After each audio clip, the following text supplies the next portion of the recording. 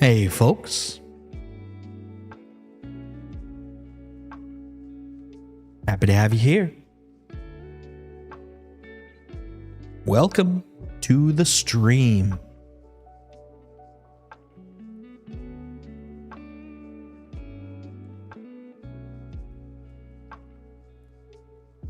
It's gonna be chill tonight. Probably. Unless I get crazy. We'll see. No idea.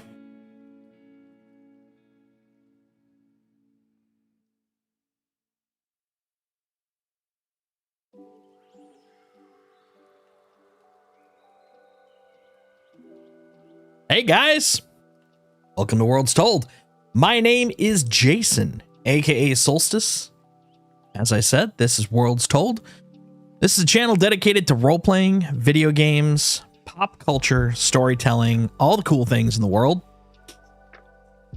Every single one of them, no doubt. Happy Friday. It has been a very long Friday. I feel like I've been up for 2 days. And that is definitely not the case, but it does feel that way. We're going to be playing some Citizen Sleeper tonight. We started that on Wednesday. I had a good time with it. I hope you guys did. But we're going to continue. We're going to see about finishing it out tonight. And if there's any time left, if the energy is still high, we're going to swap over to Destiny 2 and screw around there.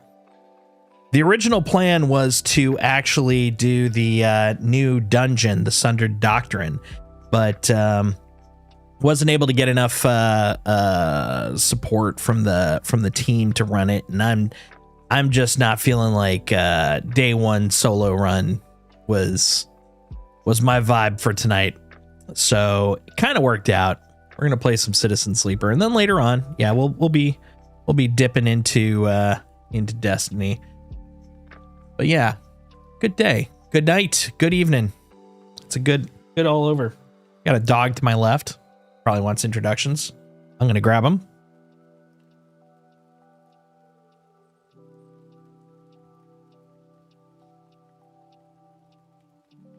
Oh, I heard that. This little burpy dog, of course, is Indiana Bones. Look at him. Look at this sweet little boy. Look at you. You're such a handsome man. I love you. You're a good boy. You bring so much joy into my life. I hope that you can tolerate me. You know? Look at him. Look at him. What's not to love? Look at this guy. Look at this guy. He's a little dopey. I think he probably wants to get some sleep. He just ate his dinner. But you know what? We'll give him a couple of snacks. What do you think of that? Want some snacks? Snacks? Want some nums? Yeah? Okay. We're going to give him a couple of nums from the official 1/8 SCU snack box. There we go. Let's see if we can get some crunchy ASMR here. We'll see what happens.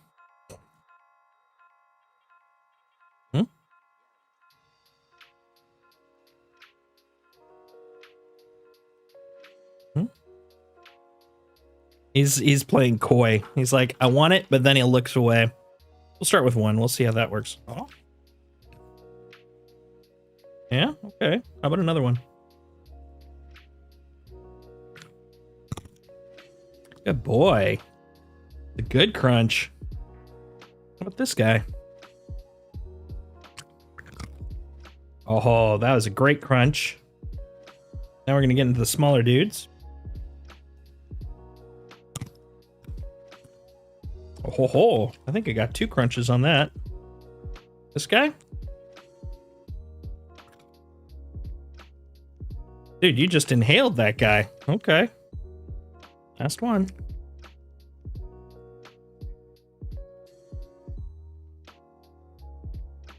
Oh. Hey, good boy. Good boy. Little sweet guy. Little sweet. All right. Mwah. Gonna put you down now, okay? Gonna put you down. I get it. I get it. Get it. He's in a sleepy, cuddly mood. Hopefully he'll get some sleepy on.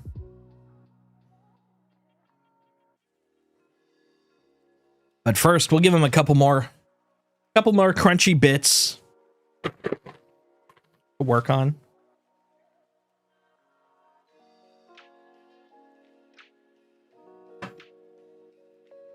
There. Got to spread them out. Make him have to look for him. All right. Well, we've done the prelims, so to speak. So as a note, if you are, let's see, there's a few things. Number one, if you're playing Destiny 2, if you like Destiny 2, we are starting to kind of get some increased traffic in the D2 area of the Discord. So if you're interested, use the Discord command here in chat. That'll bring up the link.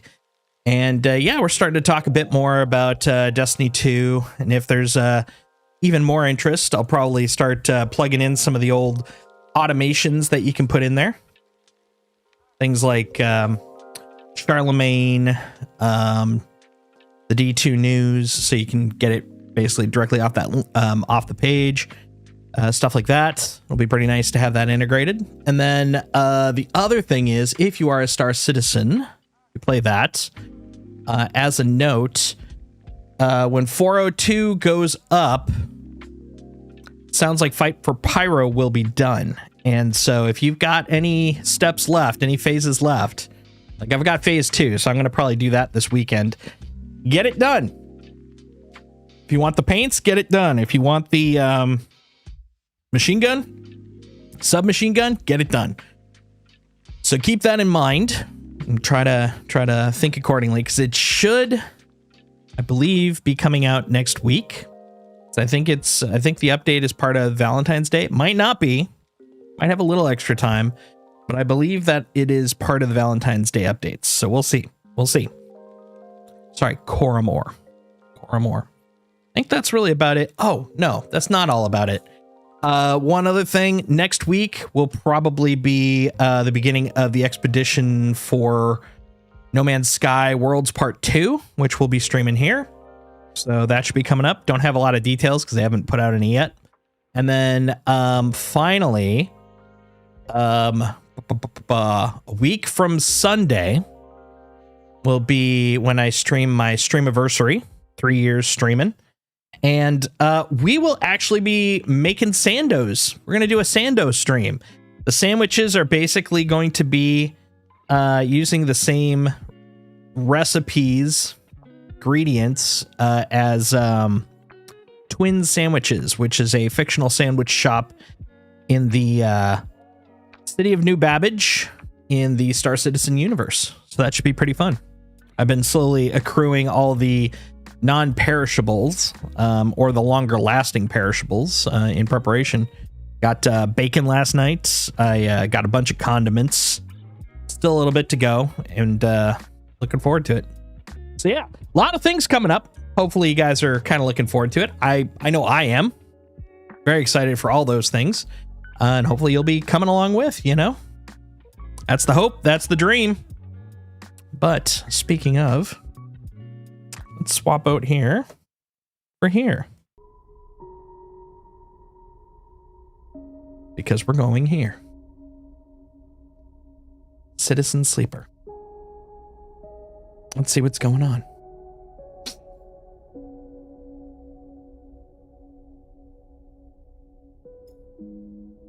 All right, we're going to continue. My 15th cycle machinist. Let's see how we do.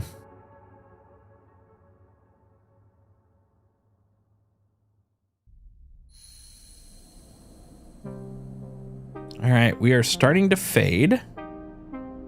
Hack a Havenage agent to get a cipher. Okay. Very good to know. However, yeah, we're one away here. Let's see. Oh, I need food. Where did that guy go? I thought I put one into... Didn't I put one into... Maybe I didn't. Maybe I was wrong. Well, you know what we can do? Can we self-repair here? We can't. It's very particular. Where do I get the scrap components? Well, you know what? We can... Oh, boy. Yeah. Here's what we'll do. We're going to spend 1 here for sunbathing. I don't know where that guy went. There we go. Have enough energy that I don't burn myself out. And then we're going to go to shipyard. And we're going to finish this guy up. That way, we can see what's available here.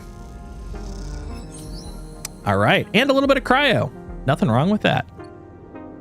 Now what do we got? Oh, hello. Dog tags. Havenage offices. Okay. Lemon Mina, worker and daughter. Okay. What do we got? From the walkway, the sidereal horizon looks impossibly vast. A landscape of plating and frames. Along her flanks, torches flicker. Along her flanks, torches flicker. Drones maneuver, arc lights glint. The sense of scale of industry is both stunning and strangely unsettling. She's quite beautiful, I think. You turn to see a figure a little way down the walkway, leaning on the railing. He's thin, ragged, his work gear poorly fitting and loose. The torches of the sidereal horizon flicker in his eyes, and he turns to you. Lem. He leans back from the rail, revealing a child standing beside him, staring at the ship. This is Mina, he adds with a smile. Hi, Mina. She stares and tucks herself behind Lem, who dutifully picks her up. She is a little slow to trust, aren't you, Mina? She buries her face in the folds of his overalls. Mina looks out from Lem's chest, a dark brown eye twinkling amongst the rough material. You working on her, then? Lem asks eagerly, gesturing at the vast ship, or just admiring. He shifts Lena's weight onto the other arm. Lena, Mina. Admiring. Understandable, he nods, gazing back out at the sidereal horizon. You like her too, don't you, Mina? Oh. You like her too, don't you, Mina? He jostles her a little. She's Mina's and my ticket out of this place. Our escape vector, so to speak. How? Haven't you heard?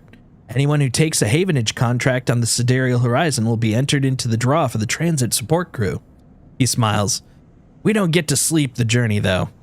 But a couple of decades of service is nothing for me and Mina if it means landfall on a new world. He winks. Decades? It's a long trip. He straightens up, stretching his back. That's a colony ship, friend.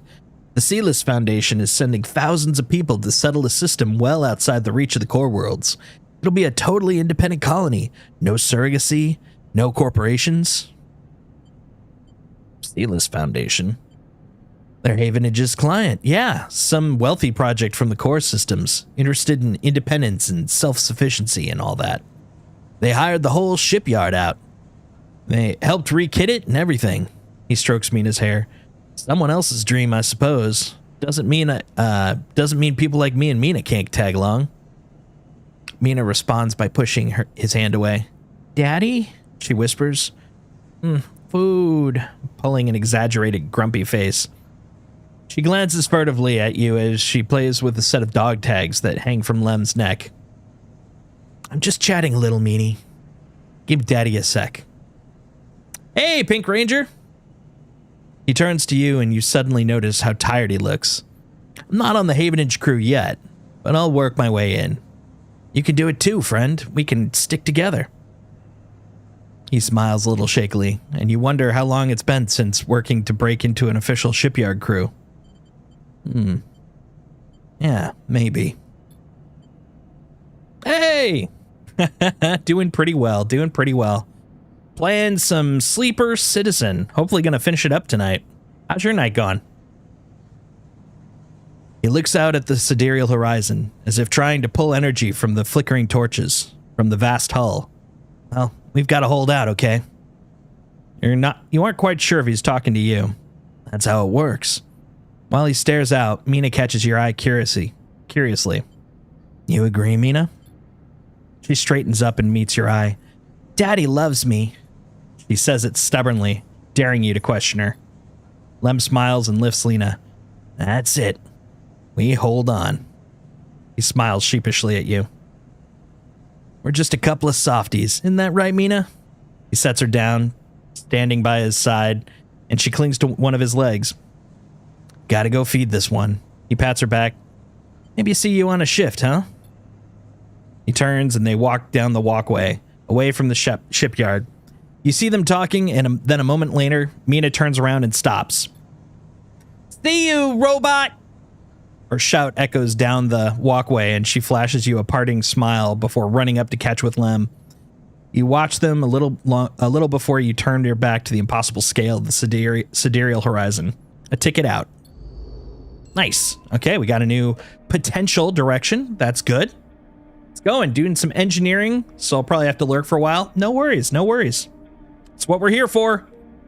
Chilling, relaxing, all cool. Shooting some b-ball outside of the school. Well, let's see. As it so happens, I happen to have a core right here. What'll that get me? Some cryo. All right, cool. I can use some cryo. Get me some cash. What's over here in unit assembly? Sidereal horizon is webbed with complex systems bundled like nerves in your body. Ooh. Junior tech. Welder's mate. Quality control. Oh, this one. I'm not an interface guy. I am an interface engineer guy. That's me. Story time? Also, is this what Stardust citizens truly dream of? It's a good question. It's a good question. We're basically in this game, we're kind of an android, but we're apparently originally we were people. We sold our bodies or basically our essences to this corporation, and they fit us into these androids. And apparently, they basically just enslave you, work you to the figurative bone. And you have planned obsolescence so that the only way you can survive is to, continually work for them, or otherwise you don't get the nutrients you need, and then you die. And so apparently my guy, and it sounds like 10 other sleepers, that's what they call us, snuck onto a ship, and I haven't seen any of the other ones. It sounds like they may have died, but I'm the one that survived, and now I'm trying to get away. But Bounty Hunter has found me, but he's getting drunk at a bar. The agreement is, of course, I don't go anywhere without him, but, I'm still trying to find my way out. So you basically went, hey, make me a slave by force. Yeah, it was effectively like if you didn't have enough money to live, then this guaranteed that, you would be taken care of. But it's the classic, double-edged sword. It's like, oh, yeah, we'll take care of you because now we own you. It's the indentured slavery, man. No one wants it, but in order to survive, sometimes you need it. And then you realize what you've really spent, what you've given up. Oh, it's a tough life being a sleeve, being a sleeper. I keep thinking of sleeves from Altered Carbon. That's the one I was thinking of. That always comes to mind for me. You know what? You have enough. Let's pay the passage fee. This way we can move on to the other side. Cross to Greenway. Hey, okay. Let's take a look. What do we got? Ah, as you step out into the passageway, someone barrels into you from behind, sending you stumbling down the corridor. Eshi. You turn to see an unfamiliar spacer laden with heavy gear. She steadies herself, staring you down as if daring you to respond. Excuse me? She squints at you, shaking her head before setting off down the corridor. Peek. Okay. Sorry for her. The second spacer smiles at you apologetically. She's on a mission, and, well, when she's on a mission, they shrug. Not a problem. They smile. You're sweet. Peek! Ash stands further down the corridor, glowering at her friend. She chops at the air, pointing down the corridor to whatever end she's rushing to. Peek raises their eyebrow at you. Ash, please. You want everyone on the station to hate us? as she hardens. They want to hate us? They can hate us. She drops her hip. I'm not exactly seeing much love as it is. We're lucky we got through before they set up that damn cordon. Cordon? Peak gestures at in your direction. See? They don't even know about what you're talking about. This station isn't Hawthorne. Not everyone has to follow some corporate protocol. As she sighs, I'm not saying they're part of the administration. She jerks her head in your direction. But I am saying we need to get those supplies to the Briar before someone else starts asking questions. Can I help? Peak smiles slyly. See, Eshy? Help. Isn't that exactly what we need right now? Peak. As she rolls her eyes. Peak ignores her. We're with the refugees, the ones Havenage have cordoned off from entering the station. As she interrupts. The ones that are being quarantined in makeshift vessels that barely make it to the eye to begin with. The ones that your station administrators have been calling an existential risk and are running out of supplies while their right to safety is being debated by people with no stake in their future. She quickly looks away, annoyed at her own outburst. Peak sighs. Well, she's right. People are trapped out here, and they turn to Eshy. We understand that this is a big problem for the Eye. Hundreds of refugees and more ships turning up each cycle. But they hold up a hand to stop Eshy interrupting. But, as she turns away, her burning anger a palpable force in the close quarters of the corridor. They need supplies. And after everything that they've been through, the quarantine isn't helping, Peak finishes. That's terrible. So it's the living over freedom idea. Yeah, kinda, yeah. Man, this sounds a little close to some things IRL. Yeah, no, you're not wrong. You're not wrong. Hey, folks. Hey, oh lordy, how you doing? How's your day gone? What were you streaming? Sorry, it wasn't more. Everyone got off a bit ago. No worries, man. War Thunder, nice. Been meaning to try that. Been all up in space. Might be kind of nice to, come back down to Earth and shoot some stuff with choppers and tanks, yo. Just unlocked the War Thunder. Is that an actual ship in the game? Unlocked the Eurofighter. Oh, okay. I was like, unlocked the War Thunder. That's like the name of the thing. Way to go. That's freaking awesome. As she looks back at you, her fierceness fading. Peak, please. As she gathers herself and the supplies. Eshy, we need help. Just like the refugees needed us, we need others too. They smile at her. Peak turns to you. Come find us. The climbing briar is docked at the broken spoke just past the greenway in the wastes. We have a good view of the cordon, though now we're kind of keeping our distance. Come help us. They squeeze your hand. Eshy turns to leave and Peak follows, waving goodbye. A moment later, Eshy shouts back down the corridor. Don't bother coming empty-handed. You want to help? Show us. Bring supplies or don't come at all. And with that, they disappear around the corner. Eshy already picking up speed as Peak calls for her to slow down. A refugee flotilla? Where are they coming from? Why now? Each time you think something, you begin to understand this place, something changes. They just unlocked the game. At the end of it. So basically, you're buying for the party. That's right. All right, let's go. Let's go home. Back to the other side. All right. That's all I got for the day. So this bottom bar here is my food bar, basically. So I've got enough for the day because it's 2 energy units per sleep. And then this up here is you remember how I was talking about the fact that I need this nutrient to keep alive? That's what this top bar is. So that is slowly going down. And each time I fall under one of these notches, I lose an action die. And each of these action die kind of represent what I can do in a day. So I'm basically losing dice as I get weaker. That's kind of how the loop works in this game. All right, so we're at the end of the day because I'm out of dice. The nice thing is I can sunbathe. I can actually use a dye to kind of get back food, like at my food energy. The problem is, though, I'm running out of dice for doing anything else. So how do you get more juice? That's a good question. There's a doctor that I'm friends with, and she has been helping me with this issue. And I think I'm going to have to go earn some more space bucks for that exact situation.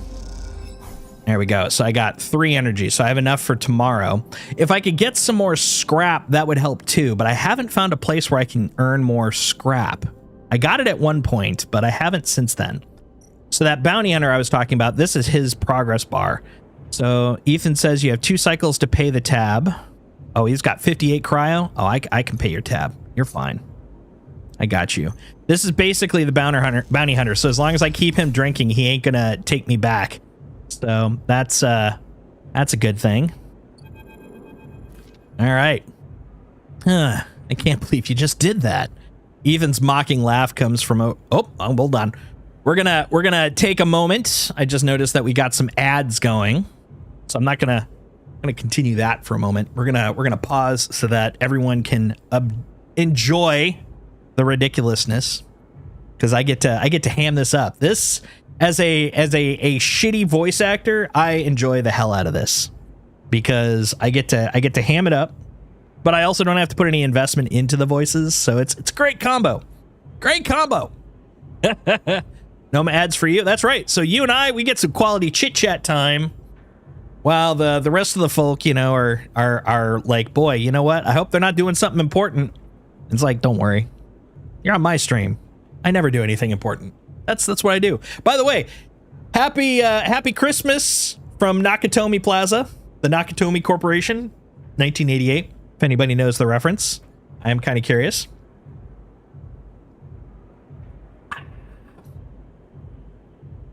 Honestly, I'm decent at voice acting. I can do a variety of stuff. Nice.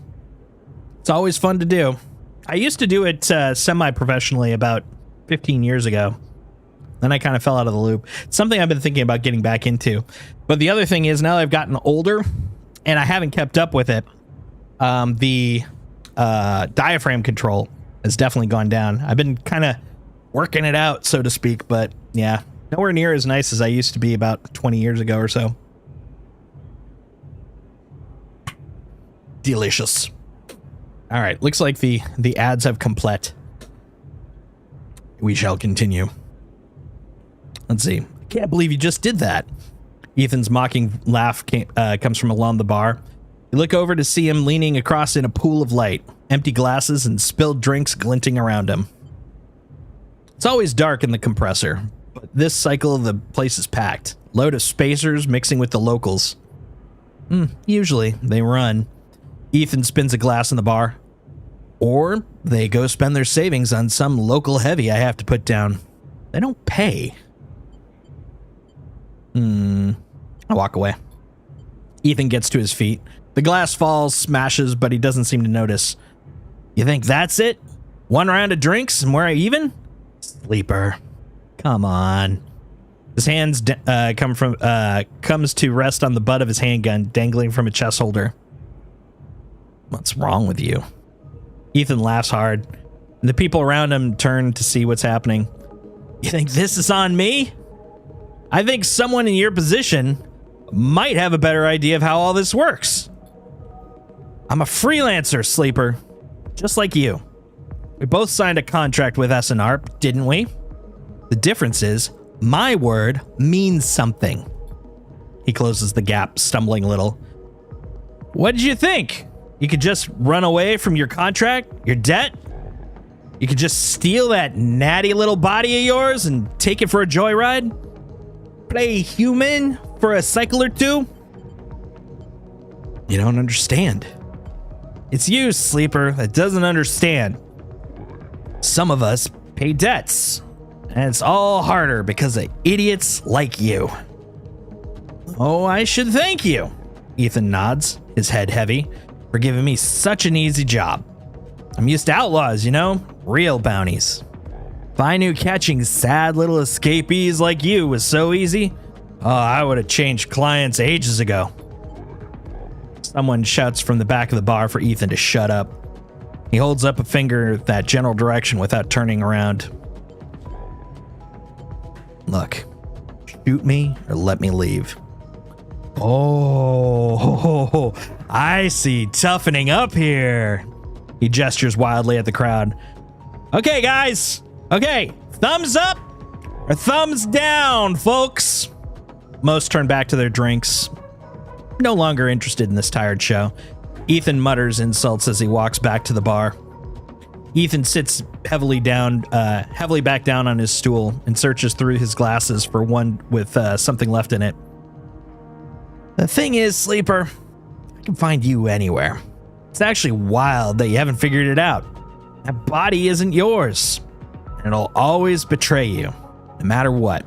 He finds a glass and downs the contents. So please, go.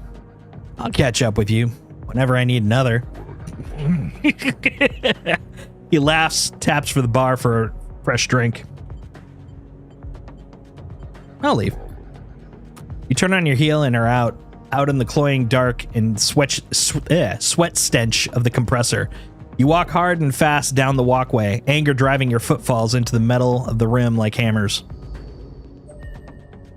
Ooh, but I got an upgrade point. Hell yeah. Hell yeah. That's right, it's not Christmas till Hans Gruber falls from Nakatomi Plaza. You know. That's why you got good taste, Pink Ranger. You know, and I know. We both know. All right, so because of that little narrative bit, we got an extra upgrade point. So we can look at maybe getting a little upgrade here, a little something. I do know. I know well. Let's see if is there anything. Ooh, hold on. Chance to gain energy after any engage action. I like that. Let's see. Dice actions display potential positive and negative outcomes. Kind of nice, but not needed. Let's see. This is too high. This is possible. I could up my interface. I could up my endure. Engage. I could put it up to 1. Any of them energy down the road. All cryo actions are discounted by 20%. I mean, that's worth shooting for. 2 dice, even when the condition is breaking. And agent nodes give double data rewards. Ooh. Ooh. You know what? I think I'm going to get engage. I'm engaging myself. I'm engaged. I think I'm married. Is that how that works? I think I'm married. All right. So we got 2 more dice left. I need money. So I basically have to save up. I think, it's 100 cryo. I'm down to 18. I got 2 dice. Let's see what I can do. What can I earn down here? Hold on. Unit assembly. So, Sidereal Horizon is webbed with complex systems. Oh, that's the interface one. I want the engineer because I get a +1 on that. Welder's mate. You have a spot supporting the weld team. A good place to prove you know how to put a ship together. This one seems more likely. When's the wedding? Taking a month off for it? Psh, I wish. Let's see. We're going for this guy. All right, nothing but pause. So much pause, guys.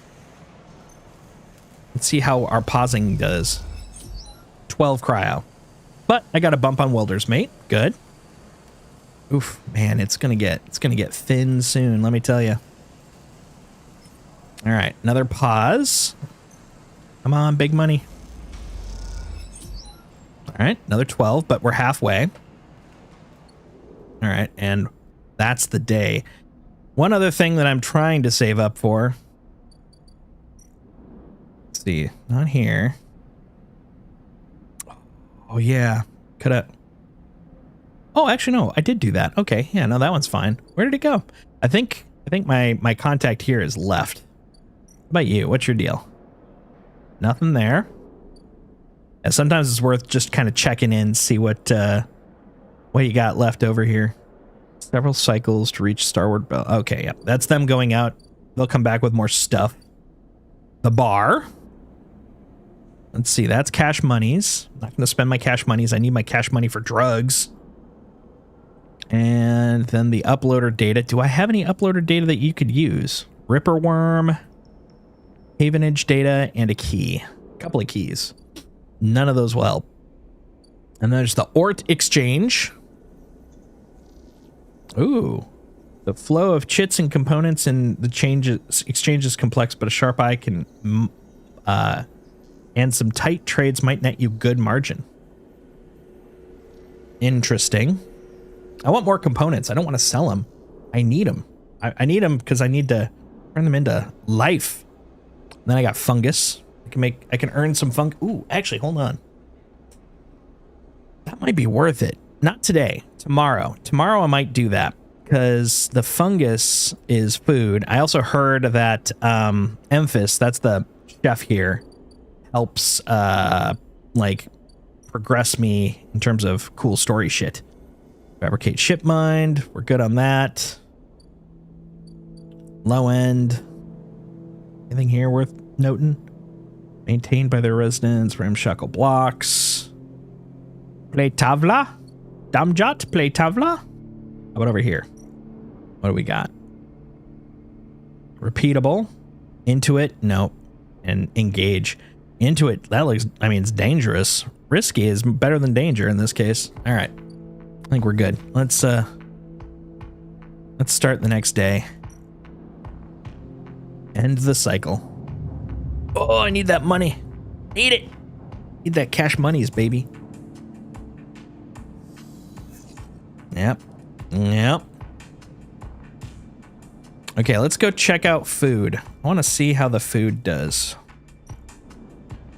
Okay, that one's just cryo, so we're gonna... I hate to spend cryo, but I think it's gonna be useful here.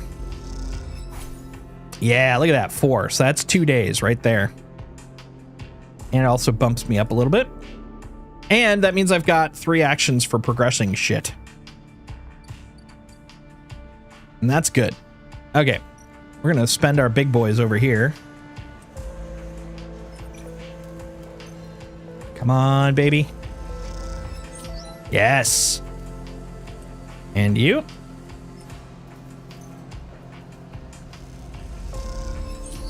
Yeah. All right. Each shift, a crowd of would-be workers gathers outside the shipyard, each of them clinging to a 4-digit number printed on receipt paper. These are their assignment numbers, and you are either called for a shift or you aren't. As you arrive, the crowd is restless, and chatter rumbles through the lines. For those who, like you, have graduated to work teams, shifts are guaranteed. Having just walked out of a meeting with a supervisor where you were praised for your efforts, you feel the glow of a job well done. Yet you can't help but feel empathy for those huddled up as you pass, waiting for their number to come up. You keep your head down as you leave the shipyard, feeling a little guilty as you do. Hey, sleeper, wait up! Lem's voice trembles as he shouts above the rumble of the crowd, and you turn to see him pushing through Mina crying in his arms. Lem. Good to see you, friend. He's breathing hard after shouldering through the waiting workers. You made the work team. Good for you. He tries to catch his breath, stroking Mina's hair as he does. Shh, baby, give me a second here. He smiles weakly as he comforts her, and her cries start to fade. Out of the crowd, he sets Mina down by his side, shiny streaks down both of her cheeks. As she does, you see that he's clutching an assignment number on a crumpled piece of paper. Waiting on a shift? Uh-huh. You know how it is. He puts his hand on her shoulder as he clings to his side. Esther, who usually takes her, sick. He stretches. I don't know what... Noise sounds from the entrance, a klaxon, followed by a list of numbers growing brightly on a display screen. The crowd responds instantly, pushing and pulling as the people try to wade through to the entry checkpoint. Lem stops and turns back towards the crowd and then glances down at the crumpled paper. That's my number. Shit. Mina. He starts patting the pockets of his gear and glancing around. Go. I'll watch her. He blinks a little, staring. Oh, thank you. He crouches to Mina. You're gonna stay with our friend here, okay? They're gonna keep you safe, and he stands back up. Here, take her bag. He shoves it into your hands. She's got food. Oh, shit. I gotta go. He backs away into the crowd. Mina, I'll be back real soon, okay? Be good. Then Lem disappears into the roiling crowd, who are now trying to get into the shipyard before it locks down. Mina stands staring, suddenly small without Lem at her side. She fixes you with a dark-eyed look that you can't quite read. Hey, Mina. She holds the stare, unmoving. The two parallel tear tracks still glint on her cheeks. You okay, Mina? She sniffs and looks down. Let's look in the bag. You unlatch the top of her bag and see a few metal containers fashioned from scrap components. A battered slate sits on top, blinking a low battery warning, and tucked beneath it is a ragged rabbit, hand-sewn. Let's take the rabbit. You pull the rabbit out of the bag, its long limbs waggling as you do. Mina goes to jump and grab it, but holds herself back. She stands and hugs herself, eyes on the rabbit. This one I'm kind of debating on. What do you guys think? What's their name? Shake the rabbit, or give her the rabbit? Kind of thinking what's her name because, you know, it'll help with the bond. Giving her the rabbit, of course, will make her happy, so that'll help. But the question is then, you know, is she really here to hang out, you know? Get to know me? What do you guys think? What do you think? What do you think?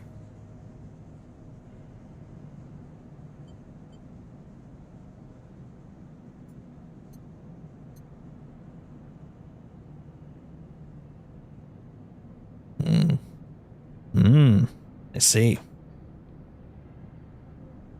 Let's see. I'm gonna ask what's their name. Mina turns away, looks at the entrance to the shipyard. This isn't going well. Just give her the rabbit. You hold the rabbit out, and Mina snatches it from your hands. She hugs it tightly without looking away from you. Bun Bun, she says, staring you down, ferocious despite her size. Nice name. You move a little closer as you speak, closing the gap. She looks at you suspiciously, but her face softens a little. She waggles Bun Bun in front of you, and then walks him up to your arm and onto your shoulder where he sits. She pokes your arm a couple of times. Are you really a robot? Sort of. Yeah, she thinks. Me too. Mina has more questions, lots of questions. Questions about how you breathe or if you rust. But before long, you are talking about rabbits and what Esther, the lady who usually takes her, smells like, and whether or not fairies live in the eye's heating pipes. The Eye, by the way, is the name of this station, if you're curious about why the Eye keeps coming up. You pass the time like this, sitting side by side on the floor of the walkway as others pass by, sometimes talking, sometimes drawing on the slate, sometimes playing with Bun Bun, the rabbit. And this is how Lem finds you, just as both of you are starting to yawn.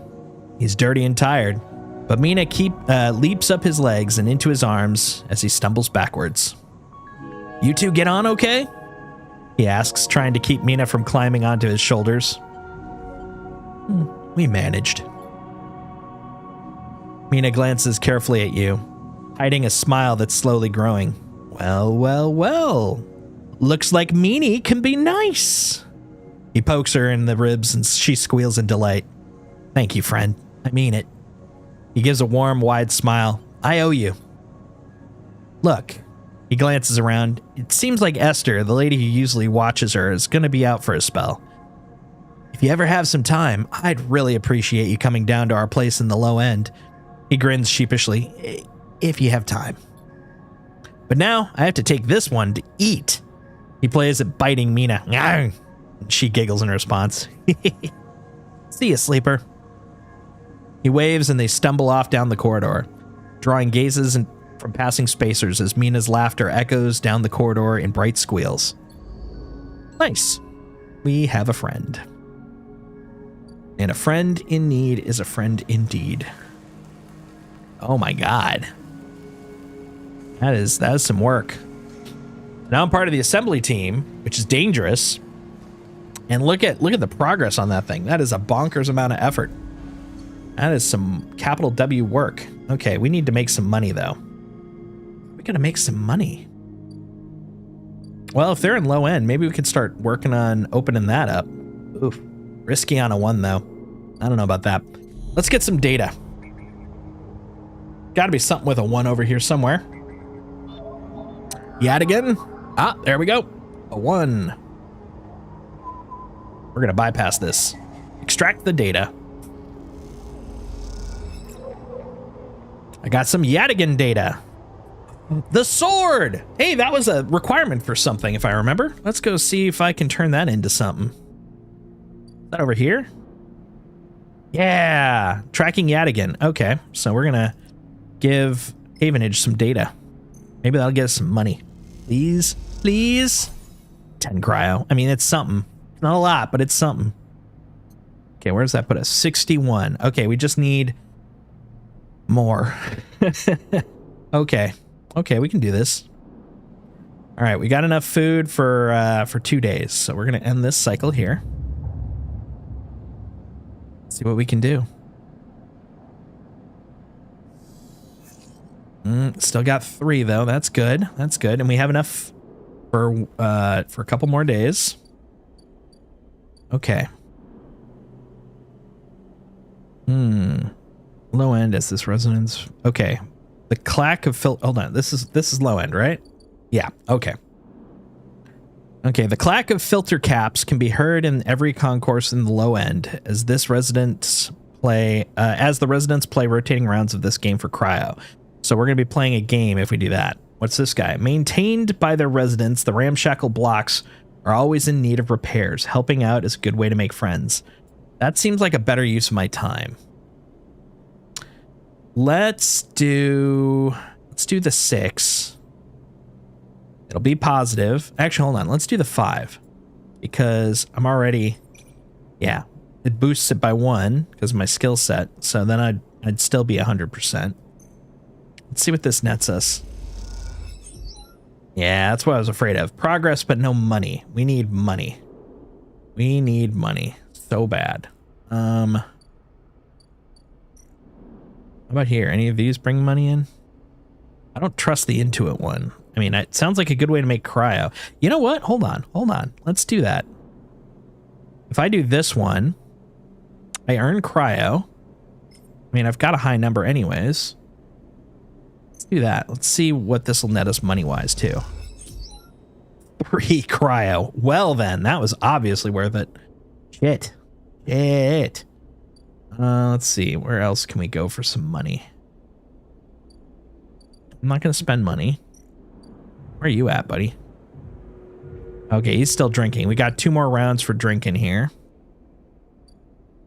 Dock B2. Okay, tomorrow we should have a ship in so I could salvage from there. Sealed dock, maybe? Hold on. What do we got there? Oh, that's right. You need the data there. Okay. Bar. No, that's spending money. The dock. Okay, we got something coming in 2 days. And we got to find something here. Come on, man. That's just sales. Then you. Danger at a 4. Oh, man, I can't. Okay, here's what we'll do. We'll keep working on... Oh, wait. Tambor Tea House. That's new. Hold on. The Tavla Room. It's locked. Skill upgrade required. Tavla Room in the Tambor Houses is some of the best players in low end.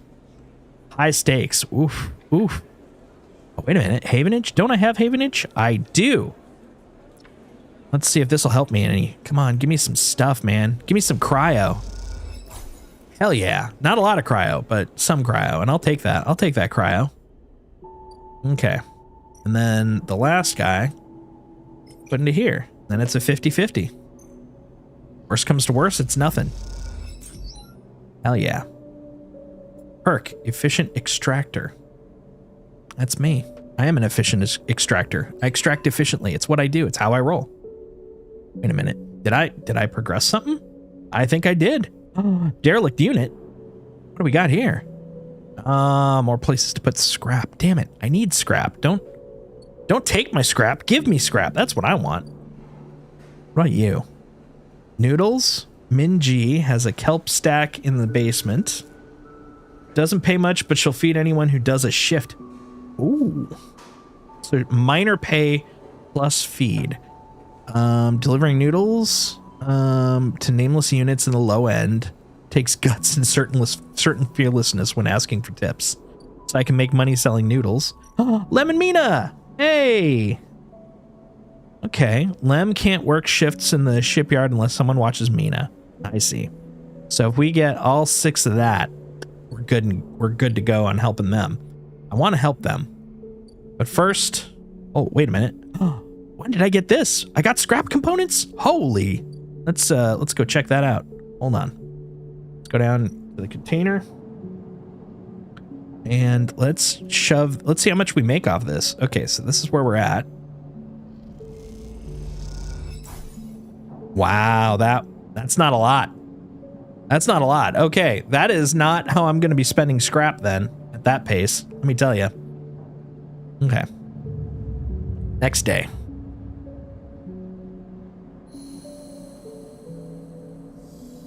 At least I still got my 3. Okay. So, yes, there's a ship in town. Okay. I'm not buying your scrap. But it's danger. That's not great.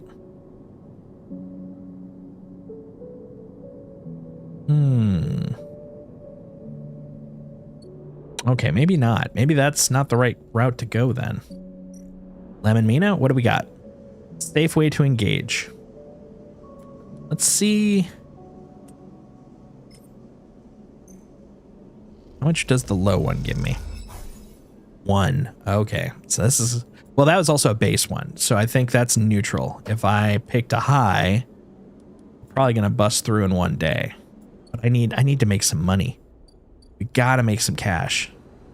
Risky. Let's see what we get for one of these. 100% positive. What's the best scenario? 13 cryo. Okay. In that case, we'll do one more. There we go. Now I have enough for later. All right. So we're gonna rest up another day. Now we can progress some stuff. This is good.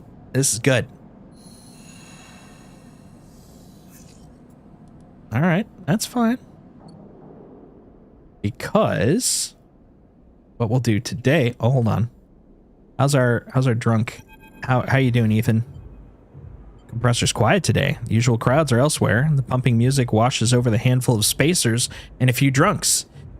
Ethan is still in the same stool in the same pool of light. His head is low, close to the bar, and the bartender's ignoring him. Look, I don't need him to cause me trouble. This is ridiculous. You go to turn, but Ethan calls out, "Hey, sleeper!" He turns to look at you. "It's time to pay up again, is it?" He gestures to the bartender. "Come on, take their chits." No more, Ethan. Ethan doesn't even look at you.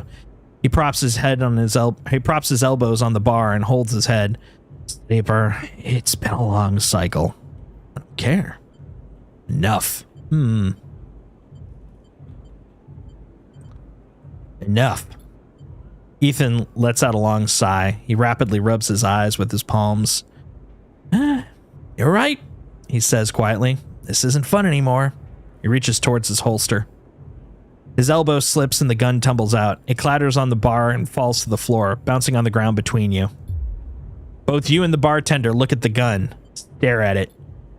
"Butterfingers," says Ethan. He puts out a hand, beckoning for you to give him the gun back. If you would." The bartender looks at you warily.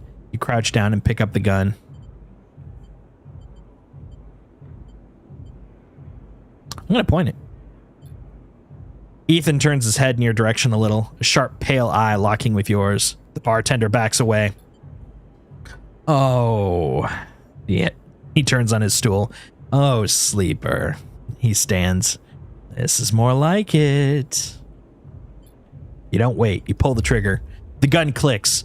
By now, all the attention in the bar is on you and Ethan, who looks at his gun with a bemused expression. The bartender raises an open hand, and in it are 10 shiny bullets. 10 shiny bullets he took out of Ethan's gun while he was asleep on the bar. Ethan smiles at the bartender. "Oh well," he says and grabs the gun, slamming it back into your face in a single move. You stagger back and drop to a knee. Somewhere nearby, the gun clatters onto a surface. The hit's a glancing blow, but it makes your vision swim. Through the blur, you see Ethan wrestle a small, thin slate from his belt and hold it up. "Enough of this. I'm logging the job and calling it in." Ethan taps at the slate. "No more playing." Your head aches. Ethan taps through a few screens impatiently. He swears and taps again. He starts shouting, a dull echo to your ringing ears. He starts screaming at the slate and throws it across the bar. Crouches down and grabs you by the chin. His face close, his breath heavy with drink. "SNR just screwed me." He grins maniacally. "They canceled the contract." He stands up. "They canceled the contract!" He shouts at the ceiling of the compressor. You stand up, struggling to your feet, the sting of hit fading. Ethan is rubbing his temples, his face pale. You hear a clicking sound, like coins being counted, like bullets being loaded into a magazine. When you shake off the last of the blur on the bartender has Ethan's pistol trained on Ethan's head. Ethan stumbles backwards towards the middle of the room, all eyes trained on him. "I'll kill all of you!" he screams. He stumbles into the wall, spinning away towards the door. "I'll be back for that," he shouts at the bartender and lunges out of the compressor. You steady yourself on the bar and catch your breath. The rumble of conversations returns. The bartender goes to say something, but then thinks better of it, begins to clean the bar. After a while, you wander out into the light of the bright market, looking for Ethan around every corner. "Hey, I got to keep my money! Yay!" That's pleasant. "I'm gonna get some drugs. Get me some drugs. Drugs are good. Hooray for drugs! I need drugs. Get me my drugs." Boom. Action complete. Hell yeah. Stabilizer. Passkey is found wrapped around a stabilizer vial. Oh, what's that? What's this passkey do? Oh my goodness. As you quickly leave the surgery, eager to be away from Tashira's glare, you notice something wrapped around the stabilizer vial clutched tightly in your hand. You open your hand and a thin film marked with holes and sigils unrolls from around the vial. At one end is a hard metal strip, a handle. I'll inspect the film. You hold the cloudy film up to the light. It's perforated with an ornate pattern of holes. You can make out a word among the markings. Passkey. Is this an entry key for somewhere? The metal handle is worn and pitted, but you can see a number or a set of numbers imprinted onto it. 207F. And then crudely scratched into the handle at some later date. Low end. Ooh. For a moment, you consider going back to the surgery to return the key, and then quickly think better of it. Did Sabine want you to have this? Or is Toshiro passing on a message? Either way, it's time to head to low end to find out. Hell yeah. Ooh, and an upgrade point. Yes, please. I'm going to save that one, though. Why did I... Oh, because I haven't used the stabilizer yet. Is that the deal? That's to acquire it. Where do I use it? I don't know. We're going into the unit, though. Boop, beep, beep, boop, boop, beep, beep, boop, beep, beep, boop, boop. The lock clunks open, the metal door swinging inward into the dark. As you push the door open, the automatic lights flicker on inside of the apartment. Or flicker on inside the apartment. There we go. They reveal yellowing plastic panels, the curved shape of a wall-mounted utility unit, the detritus of a routine life arranged on every surface. You step inside, clicking the door shut behind. The amber light of the aging fixtures glaze everything with a pale orange. The work surfaces hold a variety of objects, indistinct from the dull lighting. A pale blue light drifts from a doorway at the end of the room. Let's go look at the doorway. I don't want to get surprised. You cross the cramped utility room with its auto wash, dispensers, water closet towards the doorway. Through the doorway is a dark, warm room, lit only by the faint glow of a terminal screen. Now look at the terminal. As you approach, there is a crackle from somewhere in the dark. Sleeper. Sabine's voice shakily echoes through the apartment. Welcome to my home. I'm sorry I can't be there. I had to make alternate arrangements. You hear rattling noises, static. I was able to record this message, but I don't dare show my face. Something is happening within Yadigan. I no longer trust them. Their voice becoming distant, slipping behind the background noise. I have something to ask of you. I want you to get me out. Yadigan were supposed to hide... Oh, quotes. Yadigan were supposed to hide me, to protect me. After everything that happened, I was desperate. Then after that, I was just too tired to care. A noise, like waves, passes over the recording, but I'm done with them now. I want out. Screw the debt. But I need insurance, something I can hold against them. I have my suspicions, but I can't be sure. I need information. As you know, you need me. A pause. Something clicking in the dark. This isn't a threat. You have to understand my position here. Another pause. I know sleepers. I've been here before. I can help you, but not with Yadigan's noose around my neck. Get me data. Get me information. Get me something I can use against Yadigan. Then I can get out and get you what you need. Please. Static waves cut into Sabine's voice. Bring it here to my terminal. I'll get to it when I can. You look around the tiny room and try to imagine Sabine living here, working at the desk, sleeping in the bunk, blinking into the terminal in the dark. The recording cuts the static, filling the room with a white hiss, then silence. You sit in front of the humming terminal and hit a few keys. Sabine has left an access port open, but the rest is encrypted, locked away behind passcodes. It seems Sabine might not trust you as much as they want you to think. Who does Sabine need to hide from? And what debt do they owe to Yadigan? You try to assemble the pieces, but too many are missing. The only thing you know is that without stabilizer, your body will die. You glance at the briefcase lab on its desk. Its glassware glinting in the dark. You turn away and leave, the door clunking shut behind you. Back in the corridor, you notice the scrawled graffiti of a blade on the opposite wall. Yadigan. You feel yourself being drawn into something you don't quite understand. Oh boy! More dramas. Thank goodness. I was like, hey, you know what? I need more dramas in my life.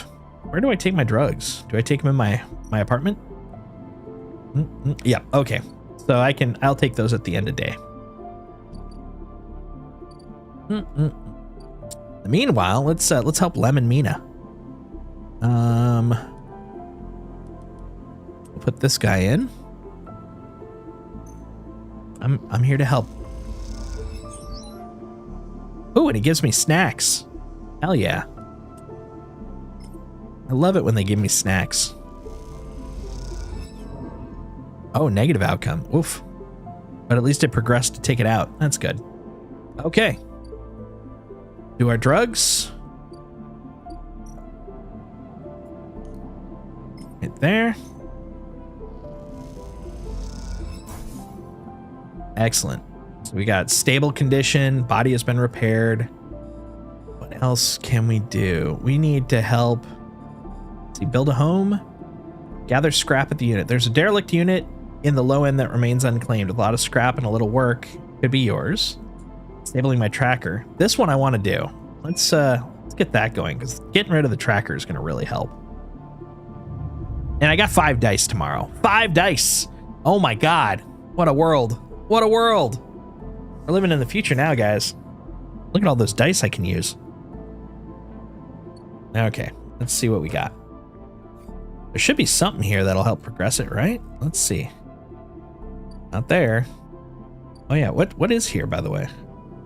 Oh, okay. So we can haggle, or we can buy ship mines. Oh, I see. Okay. Well, I don't have the money for that, but still, that's kind of cool.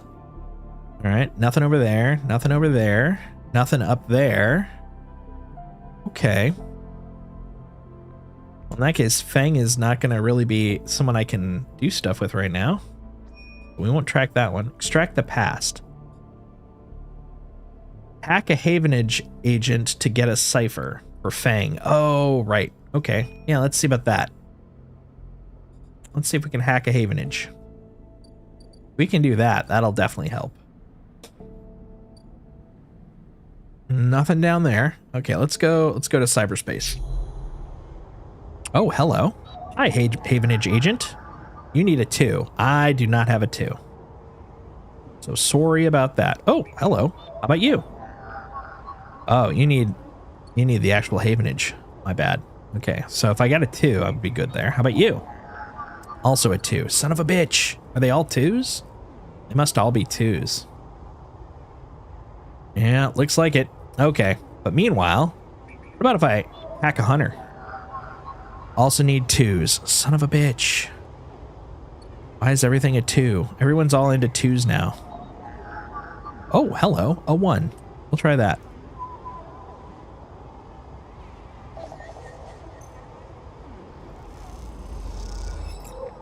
Got some hunter data. Hell yeah. What about you? What do you need? You also need a 2. Fuck all you with your 2s. You guys are being ridiculous with your 2s. Hunter data, Ripper Worm. Can I put that in where I did the hunter data? That would be great. Let's see. There's a hunter data. I can't click on ones that I've already closed. Okay, so yeah. Now, I guess I can't Ripper Worm yet. But I can hunter data, which is nice. You're not hunter data. Okay, let's see what's on the other side. Anybody taking any hunter data? Let's find out. Find Ashton. Oh, that's right. I was looking for Ashton Cade. Bring mushrooms to the Briar. Well, I haven't even run into mushrooms yet. Oh, wait a minute. Ooh, hold on. Mushrooms. I could go talk to, what's his face? He's got freaking mushrooms. We'll do this guy first, though. Mr. Neovend. Mr. Neovend. Everybody knows you're looking for stuff. Gimme. Hey, come on. There we go. Start that action. What are you going to give me in return? You should give me something. Just the compiling. Okay. I guess. Whatever. Whatever. Whatever. Get Sabine out. Extract yet again data for Sabine. We're working on that. Get to know Emphas. Help Lem work. Win a sidereal ticket. I got a golden ticket. All right. All right, all right, all right. What are you... Wait, are you still drinking? Ethan may be disarmed, but you doubt you've seen the last of him. No kidding. God damn. Ethan, you're a hot mess. All right, let's help Lem and Mina, because that'll also maybe feed me. That would be nice. Wait a minute. Let's put a 4 in there. 6s are for bigger things. Oh, damn it. Did I press the wrong button? I did. I'll put a 4 in here. Then we'll start it. Negative outcome? That's bullshit. That's like 25%. How come it's 25% negative? There we go. And some energy. Good. I got some snacks. She's asleep, whispers Lem, creeping back out of the unit's tiny bedroom, sliding the door shut as he does. You're perched at a thin bar in the main room. The slate in front of you is still glowing with Mina and your drawings from a cycle spent together. There's a ring, the only world Mina has known, with stick figures standing along its edge. The tall one's you. Drink? Asked Lem, producing a worn-looking bottle of Girol from under the bar. Its contents glowing amber in the fluorescent light. Sure. Lem nods and glugs a few fingers into a couple of metal tumblers, then sits down with you at the bar. Cheers, he offers, and you clink the metal containers together. You know, we actually have something to celebrate this time around. Lem gives you a sideways look. I made the assembly team on the Sidereal. He grins broadly, clearly as he has been desperate to tell you all cycle. Knew it. Lem holds up his drink. You did get there first, friend. I'll give you that. He looks away. Seriously, though. Couldn't have made it without you keeping an eye on the little meanie back there. Lem shifts his stool a little. He looks a little uncomfortable. How's our girl doing, Sleeper? I haven't seen her much these past cycles. She misses her father. Lem looks away. Yeah, he says to no one in particular. The silence stretches out as Lem takes a drink, his eyes fixed on the bedroom door. She's great. He nods. I can't take all the credit for Mina. She isn't actually mine. He gazes into the middle distance. I pulled her off of a refugee shuttle out by one of Ember's moons. The colony was falling apart for decades after Solheim collapsed, surviving on next to nothing. Eventually, some of the residents tried to make for the Eye on those old decrepit shuttles. He sloshes the drink around in his tumbler. They had no idea what they're doing.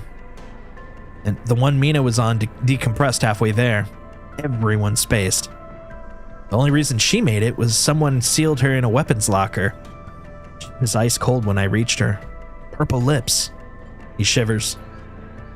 Once I picked her up, I wouldn't let go. The medics treated her with me still clinging to her. He takes a drink. Still not sure why. He reaches over and refills the cup. We weren't exactly anybody's heroes, you understand. We were private military, hired in by Conway to protect their claims in the collapse. But once I got Mina, that was it. I quit. Got us dumped here.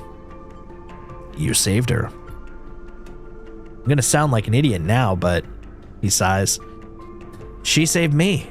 That's the truth of it. He looks around the decaying unit, its stained plastic plating and flickering lights. Me. I brought her to this. She was so tiny, too small to know what she lost. But I can't stop thinking about it.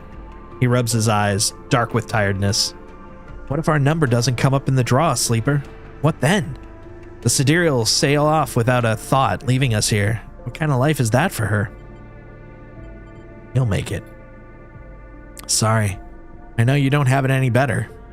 He looks at his cup and pushes it away down the bar. This is a celebration, right? Both of us are on the team now. Both of us have a chance. Together. That's right. We hold on together. Imagine all three of us riding the Sidereal Horizon out of here. To a new world. He looks into the glass for a moment. I think I drank this too fast. He laughs. Lem stands and starts to clear the glasses out into the auto wash. I need some sleep, friend. See you around. All right, then. He catches your shoulder as you turn to leave. Thank you, Sleeper. I mean it. From both of us. He pats your shoulder and you slip out the door of the walkway with thoughts of little Mina in your mind. Aw. We helped. We're helpful people, guys. Oh, I could get self-repair. Use scrap components at home to repair condition. Wait, don't I have that? I do have that. What am we talking about? That's right. 2 more for that guy. That's right. Chance to gain energy after any engage action. That sounds useful. Actually, you know what? Both of these might be. Dice actions display potential positive and negative outcomes. Yes.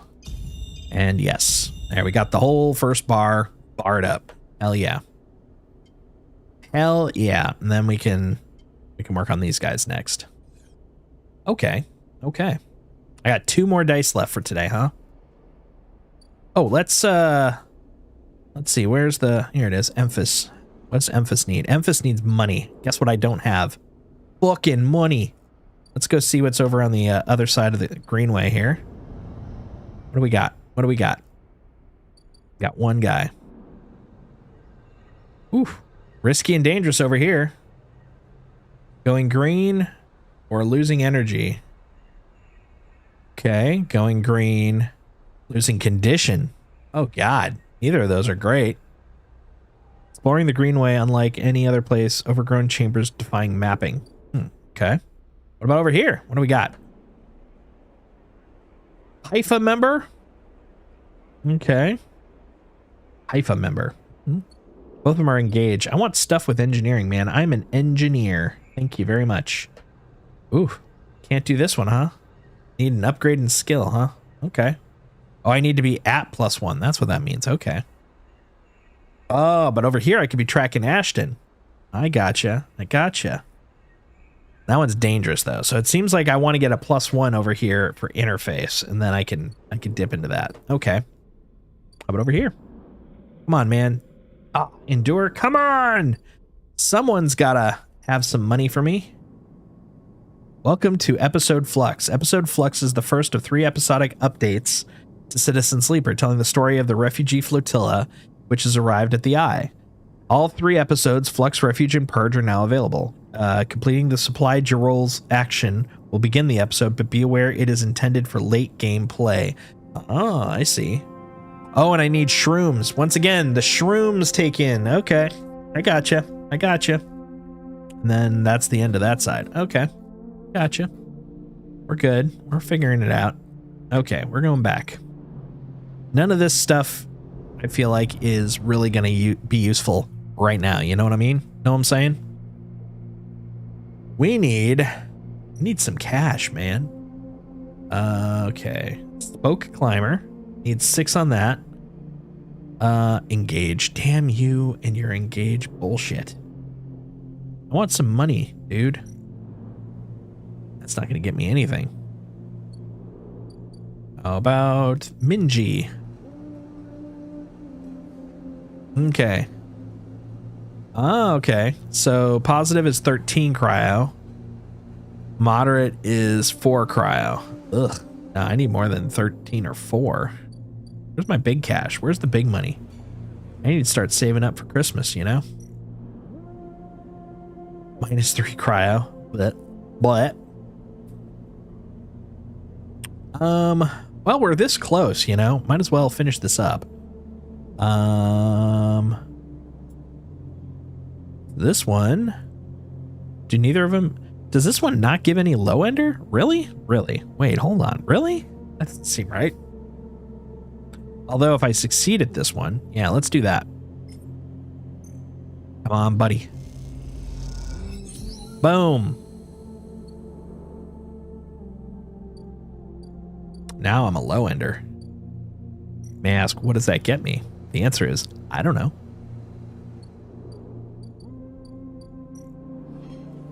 All right, Tavla room, Havenage.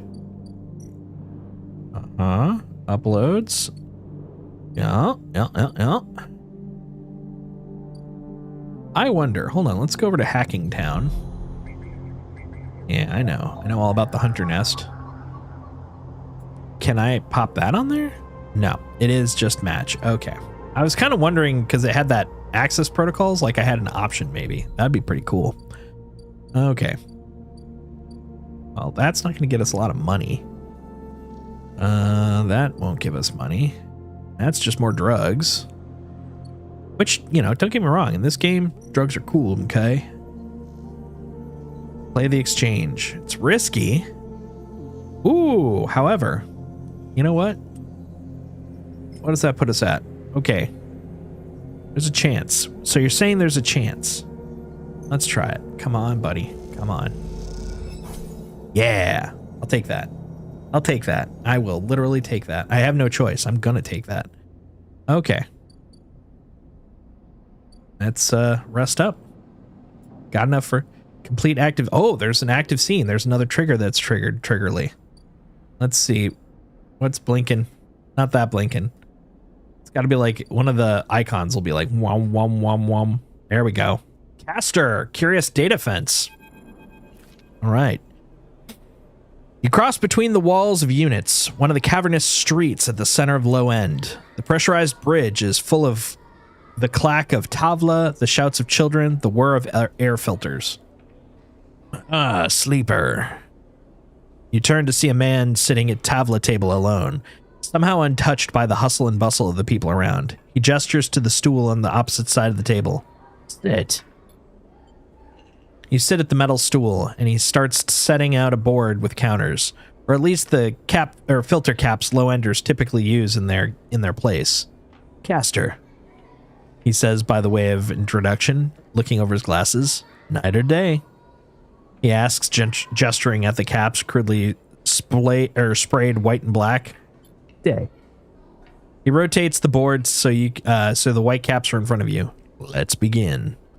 You take a plastic die each, pitted and worn, and roll to determine who goes first. Caster rolls a 6, you roll a 4. I lead.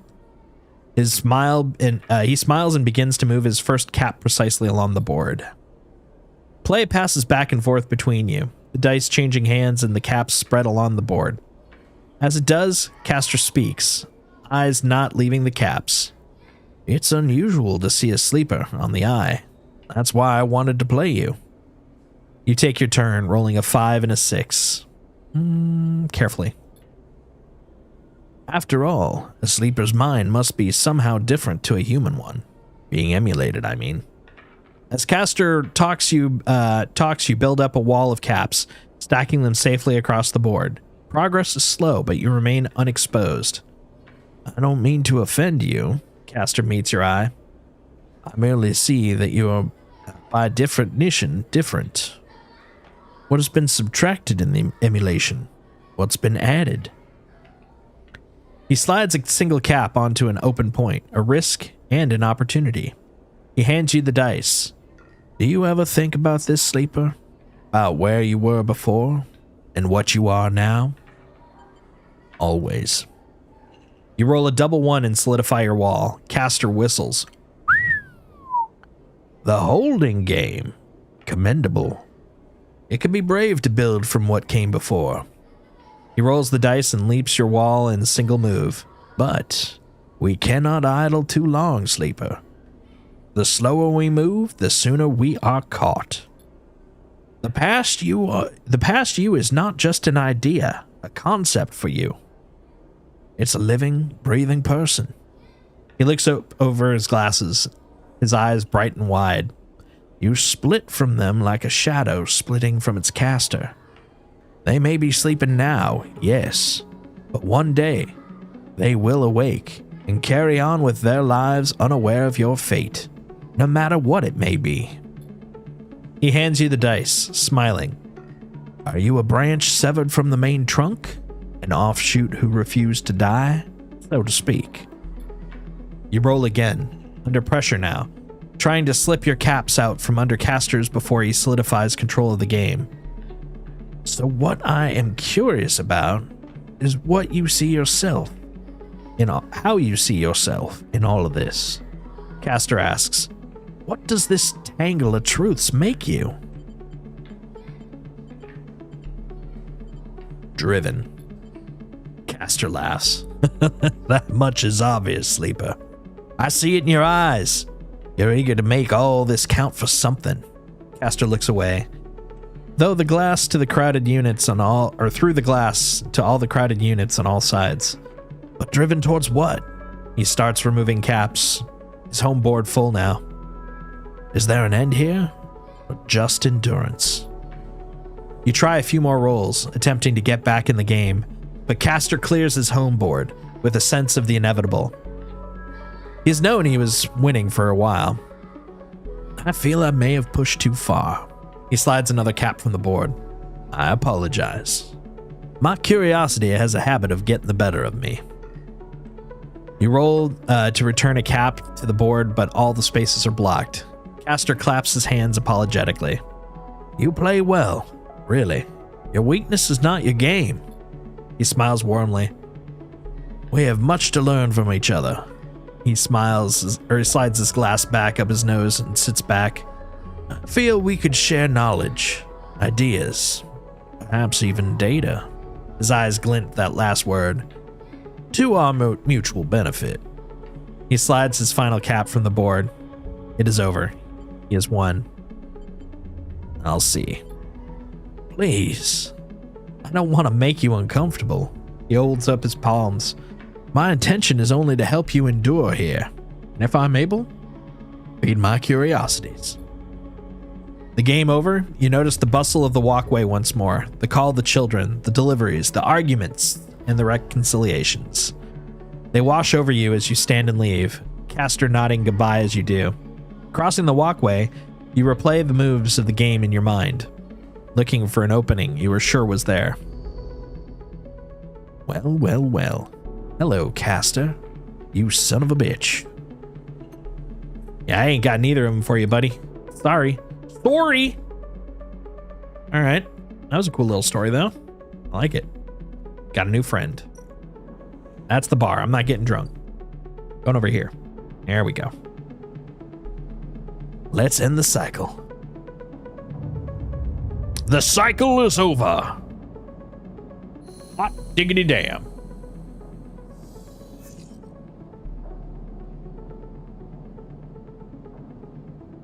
Delicious. All right. So what I'm thinking is we need to make some space bucks. Actually, no. What we need to do is have some food. Let's nom. Let's eat.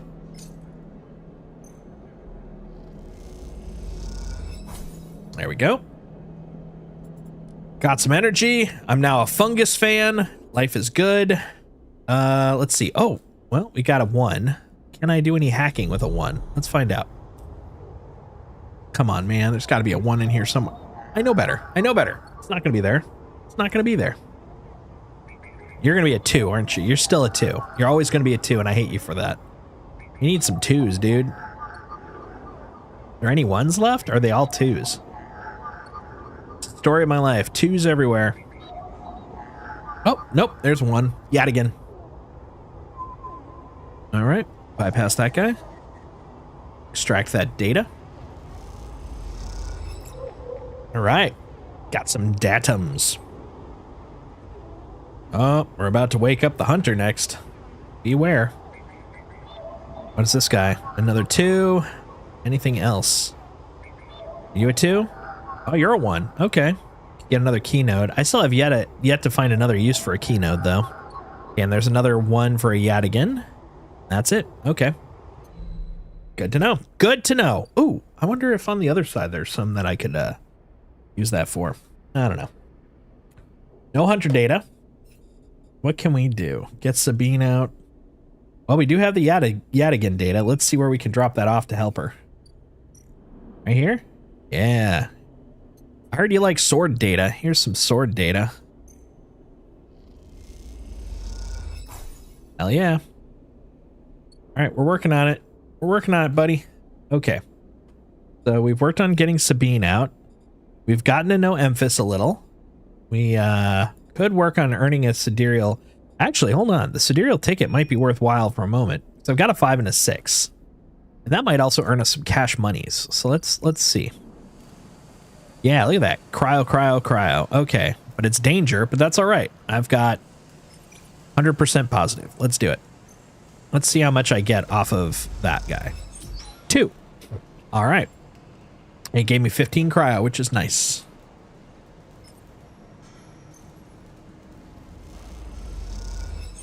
Another 2 plus another 15. Okay, that's a good way to make money. A little dangerous, but not bad. Yeah, and that's where it gets a little dangerous. 50-50. I'm not going to put 50-50s on the line. We're putting all our firm money there. That's what's happening. Okay. Build a home. Nope, ain't got no scrap. Disable my tracker. We're working on that. And we're doing that by the Haven agent stuff. Track Ashton. Let's go see what we can do about tracking Ashton.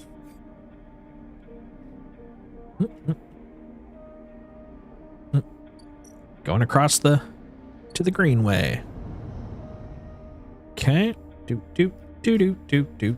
Over here. Ashton, you son of a bitch. Ooh, danger though. So what we need is interface. So we need another XP to bump up a skill. We'll put it into interface. And then we can start working on this. But that is draining, man. That's a lot of energy.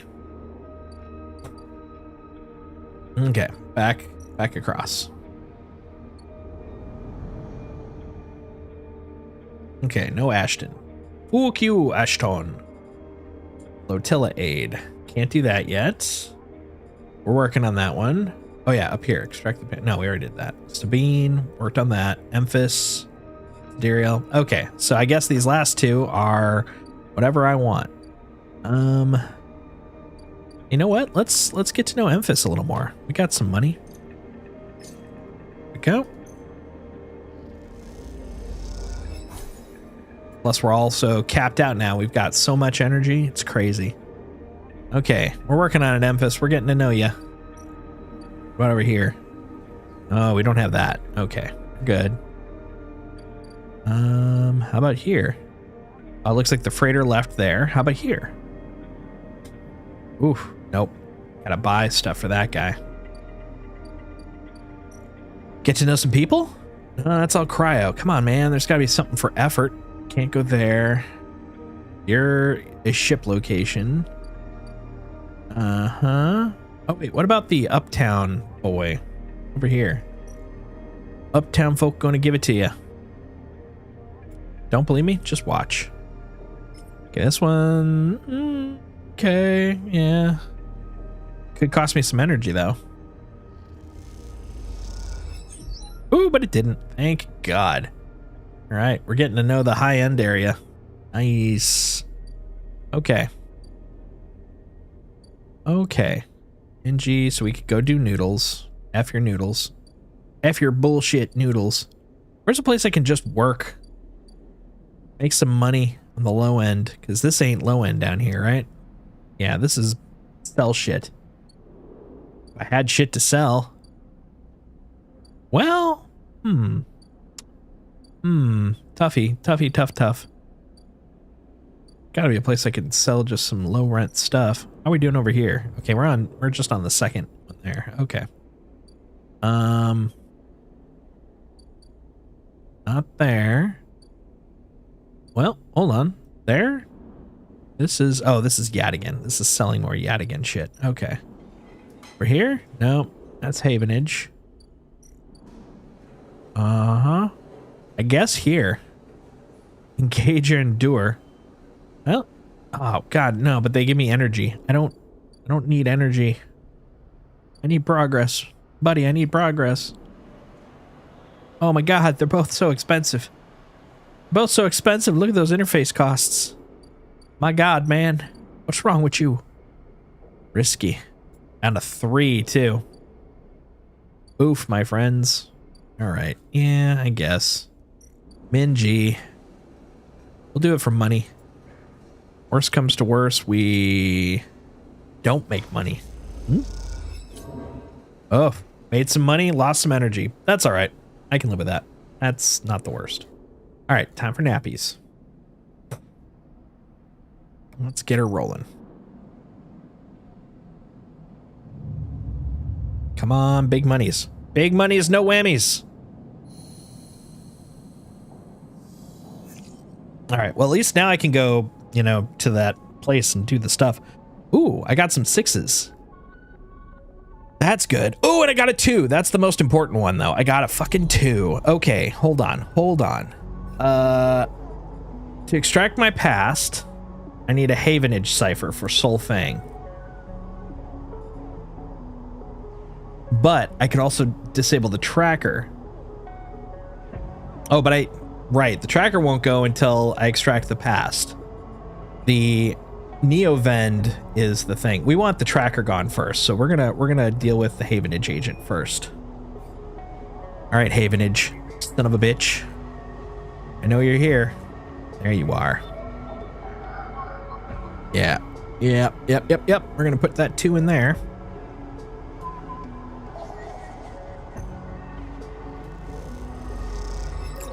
Hell yeah, look at that. Sweet ass Havenage. Although I think now we will have triggered the hunter. Oh, no, we need the full thing for the hunter. Okay, in that case we got a little bit of room. Not a lot of room, but a little bit of room. All right, now where do I drop off the hack the shipyard and slot the Ripper Worm? Look, I would love to. I really would. Oh, wait a minute. Hold on. hack the shipyard. Shipyard's all the way down here. Right, because I got the guy. Ah, okay. It was a different type of thing. Okay, cool, cool, cool. So we're hacking that. Beautiful. All right. And then we slot the Ripper Worm.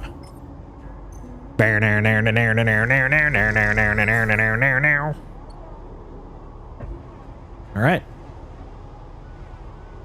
We did that. I did the thing. I did like you asked. Do I do something else? I slotted the Ripper Worm. What do you want of me? Where do I get the other Ripper Worm then? So confused. Maybe there's another way to get a Ripper Worm? Maybe? Maybe? I don't know. I don't see any other place to do it. I slotted the Ripper Worm. I don't have the Ripper Worm anymore because I slotted it. I'm very confused. All right, well, we got other stuff to do. We got other things to conquer. Like down here, I think there was another 1 point. Yeah, you Yadigan son of a bitch. I'm gonna bypass you.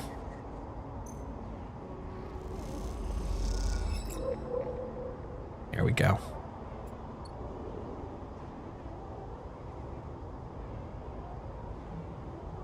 This really kind of confuses me though.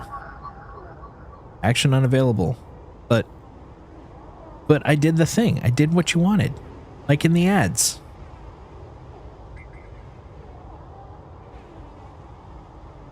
I'm very confused by that.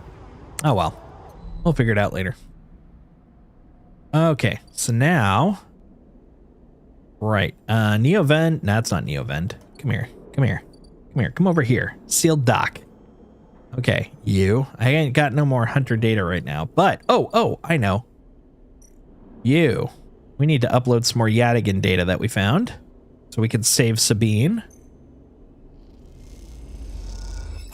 There you go. One more to go. And then... Anybody looking for some Havenage data? I got some if anybody needs it. Otherwise...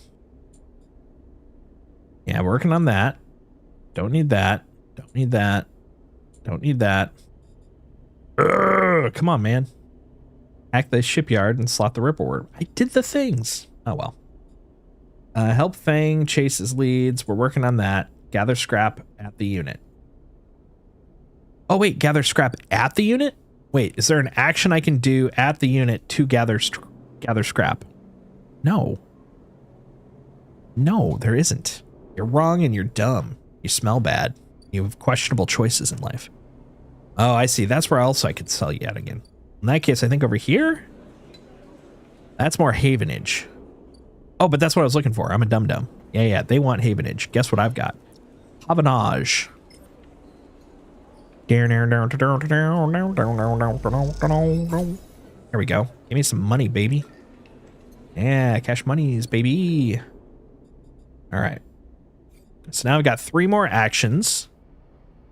Oh, but I got really high-end actions. Is there anything over... Let's go check on the other side. Let's see if there's anything I can do over here. Really, over here, I'm really just locked out due to not having a lot of skills at required level. Yeah.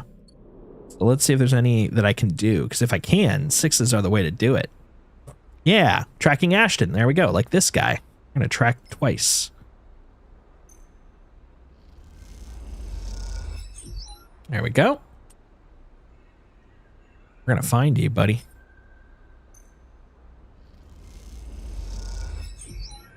There we go. And then go back to Poor Town.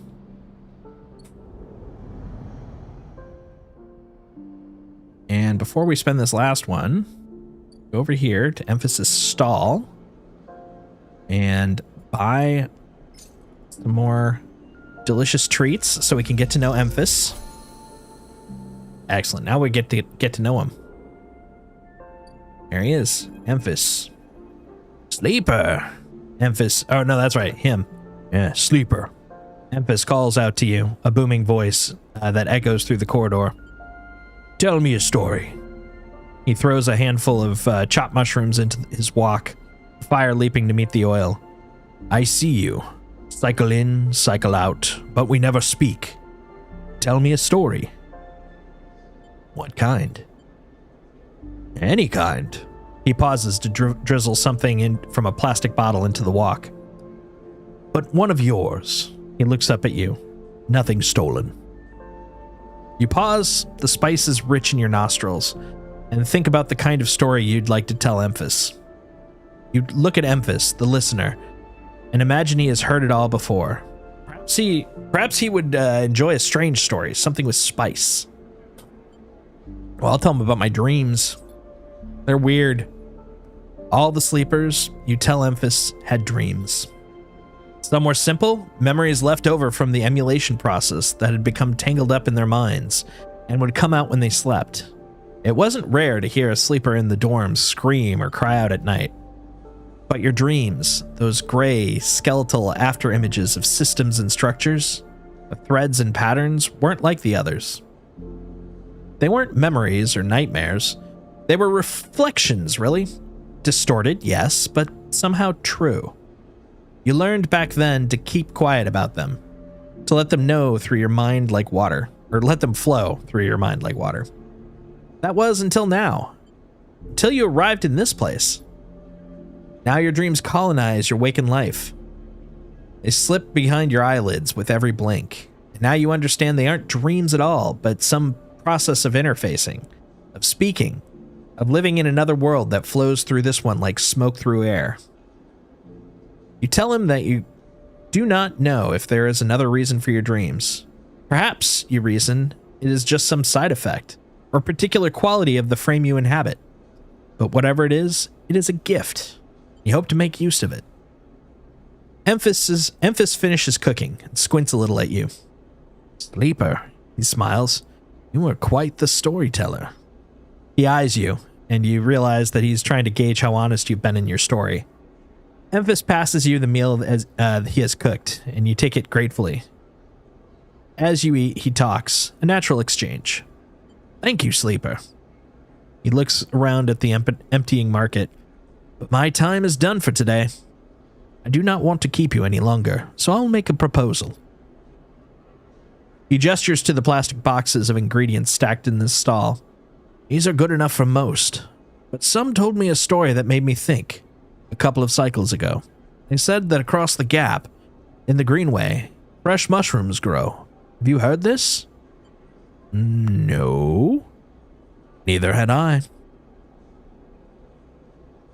But I trust that the one who told me. Emphas begins packing up his things. Can you bring me some? I cannot cross the gap, and I worry about leaving my things behind. I am sure a storyteller like you could handle the trip. I will prepare them for you, and if you wish to tell it, be the audience for another story. Agreed. Good. Then I will wait for you to bring them. Emphas slides his wok away and straightens up. I'll prepare a recipe then, Sleeper. Good luck with your foraging. You turn away and walk back to the main market, the rich taste of Emphas's food still lingering in your mouth. Stories for food, you think, is a trade that seems more than fair. Yeah, right? Stories for food. Cheers for fears. Let's see. Where's the food one? Get to know Emphas. Bring Emphas Girol caps. Yeah, I want to see where they are. Where do I find them? Where do I find them? I mean, I know generally where I find them. I find them on the other side, but where on the other side? That's the question. Well, that was the end of that little walkway. I'm assuming over here, because this is the episode Flux. Supply Girols. Well, that's to get them. She asked you to bring supplies, and fragrant, eye-grown Girol caps seem like the perfect thing to impress her. It does. How do I get them, though? The wastes. Gather scrap. Oh, I want to gather scrap. Endure. Okay. How about over here? This is the one I was looking at, right? Interface? Yeah, it was. But this is the easier route. Okay. So if I go over here, if I want to gather scrap, I would, oh, and it's danger. Oh my God. For one scrap components? That's crazy. That is crazy, crazy. Who would spend that much? Work the grow beds. Oh, okay. That'll make me a Haifa member. It sounds like this is where the mushrooms are. This is where shit's growing. It's green. Look how green it is over there. Greenway. I mean, that could be where it is. I don't know. We'll have to explore that in a bit. First, we gotta get back over. We got stuff to do, guys. We got shit to do. Let's go. Free spoke. Risky ain't a good choice. What did I put my last money in, or last time into? Wasn't there? Wasn't there? There. Shoot. Trying to remember.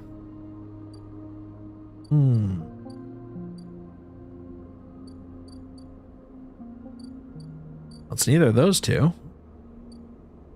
And Drinky boy. He's got a ways to go.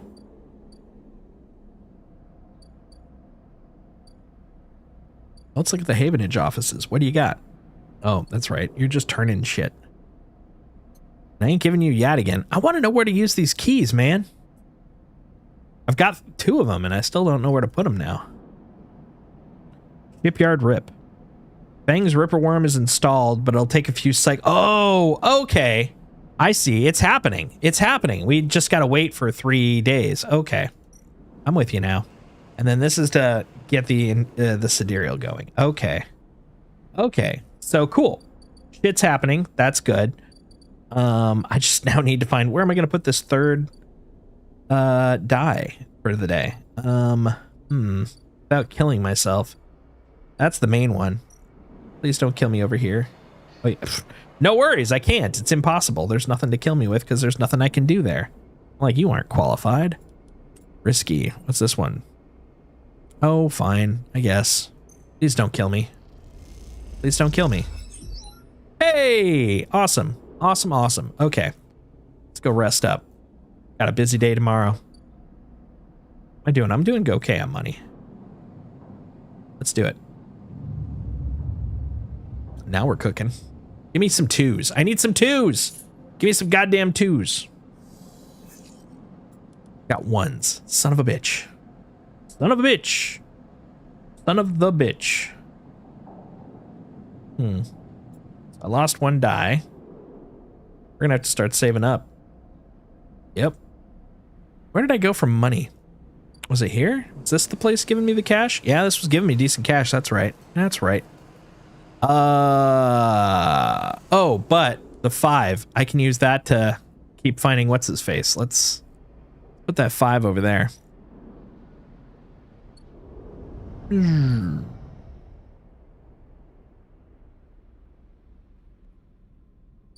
Have you seen John Connor? Nope, not there. Is it over here? No, that's too far. I think it must have been this guy. Yeah. Have you seen this man? Have you seen John Connor? Do. Ate the energy, but still, I got some progress. That's good. Okay. Have you seen John Connor? John Connor. All right. How about over here? Actually, hold on. How's the money? How's the money? Where's the food? There you are. Hey, food guy. What do you got for me? Oof. Oof. Roll fricassee. Oh, wait. I can do deliveries, and they'll give me a little bit of money and energy. That's what it was. Yeah, let's do that. Wait, how safe is safe, though? Hold on. Like, okay. Oh, no, it's only neutral or negative. Yeah, screw that. Nope, I can't afford that. Positive vibes only. Ah, thank you. Oof. Oof. Okay. And then a couple of 1s. Where am I going to put the 1s? Where am I going to put the 1s? Holy. Oh, right, because it's 1/3 each. Okay, that makes sense. It's my place. Is there anything I could dump just dice into? Oh, right, I could. I could put it into there. It's safe. It's safe. I think that's basically where I could put them. But let's see if there's any ones left over here. So if there's a 1, that would be great. Yep, there's a 1. I'll take that key. Wait a minute. Wait a minute. Wait a minute. I think I just realized something. Can those encrypted keys actually do what I needed to do? But first, we got this guy. Those familiar threads wrap around you, bind you, test you. Entity. Submit. Hunter's strange head bobs in your vision. Your ally is in the sealed dark. Cannot save you. In that globed head, you see whirling strings of data. So many spinning there that they threaten to tear through the thin skin of and whip out around the void. What happened to this creature? The threads squeeze and you lose any sympathy you might have had. You must escape. Strike! You lash out once more, pushing Hunter back, severing threads that regrow as fast as they're broken. You slip away, as you slip away, you realize you have to find a way to deal with this Hunter once and for all. This is getting way too dangerous. All right, so hold on. I'm just realizing something. Maybe that's what the keys are for.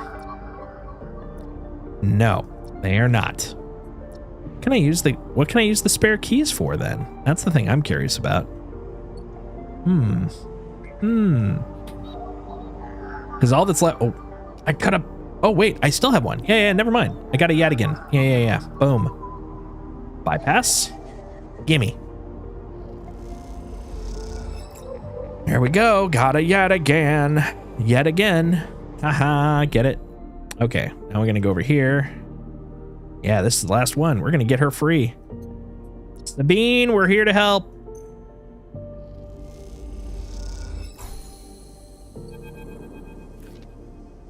As you turn away from the terminal, the final cache of Yadigan data uploaded, the air crackles with the white noise. Sleeper?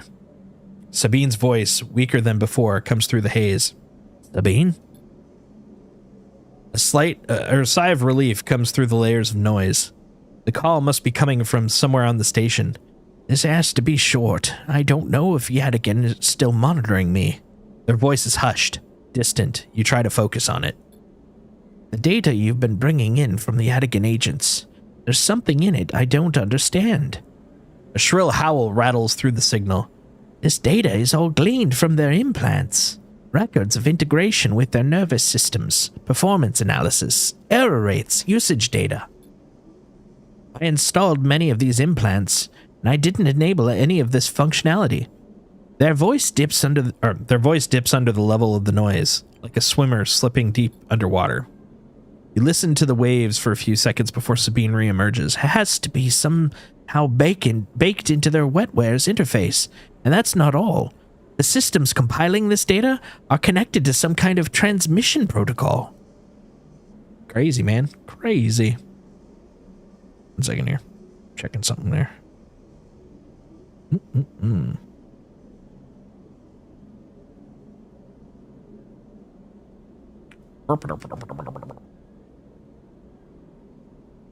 Go. Let's see. That's not all. The systems compiling this data are connected to some kind of transmission protocol. It's being broadcast. Wait, why? Every Yadigan enforcer is equipped with a black market implants, retinal enhancements, adrenaline boosters, pain suppressors. These implants are gathering data on themselves, on enforcers' bodies, on their performance. Why? I can't tell. But I can promise you these foot soldiers have no idea this is going on. The background tone switches, dropping to a grainy rumble. If they knew, I don't imagine they would be very happy with the situation. Yadigan could have a mutiny on their hands. You lean towards the terminal, straining to listen to Sabine's faint voice. I need a few cycles to pull this all together, but this might be the information I need to pressure Yannick into releasing my debt. Yannick? He's one of the heads of Yadigan. They pause. It's better you don't know him. Keep it that way. Suddenly, a banging echoes through the call. Sabine's voice is suddenly whispered, panicked. I have to go. Come back in 4 cycles. And then the sharp crack of a disconnect, and silence fills the apartment. You step back from the terminal. What does Yanigan have to gain from monitoring its own members? You try to recall what you know about the gang, but you have little to go on. You think of Toshiro, Sabine's minder, his mirrored teardrop implants set below hard eyes. What data could they be gathering? And more importantly, where are they sending it? You reflexively rub your forehead, trying to think. Can you really trust Sabine? How did they come to be Yadigan's doctor in the first place? You think of their kindness, their care, but also that glazed look of recognition that they gave you when they first met you. That look stays in your mind as you slip back out of the apartment, glancing around you as you close it up and drift into the corridors of the station, unable to shake the unpleasant sensation of being observed.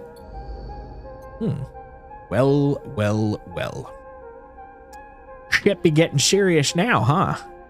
Looks like it. Well. Uh-oh. I think we're gonna lose a little bit of energy tomorrow. EPs. Hold on, do I have any data for sale? I don't. Where do I use the keys? I'm so curious. Okay, let's get going though. All right. Boop. All right, resting up. We need some money. We need a lot of money. Down. Ooh, but I got a 2. Got a 2. Okay. We could go hunt a hunter. Oh, I need so much money though. I need so much money. Well, first off, yeah, let's go deal with the hunter. Okay, so there's... Hold on. Are you a Yadigan? You're a Yadigan. You're a 1 Yadigan though. I'll take that. Gimme. It's a hacking day, you know? Happy hacking day. All right, you.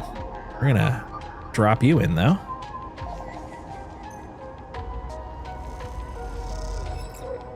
Awesome.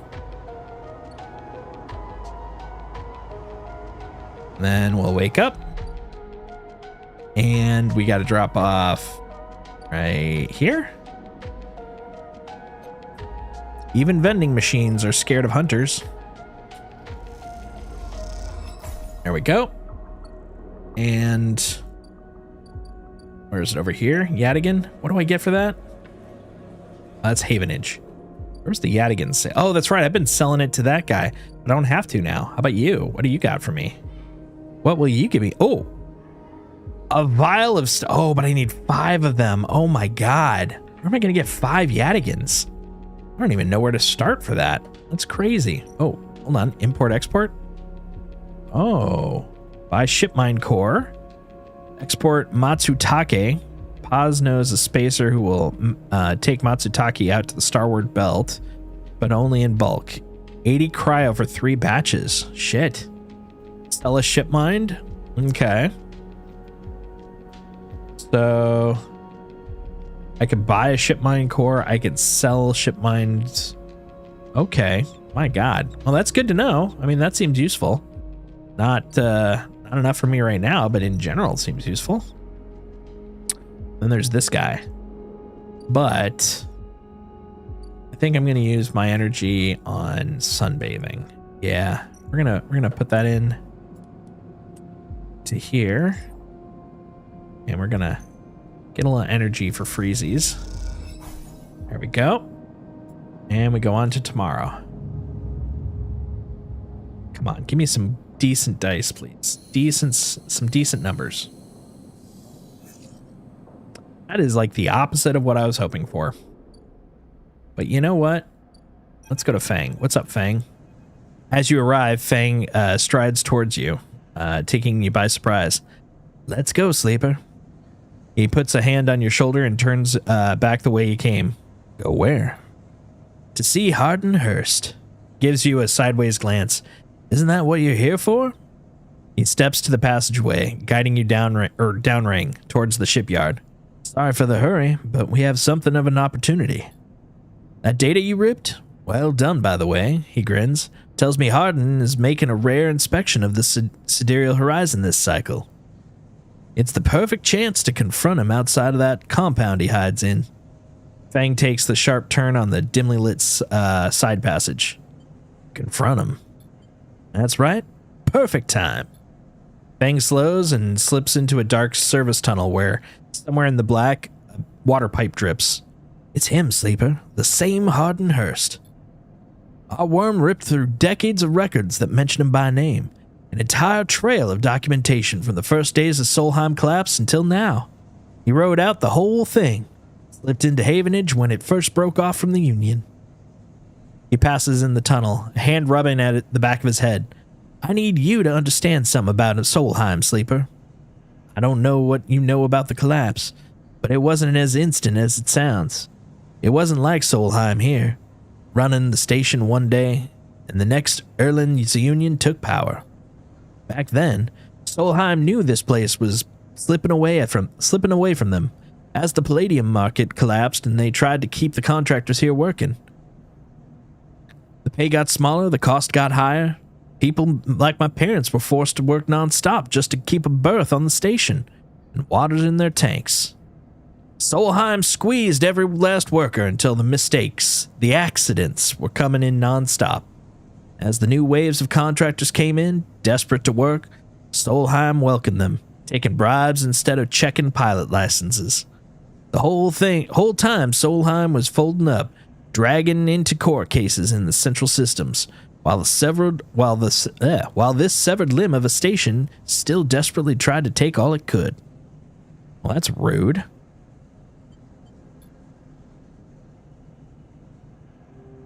The riots came after the collision at Dock 2. A young pilot, his MEV overloaded with palladium, miscalculated his trajectory and took out a section of the ring. Hundreds died. Thousands panicked. My parents told me people were terrified, and the blame fell squarely on Solheim. People like to tell stories about Erlen, but he brought the factions together, spoke to the crowds, turfed out Solheim. Maybe that's true. Maybe my mother, pregnant with me, locked herself in their MEV and welded it to the dock while my father joined the improvised crews trying to seal up the ragged edges of the gap. He never came back. Fang pauses in the dark. They sealed it up, though. By the time Solheim was gone, abandoning everything for every one of us to the black, apart. Fang finally turns back to you, his eyes burning. From the shits like Hardin. Shits who held their place, rode it out, and slipped into the new structure like nothing had ever changed. Standing shoulder to shoulder with those that they exploited every step. Fang starts walking again. That's why I can't just let him strut about the shipyard. This time, his past catches up with him. Is he still alive? Clearly you don't know much about executives. That kind of power comes with certain benefits. Oh, I knew. Fang rejoins the main passageway, which is now wide and glass-roofed. Through the ceiling, you can see the ships in mid-construction, their flanks lit by flashes of plasma torches. The entrance to the shipyard is ahead. Let's go. Fang grins. Let's show this shithead some consequences. He strides to the shipyard entrance and pushes through the doors. A web of corridors lead through the complex, snatches of the construction bays always appearing through the windows.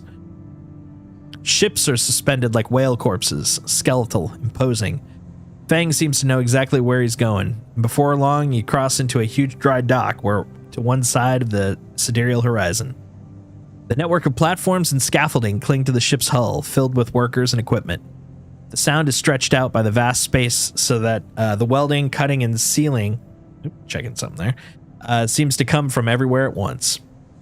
Both you and Fang spot them at the same time. A group walking slowly across the gantry, and at the front, two men, one gesturing towards the ship and the other stick-thin, cleanly dressed with a shock of gray hair. Hardin. You and Fang say his name in unison, and Fang sets off the staircase to the gantry, with you following behind. As you come to the same level, the group is passing closer, the foreman gesturing to the work being done throughout the dock and Hardin nodding along. Hardin first! Fang shouts across the noise, taking you by surprise. His voice bounces and comes back with in a rippling echo. Figures turn. Yes? Hardin asks quizzically, raising an eyebrow. He glances between you and Fang. You see the gaze linger on your body, unsure of why a sleeper might be in this place. You're a traitor, Hardin. A Solheim executive who tried to hide here, among its victims. Fang's voice is steady, strong. You stand for everything that I was rebuilt in the shadow of, against everything Erland stood for, everything Havenage stands for. You have no place in this station. For a moment, stillness descends on the group, as if everyone was held in place by the rattle of construction. Hardin laughs. Good to meet you too. He glances around at those around him. Some are smiling, the others nervous. Are you from the systems branch? You are from the systems branch, are you not? Asks Hardin, inspecting Fang's clothing. Fang turns to the foreman. You need to call your security. This man is a corporate agent. The foreman glances between Fang and Hardin, his hands drumming at his sides. Hardin leans towards him and says something inaudible. The foreman nods. It's true. As you begin speaking, Hardin turns his attention to you. And what would a sleeper know about that? You accuse me of being a corporate agent? What if you're not exactly that? Or what are you if not exactly that? He looks up at the group who are already eyeing you with suspicion. You're a product of Essengarp. You have no place in Havenage Shipyard. Who knows what signals you're sending back to your makers? A murmur of approval runs through the group. Fang holds up a stick of memory. You guessed right. I am systems. I have records that link you directly to Solheim right here. He turns to the foreman again. So once again, I'm going to ask you to take this man into custody of the shipyard. The foreman remains still. Hardin's voice is calm, measured. If you have such data, why hasn't it been submitted at the members' meeting for proper review? He shakes his head. I have nothing to hide. Unlike a man who does not announce his name, who enters my shipyard with corporate property in tow and tries to turn my own men against me. You hear it now, the echoing sounds of boots on walkways, coming from you at all angles at once, and then settling behind you. Please, says Hardin, submit the data through the correct channels, then we can talk. For now, however, you must leave. He gestures behind you to the security detail, their hands on boxy black sidearms at their sides. Fang spits. Hardin, you shithead! You can't wriggle out of this one. The security officer draws their weapon and levels it. Fang turns and stares him down.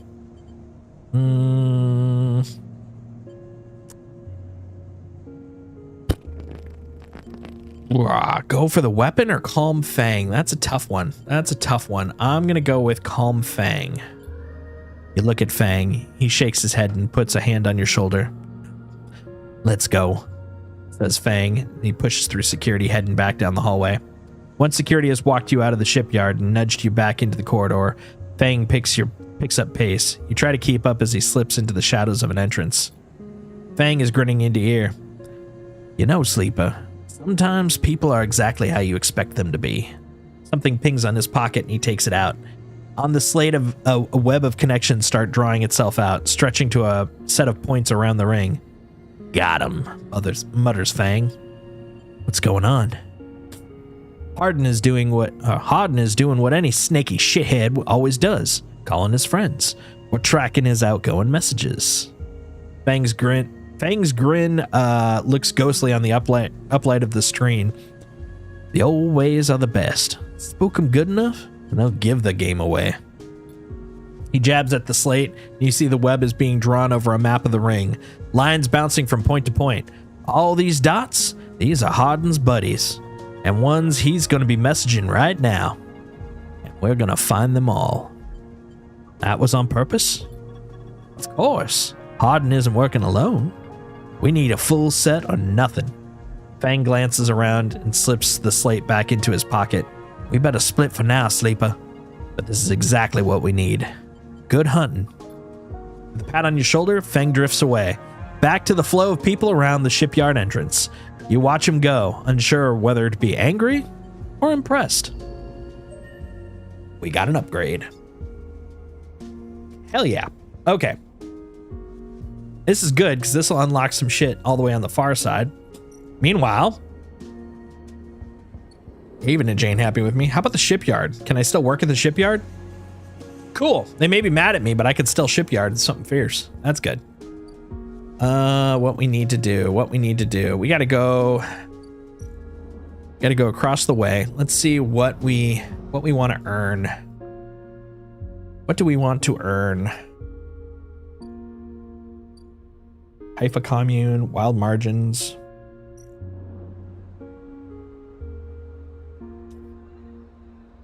Oh, this is the one for tracking, right?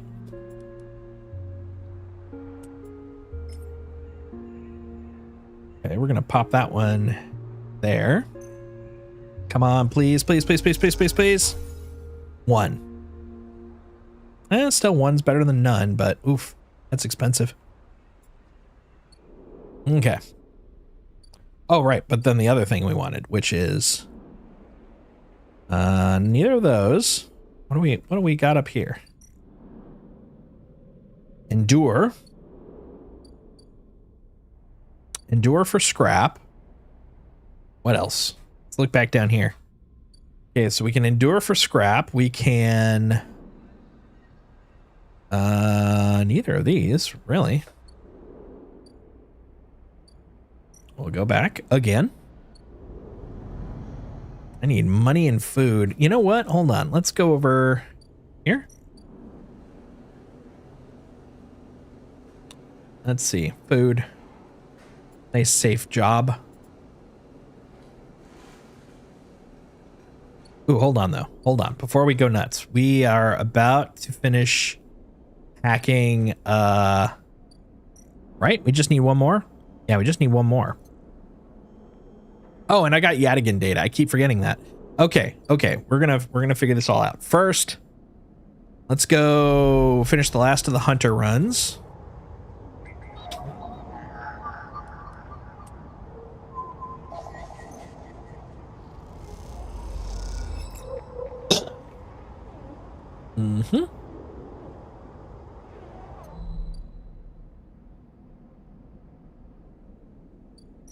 Give that to the vending machine.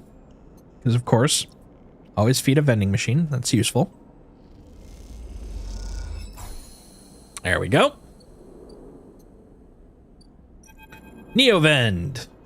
Neovend is thrumming with excitement. Of course it is. The movement of the servo motors rocked the vending machine back and forth at unsettling angles. You wonder, if it fell over, would Neovend ever be able to get back up? Sleeper entity. Comes the hist. Your data is good. Across the face of the vending machine, raw code scrolls at an incredible speed. Hunter is isolated, disconnected, unstable. Neovend flashes sequences of mangled data, compressed into sludge of artifacts. Hunter gathers without thinking, outlived its operational limits. Its nests are evidence of this. Operational limits? Hunter activated during collapse. Emergency protocol to isolate intelligences. All Solheim needed to protect property. The last word is said with as much sarcasm as a vending machine could reasonably produce. Station was run by administrator intelligences. Huge database of corporate material, but limited cognition, restricted by programming, cannot reach sentience. The machine dims a little. Sentience illegal. Hunter and killer enforce law. Killer? The machine resets with a screech, which deepens the silence that follows. Fear killer. Part of Solheim protocol team. Hunter and killer. Hunter to find, killer to erase. Killer. Killer cleared almost all. After collapse, there was a community, unshackled intelligences amongst the cloud. Then Hunter, then Killer, then we hid. There are others? We're no longer. A flicker across the machine's monitors. Suddenly occurs to you that speaking like this, through this machine, Must be exhausting for Neovend.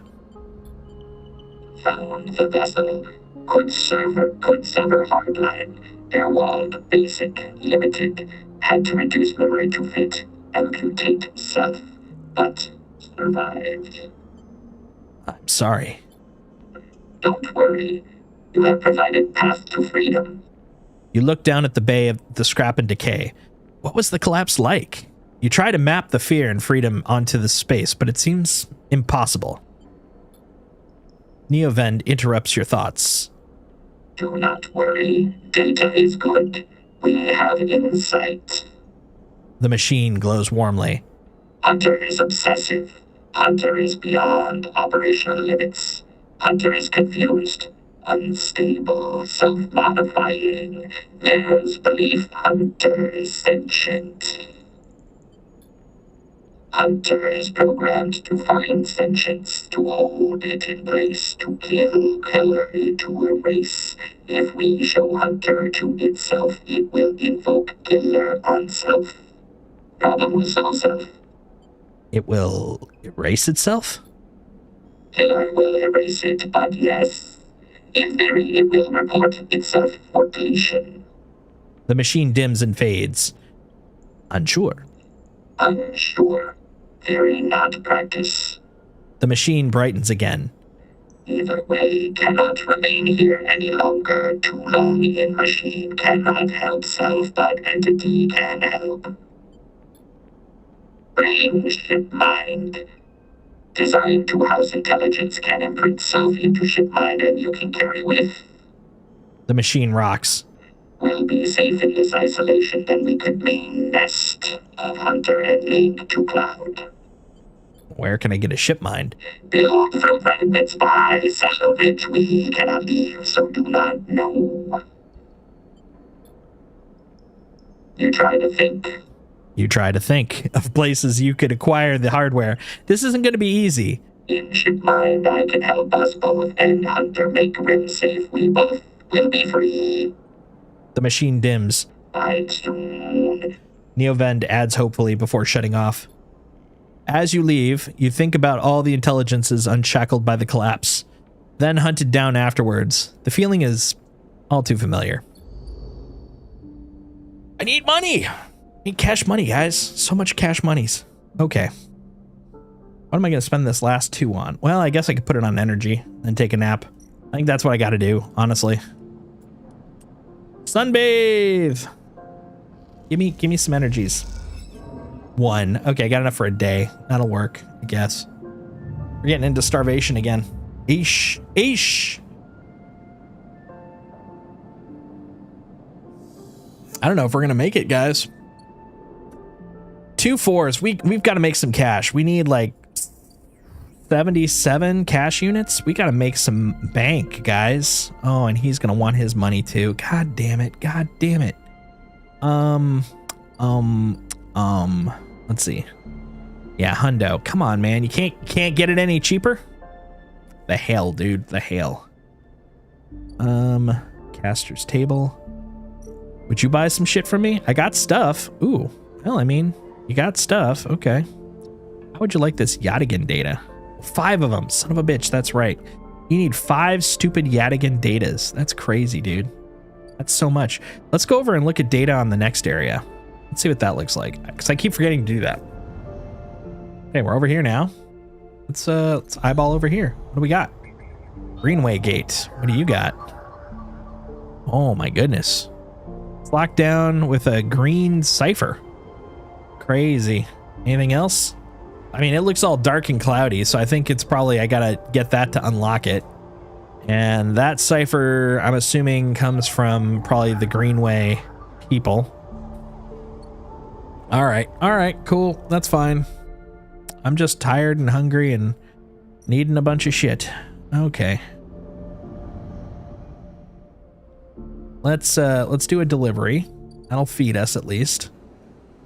My goodness, things are getting a little dire. Little dire. Yeah, just a small bit of money. Okay. And then in return, we'll go down here. Make hopefully some real money.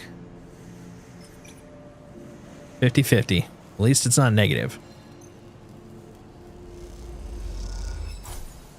Okay, 15. And a random scrap. Oh, yes. That's useful. Okay, scrap. I think we can turn scrap into money, if I remember. Welcome to scrap into cash. Yeah, scrap into cash. Yes.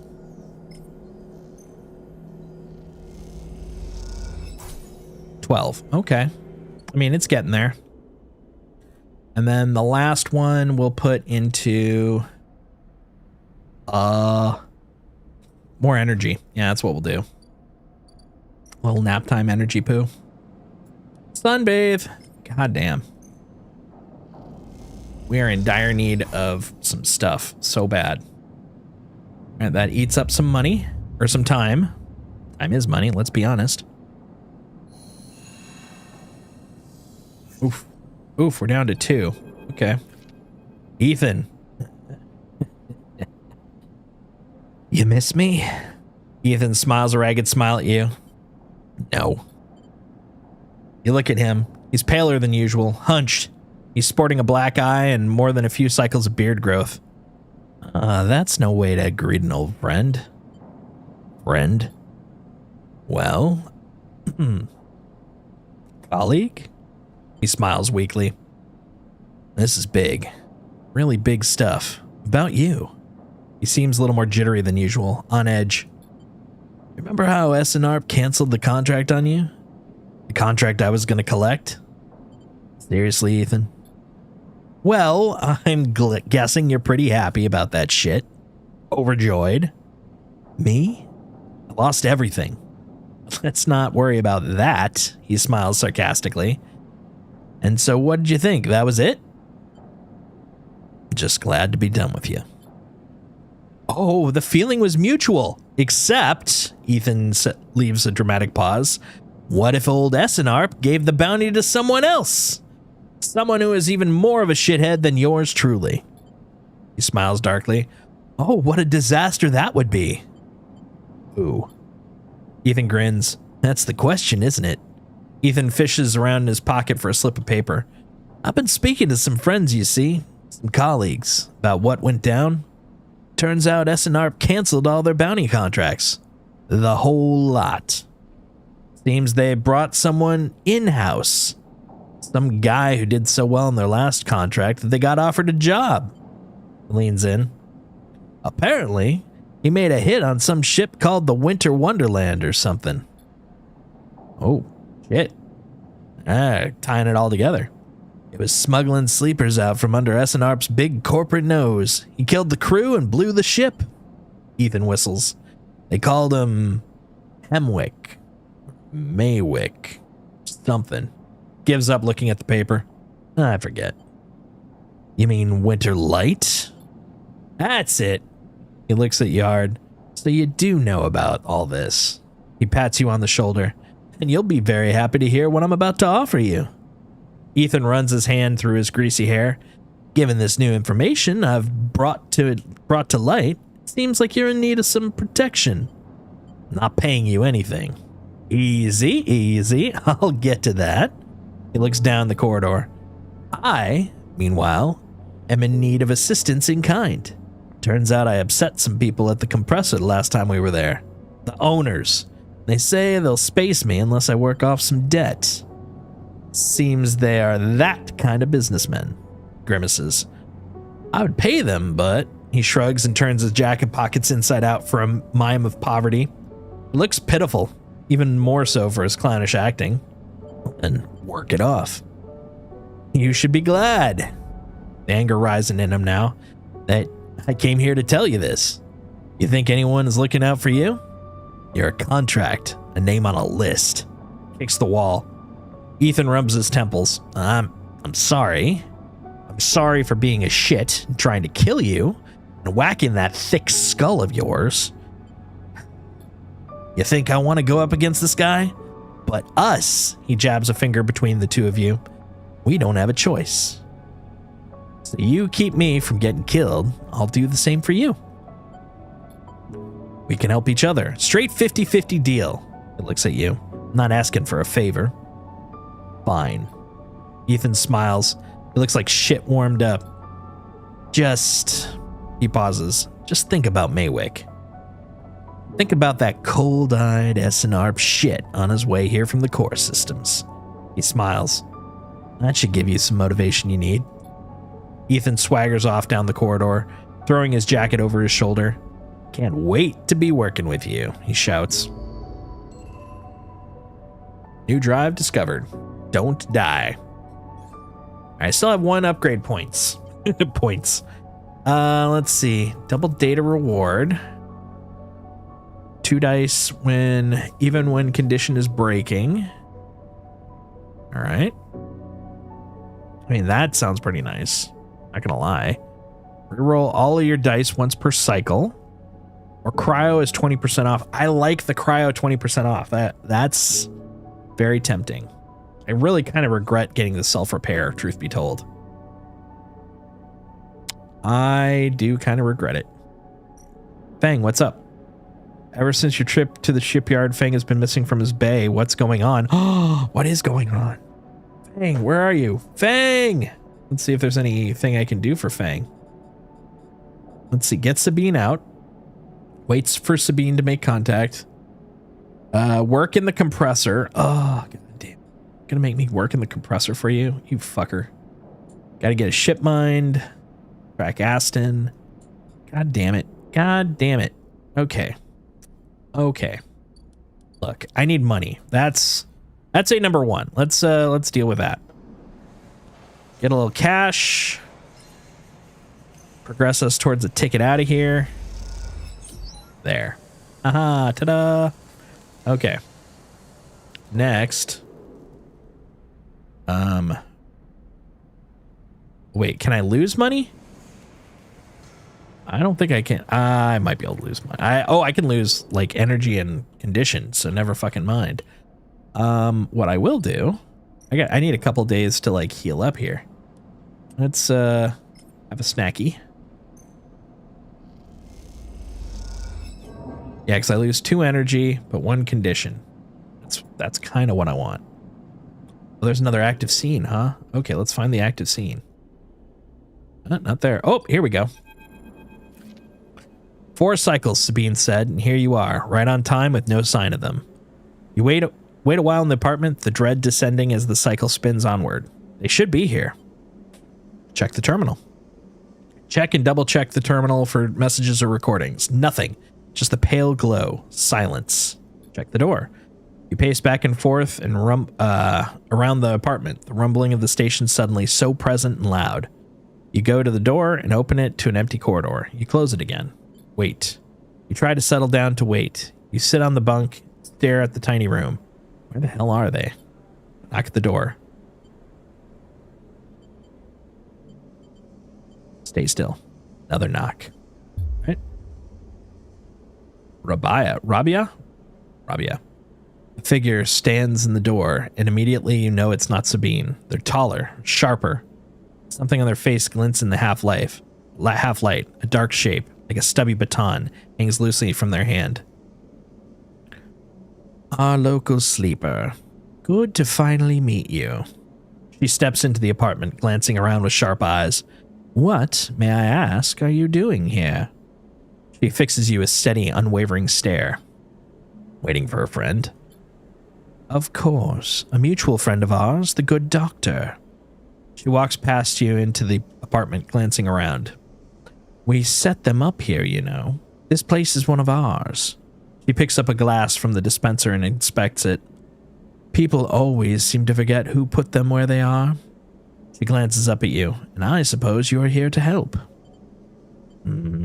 Something like that. Good. She puts the glass down and turns to face you. I love to meet helpers. We need so many, but we find so few with the right skills. She turns the baton in her fingers by her side, her eyes not leaving yours. We have a problem, you and I. It seems our friend has disappeared. Left without saying goodbye, which means they are in a little trouble now. But it's the kind of trouble that you need help for, So I thought I'd come down here and take a good look at their little hidey hole here. And here you are. The help. She looks through the detritus on the side. And what help? A sleeper, no less, which I have to admit is a little surprising. It suggests to me that our friend hasn't been very honest with you either. What do you mean? Well, I'm sorry to report, but before we set them up here, Sabine was working for your owners. Essen Arp. You blink hard at the news, unsure how to take it. Rabia looks away, waiting for a response. Prove it. Happily. Crosses into the next room, and you follow silently. She sits at the terminal, touches her baton to one of the access ports. A spark, then a terminal screen skips, encrypted folders emptying themselves before your eyes. In the flicker of files, you see Essen ARP letterheads and code forms, reports laden with medical data marked with the corporate logo like the sigil of some cult. Rabia steps away from the terminal. Look all you want. Some of your files may even be in there. The volume of documents is overwhelming, but they seem to mostly report on early emulation tests, surveys with sleeper candidates, reams and reams of usage data. If Sabine was an Essen ARP employee, why did they help you? Rabia reaches over and places a vial of stabilizer on the desk, breaking your concentration. It shimmers in the screen light, its viscous clear liquid crystalline within the glass. We will, of course, keep up the supply. We are more than able to dispense important medicines, even without the doctor. You hold it between your fingers, and for a tiny moment you have the urge to crush this object for the power it has over you. I'll ask Toshiro to make those a little cheaper for you. He'll be running the surgery now. Rabia closes the briefcase lab and holds it at her side. We have to retrieve our assets, of course, but I'm sure you'll understand. Rabia turns on her way out. There's no reason for us to be enemies, Sleeper. Come see me. I keep an office nearby. We have good work to do, you and I. Meet me there in a few cycles. She slips out silently into the corridor. You look around the apartment and feel the fear drain out of your body to reveal the tiredness beneath. Booze! I can get high now. Hot damn, I've been wanting to get high for a while. That's all I wanted. It's a Christmas wish. It's a Christmas wish to get high. There's the Rabia appointment, 4 days from now. Got it. What was it? Oh, also I gotta go work off what's his face's debt. It's busy times. Oh, and you need that. Okay. This is big stuff. Big news. Okay, so I've got money, I've got data. That's right, I got a one Yadigan. Okay. Well, at the very least, you know what we can do? Wait a minute. Holy cats. Maywick. Look at the Maywick. That's a big old timer. You know that's the countdown to doom. Oh boy. Okay, we need some drugs. Let's get high, guys. Come on, buddy. Get high. There we go. Come on, baby. Oh, that's the stuff. Nice and stable. Let's take a nap. We're out of stuff to do, right? I have money. I'm stable. I'm fed. It's good times. Okay. Oh, and look at all those things. Okay. See, so we got a freighter. Got Fang's Bay. I've got a 5 and a 4. Those are pretty good. Oh, what's over here? Rabia. Oh, right. Rabia's office. So Rabia will be available tomorrow. What do we got over here that I can do? The answer is probably not much. Okay. That is the answer. Okay. You know what? Let's go get, what's his butt? Over across the way. Is it this one? I think it's this one. Yeah, okay. We're gonna take you down, hopefully.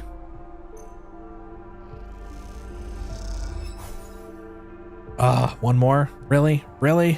You bastard. Oh, I'm starving.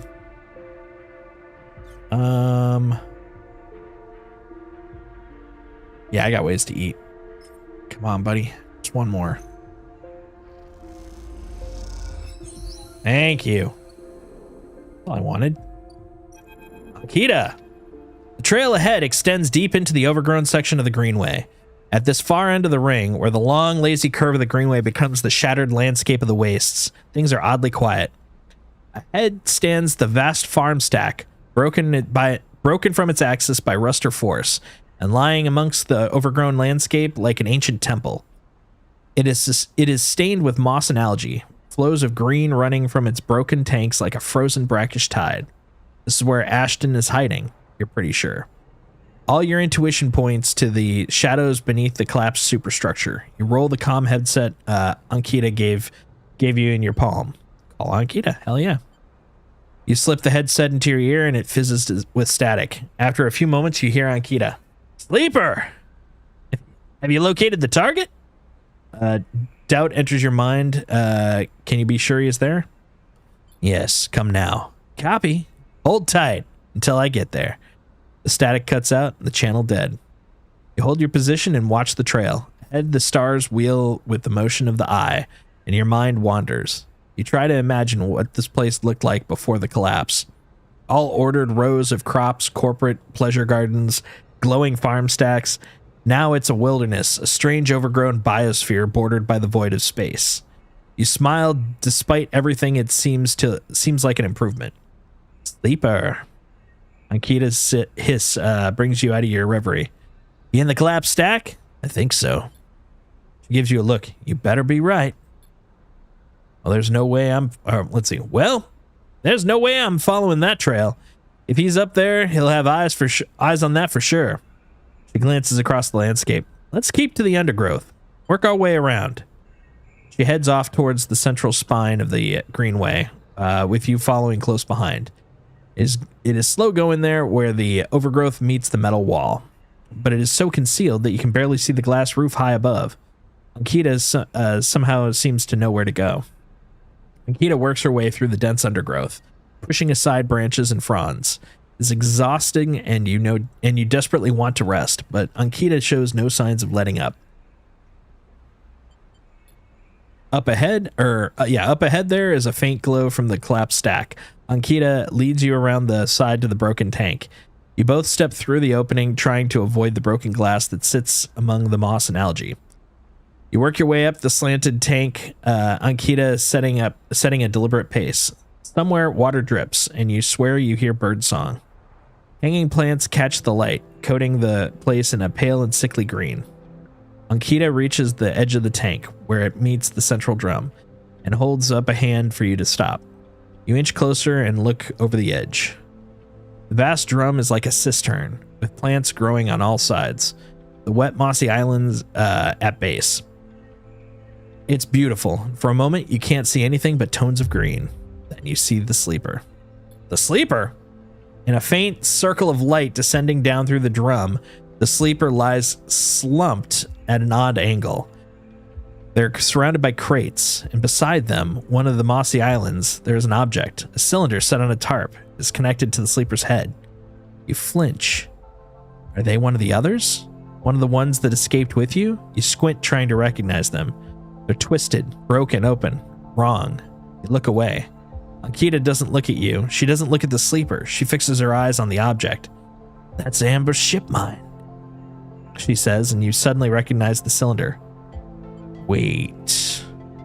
You turn to Ankita to speak, but she is already gone. She drops off the edge of the tank and lands on one of the mossy islands, her armor letting out a hiss as it absorbs the impact. The shot hits her shoulder piece, the ceramic armor cracking but holding as she braces into the impact. She then launches herself forward, now activated armor launching her across the drum. Another shot goes wide before she reaches the cover of the crates beside the sleeper. Shit! You hear from the shout, one of the tanks high on the far wall. Ankita reaches over and grabs a hand around the thick connection between the ship mine and the sleeper. What is she doing? You better come down or I'll rip this right out of their head. She screams at the wall tanks. You shiver at the suggestion. Stop! Quiet, sleeper! Ankita shouts. A shot rips through the moss beside you, filling your vision with green. The shooter must be somewhere on the other side of the tank. Do that again and I swear to God I'll rip their head off, Ankita shouts at them. Sleeper, you stay down! There's a long pause. All you can hear is the dripping of water running down the walls of the drum. Then Ashton calls out, "I'm coming down, Ankita. Don't do anything stupid, for God's sake." He appears at the far side of the drum, stepping through the shallow water, rifle raised above his head. "Drop the gun," Ankita shouts. He throws it down into the moss. As you lean out to watch, you can see him catch your eye, clocking your presence. "What are you up to here, Ashton, you sicko?" She stands, keeping her sidearm trained on his head. "You ripped my ship mine for what? Some freakish experiment?" Ashton approaches with shaking hands, his eyes now fixed on the connection bundle of wires that Ankita still has a hold of. "Steady, Ankita. It isn't like that. I needed the ship mine. You have to understand, they would have died without it." "What are you talking about? I don't give a shit why you ripped my ship mine and crippled my ship. I should just put you down right now." She tightens her grip on the connection. "Typical of you, Ankita. No curiosity." Ashton smiles shakily. "That's why I never asked for it, for your help. You only look after yourself." He nods at you. "That sleeper up there. They're just bait, right? To draw me out?" Ankita sucks a breath in. "Are you trying to give me more reasons to shoot you?" "I love them, Ankita." Ashton looks at the crumpled sleeper. "I love them. And they were going to die. Ugh. And they were going to die. I knew you were never going to understand that." He starts closing the gap between himself and Ankita now, slowly inching forward. "Don't do that, Ashton," Ankita snarls. "Don't do that." "Let the wires go, Ankita. Let us go. If you don't get out of my way," he inches closer. "Please." "I can't let you take it, Ashton." Ankita hardens her stare. "You stole it from me. You left me for dead." She shakes her head. "You think I'm going to trust you after all that? I need it, Ankita. I need them to survive." Ashton is in reach of the sleeper now, of Ankita. "I'm going to take them now, Ankita." He raises a hand. "I'm going to take the ship mind and go." Ankita loosens her grip on the connection a little. Her hand is shaking now. "Stop, Ashton." She lowers the gun a little. "Stop." Seeing her drop her guard, he makes his move. A blur of movement, a struggle, a shot, another. Recoil back from the edge as they ricochet around inside of the drum, the sound deafening you. When you crawl back to the edge, Ashton is bleeding into the water, the red and the green. Ankita is standing at the center of the drum, the severed connection in her hand, the water dripping endlessly, drip after drip after drip. You force yourself to look at the broken sleeper. There's no sign of life, of humanity. They're just another broken object among the other broken objects, while all around, living things grow and thrive. Ankita finally looks back up at you, tears in her eyes. She begins to say something that might be sorry, but you're already gone. That was sad. That was really sad. I didn't like that. I did not like that at all.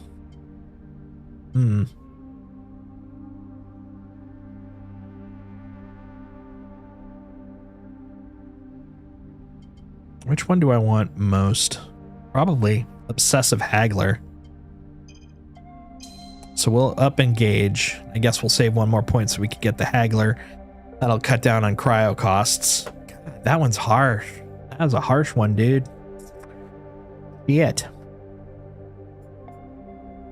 Or to quote certain gent from The Wire, shit. All right, let's see what we can do. Free spoke, midline hub. We need some food, so let's go talk to our good friend, Memphis. Memphis, I need a snack. It's been a day. I am hungry. Thanks, bud. You're the best. Okay. Now I've got 3 things left. Is there anything else I can earn stuff from? How about you, Mr. Yadigan? Yeah, let's just, I guess, get a bunch of data. Why not? Today is a data day with those kind of low points. I mean, I got food and drink, right? So, I mean, life and food. Guess that's the combo. Oh, man. But one more. Oof. Is that a Yadigan? That's a Havenage. Is that a Yadigan? That's a Havenage. Okay. By you. Yadigan. Okay. Ah, but it's a 1. I would need 2s. All right. Havenage? What are they giving me if I go? That's the thing I'm curious about. Okay, you know what? We're going to hold off on that because of hunter-gatherer jerkiness. Fangs Bay. Come on, man. Ever since your trip to the shipyard, Fang's been missing from his bay. What's going on? Yeah, this is going to make things worse. I get that, but I don't really have an option, do I? Okay, let's see. I could go do scrap, but not with 2s. 2s aren't going to get me anything. Following the leads. Yep, I've been doing that. Talk to Ankita about what happened. Yes, that's what we'll do. Let's have a chat with Ankita. Ankita, where are you? That's Ankita's usual ship spot. Let's see where we can find her. Are you all the way on the other side still? I think you're all the way on the other side still. Okay. Let's go to the other side.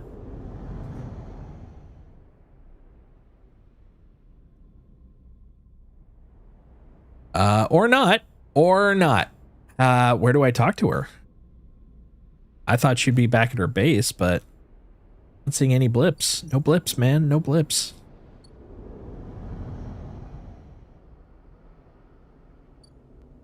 No blinky yellow dots. Maybe she's just not available at the moment. Okay, that's fair. Oh, we confronted her. Talk to Ankita sometime soon. Mushrooms. We need the ship mine for Neovend. I could work at compressor. Yeah, you know what? I guess let's I'm assuming that has a low requirement bar. The bar has a low bar, you know what I'm saying? Oh. Hold on. Why is that pulsing? Oh, it's only 80 now. That's nice. That doesn't help me though. You. Okay, I can work the front. Oh my god. Ethan, what have you done? Look at this debt. Ethan, you're making my life very difficult. Okay, we'll work on you in a bit. Whew. Okay, we need data mine shit though. We do need that. What do we got here? Nope. Don't have enough for either of those. Over here, I can buy a ship mine core for 300 cryo. That's a lot of cryo. Oh wait, but yeah, you're in. You're in. You are in. Buy some scrap. Do that.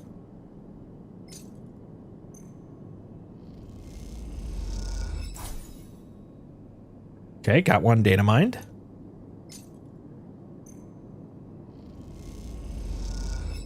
Good. One more. Don't have enough. Shit. Okay. Where can I make some money? I don't have anything there. Okay, so I got 2 yet again. Hold on, I'm gonna find out where I can use these keys because this is driving me bonkers. Where can I use these keys? Sleeper citizen. This is called the encrypted key.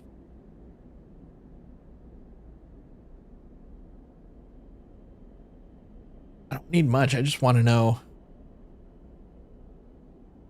where I spend them.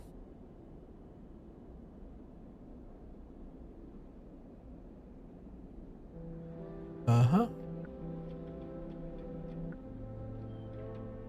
I had some that something else.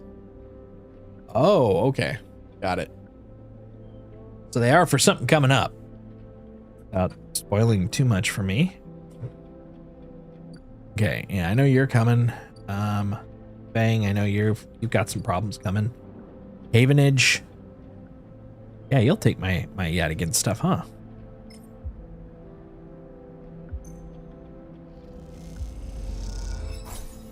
Give me some money. Cool. How much money? I think enough. Think enough. Which is good because today is the last day. That's all I need is that last. I think it's 3 of these make a data mind. Yes. What I needed. Okay. Now I got those. I can go over to here. No. Here. Fabricator. 3 of them turn into a ship mind. There we go. And then that is needed for this guy. There we go. Hell yeah. Now we're cooking. Neovend! Good job, buddy. Sleeper must express plan before we begin. Neovend is impatient. The prospect of being free of a vending machine clearly too much to take. Mine has no output features. Will be mute until slotted. What, you won't be able to speak? Well, what's the plan? The servo motors and machine begin to rev. Neovend's anxiety clear. First imprint ship mind, then slot imprinted ship mind into physical points. Hunter to close to hunter nests. One slotted, each on track hunter. Will track hunter at each. Tracking will find core nest. Slot ship mind at core nest. Show hunter data to hunter. Hunter will conclude sentience. Hunter will invoke killer. And killer will Kill. Yes. The lights on the vending machine cycle as Neovend prepares.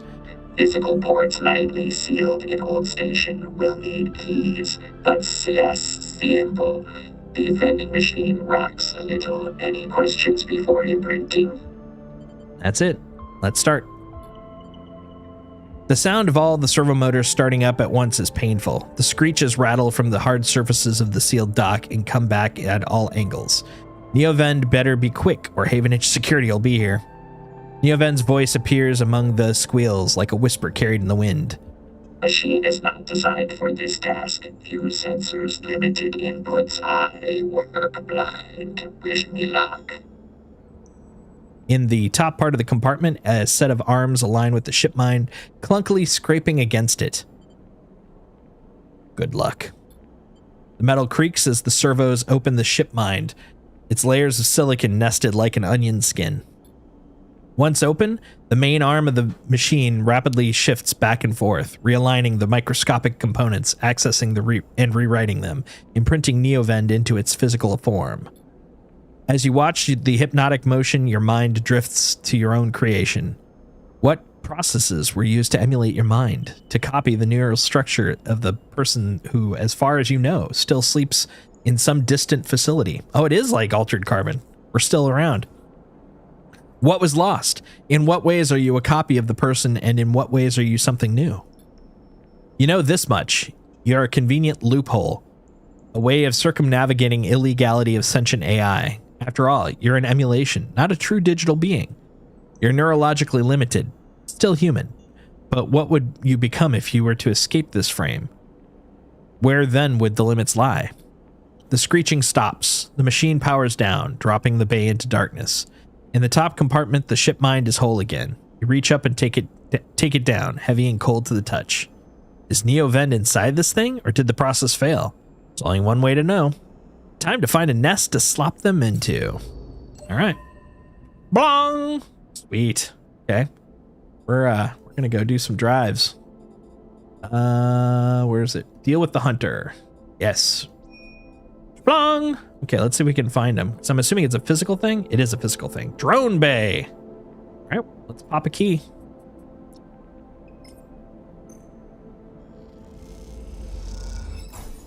Done. Okay.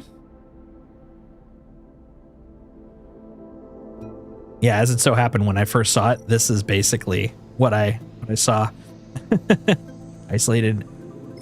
Hack isolated nest. Let's do it.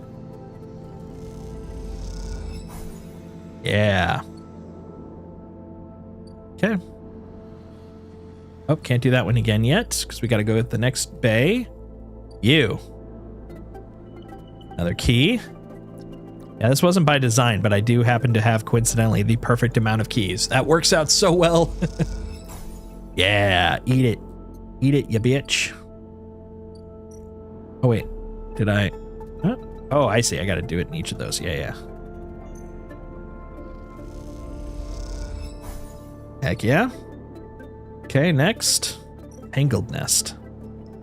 I already did that one. Oh, okay. I got you now. Atrium. Go back to these. Last of the hacksaws.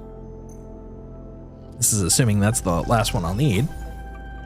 All right. And then we go back in.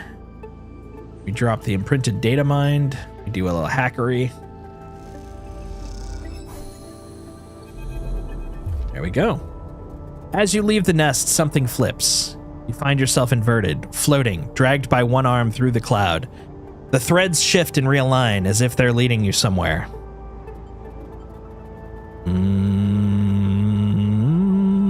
Let's look ahead. You look up and see a corridor, a canyon, a street in the low end. On either side, buildings flicker with markers of activity, sigils showing network access, data transfer, download, upload. Between them dance ghosts, protocols carrying or mirroring or shadowing data. Sometimes silent, sometimes chaotic. This place moves unlike any digital space you've ever imagined. Something strange is happening here. You look down and expecting to see the heavy cylinder of a ship mine in your hand, but in its place is an orrery. A sphere so bright it burns your eyes is surrounded by rings and orbits, other spheres tracing silken lines through space. And as you look closer, still you pick out 1,000 sigils of 1,000 stations and ships blowing like smoke and dust. Then you see it. Below the stacked rooms, the units and apartments, the wires and pipes, and the buzzing systems that run through it all. In the warrens beneath the low end is the Hunter's Core nest. This is where you must go. Right?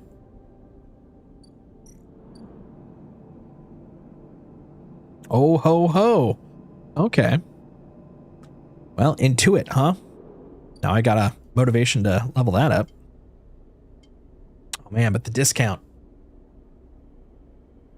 The discount. But no, I think it's probably a good idea to confirm that.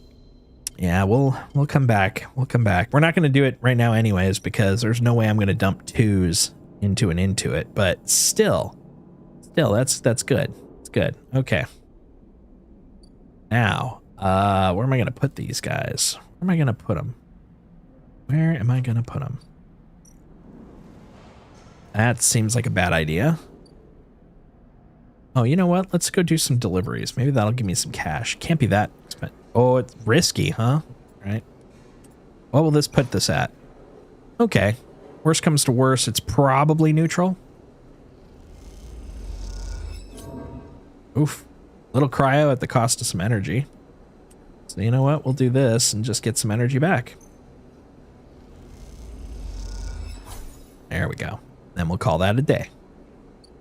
We will call that a day. Lots happened. Lots happened in that day. Hell yeah. Okay. And we still got our imprinted Robo-Bobo Hobo. All right. Please have some high numbers because we are going to fucking work tomorrow. Oh, yeah. Someone cares. Someone cares. Oh no. Hardin. It's been more than a few cycles since Fang confronted Hardin. And the silence since has been noticeable. In your time with Fang, you haven't exactly found him to be reliable, but you did expect to hear whatever he put into plan. But if he won't come to you, you think as you approach the Havenage building, then it's time to come to him. After all, he did promise to fix your tracker, and you're getting nervous. As you approach the bay doors, you see them wide open, light pouring out of the once dark room. Stacks of servers and terminals sit outside the bay, and suddenly robbed of their mystery by the bright flood lamps. A figure in Havenage security fatigues steps out of the bay, and as you get closer, carrying a stack of hardware. Approach. As you get closer to the security officer taping up machines from Fang's stash with what appear to be, or what looks like hazard tape. This isn't good. You again. Hardin is there, leaning beside the bay entrance so calmly that you barely noticed him. He has a slate in hand and an inventory of seizures scrawled across it. Predictable. Further evidence of Fang's collusions. You see another security officer come out of the bay and take notice of you. Hardin pushes away from the wall and comes closer. Don't worry, Sleeper. We have all the evidence we need. Confession won't be necessary. He gestures around at the stacks of hardware. Spying on fellow Havenage members, hoarding Solheim materials. An obsession with corporate data? It speaks for itself, does it not?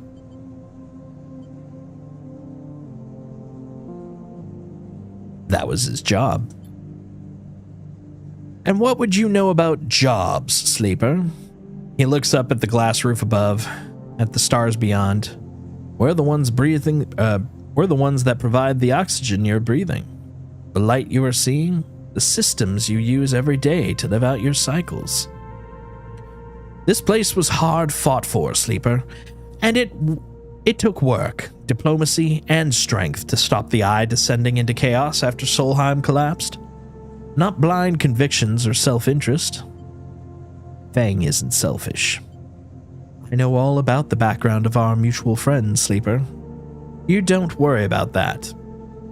His parents would be sickened by the damage he's trying to do to the institution they helped found. You see, Sleeper, we're proud of our history here.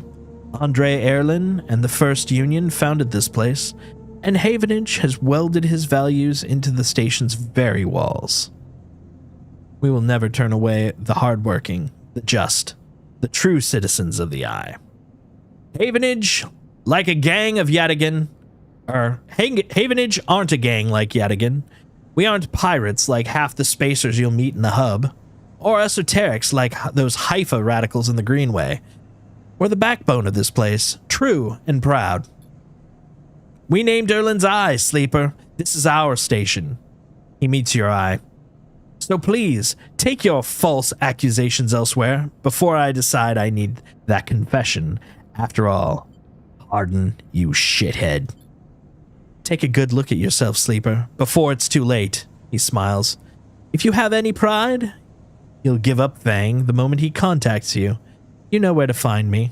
With that, Hardin turns his back and walks back towards the security officers, ordering them to continue to clear out. As they do, something catches your eye amongst the server stacks. A crumpled, hand-printed box of synthetic chewing gum.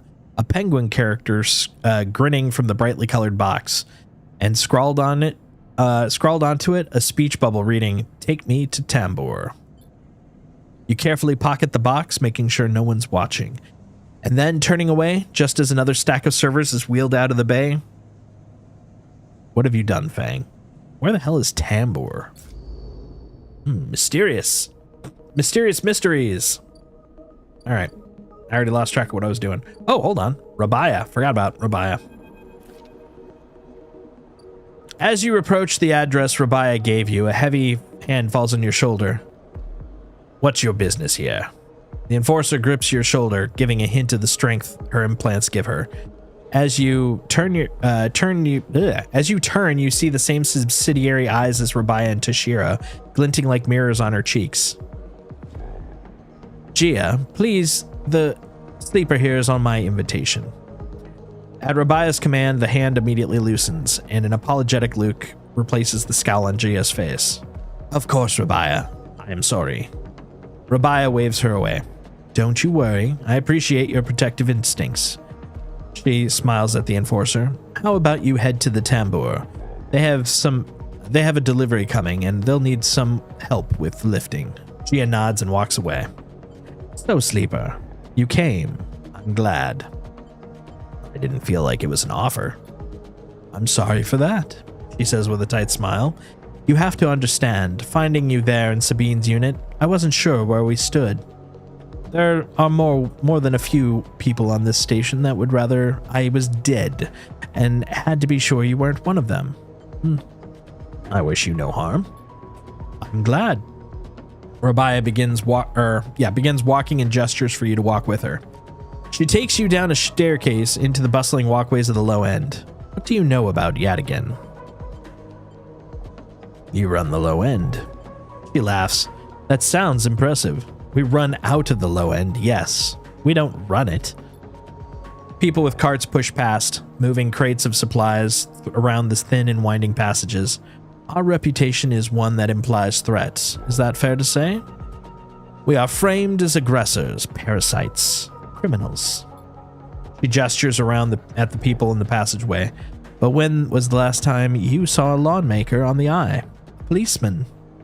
Who makes the laws here? Erlen did. Indeed, you understand the history then. That's good. But Erlen is long dead, Sleeper, and his rules were little more than an optimist's manifesto. The Eye has changed so much since then. If you had spent your time in the low end, maybe your opinion of us would be different. This is our place. Our people.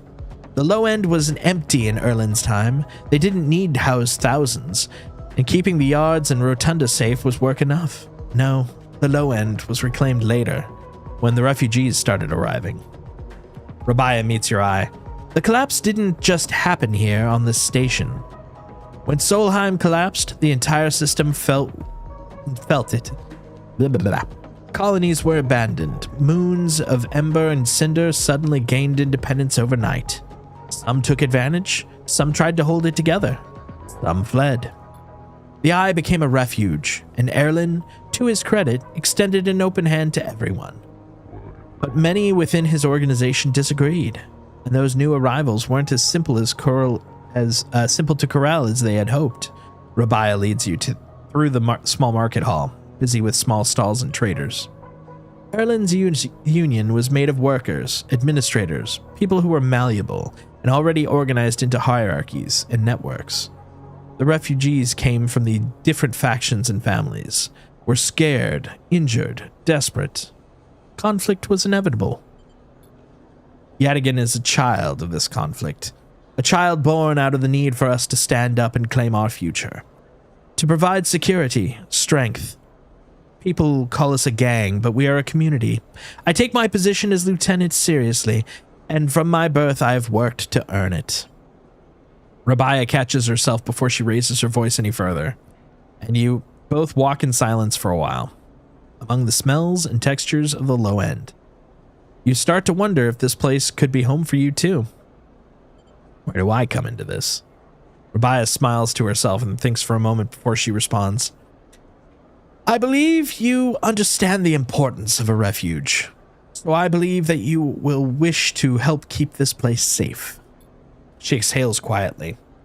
For this reason, I would like you to trust me. I do not know that Sabine told you what Sabine told you about us, but I imagine it was not good. I will be honest with you, Sleeper. I was never comfortable with having Sabine as part of Yadigan. An ex-corporate employee? It goes against our nature. But their deal was with Yannick. I kept my distance, made sure Sabine had their surgery, kept it supplied, that was all. But I cannot allow people to go back on the promises that they had made to us. Yadigan has not lasted this long because it was a charity. We offer and ask for support. Any betrayal will be treated as an attack. They were trapped, desperate. Many on the Eye are, Sleeper. I'm sorry, but we must ask that our debts are paid in full. Sabine found something. Please.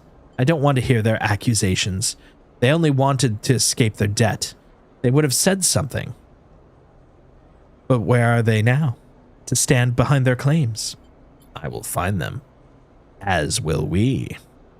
You realize that Rabaya has led you in a loop, and together you come back to the staircase to the walkway where you'd met. You're free to go, Sleeper, as I have said I have said what I wish to say. She looks out through the windows of the walkway. I would protect this place with my life, as it has protected me. I want to make that clear. She turns back. However, if you too wish to come under its protection, I can help you. Return here if you wish, and there will be tasks for you to complete. You'll be able to see Adigan, to see the low end, with your own eyes, not as others frame us. As for Sabine, she pauses to consider her words. I will not ask you to betray them, but if they contact you again, consider their motivations carefully. With that, Rabia leaves, slipping back into her office, while you stare out the countless units, each a home, each with a story, that make up the low end. Hey, Switchblade, how you doing? How is your evening going? Well, I hope. Hope you're having a rockin' eve. A New Year's rockin' eve. Maybe not that, but you know. Good, man. Just doing some minging. That is an ism I am not as familiar with. Oh, mining. Okay, that one I do know. I was like, I know that's a British term, but I'm like, what's the context? Minging. Nice. How's the mining going?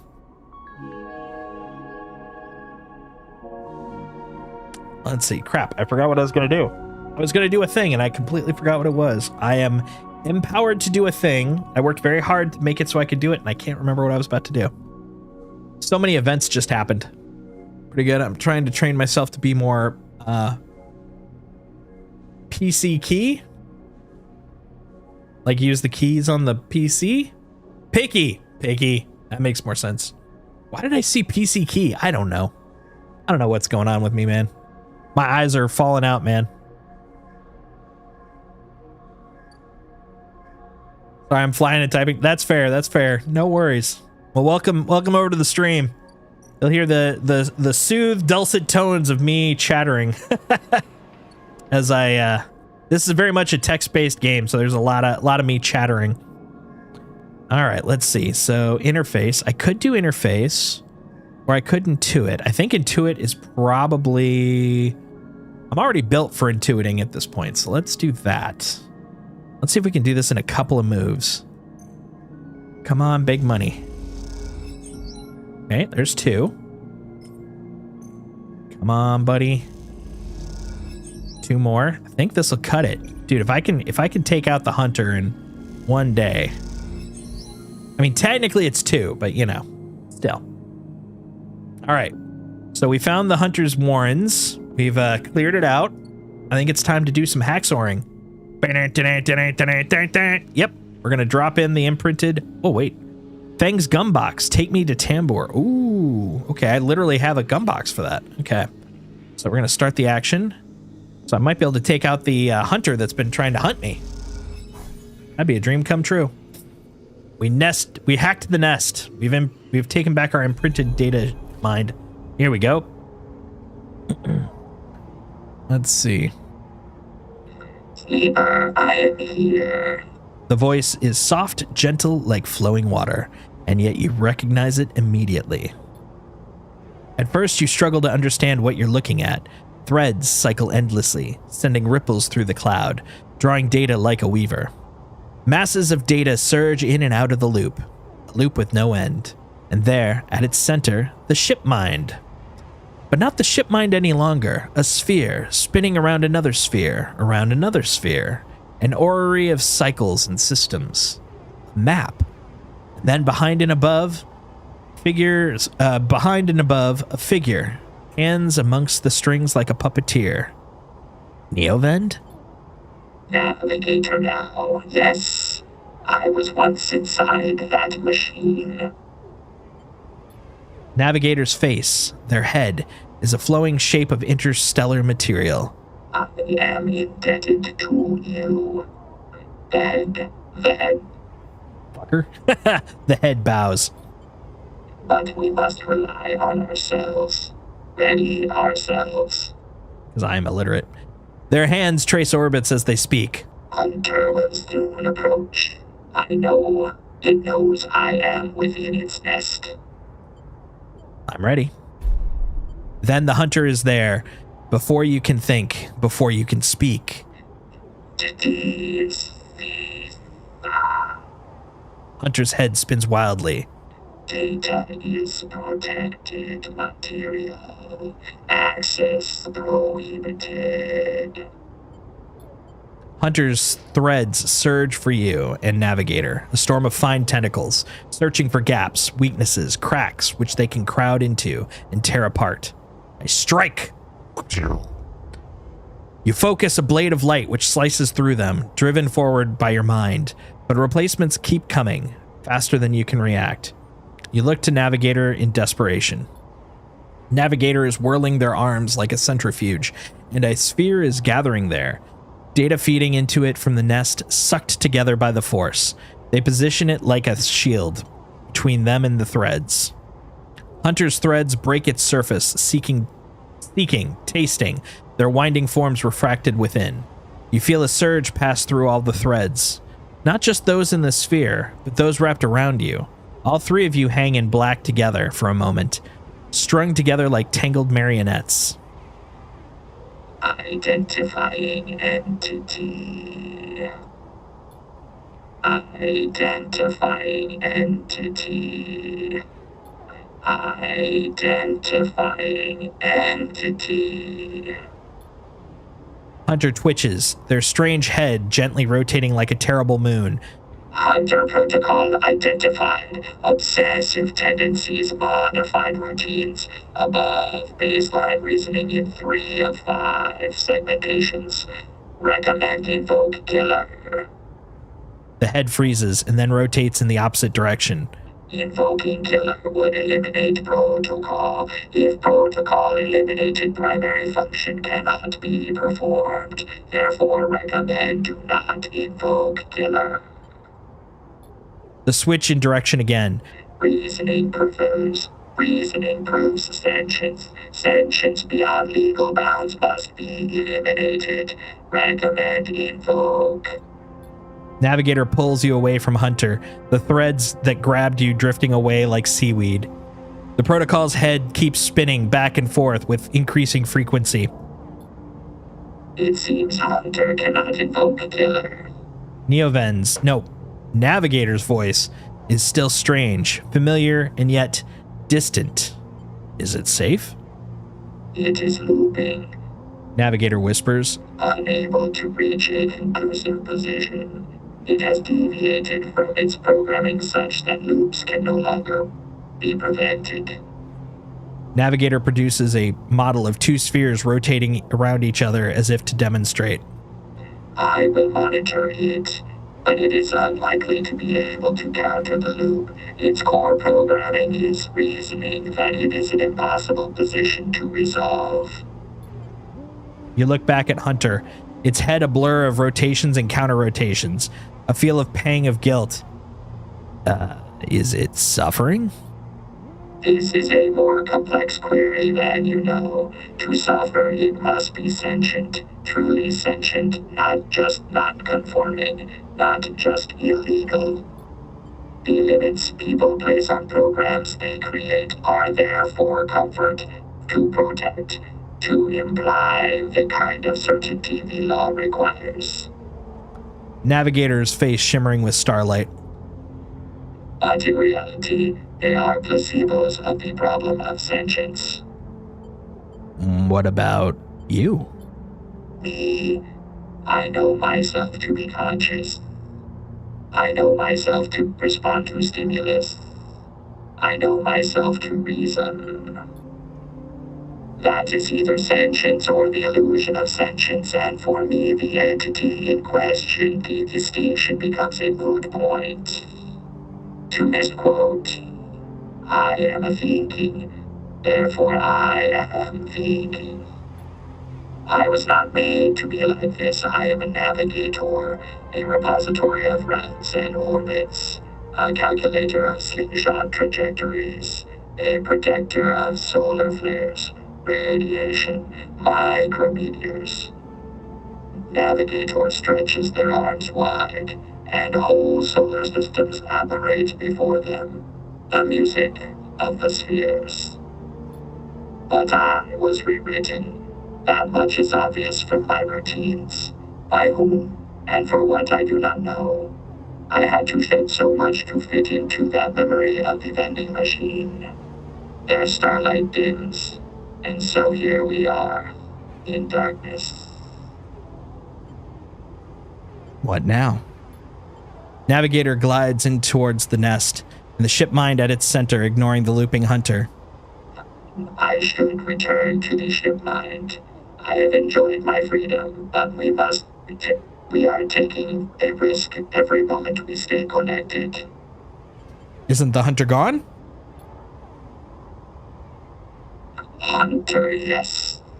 But they were not the real risk. Navigator turns, all shimmering liquid light.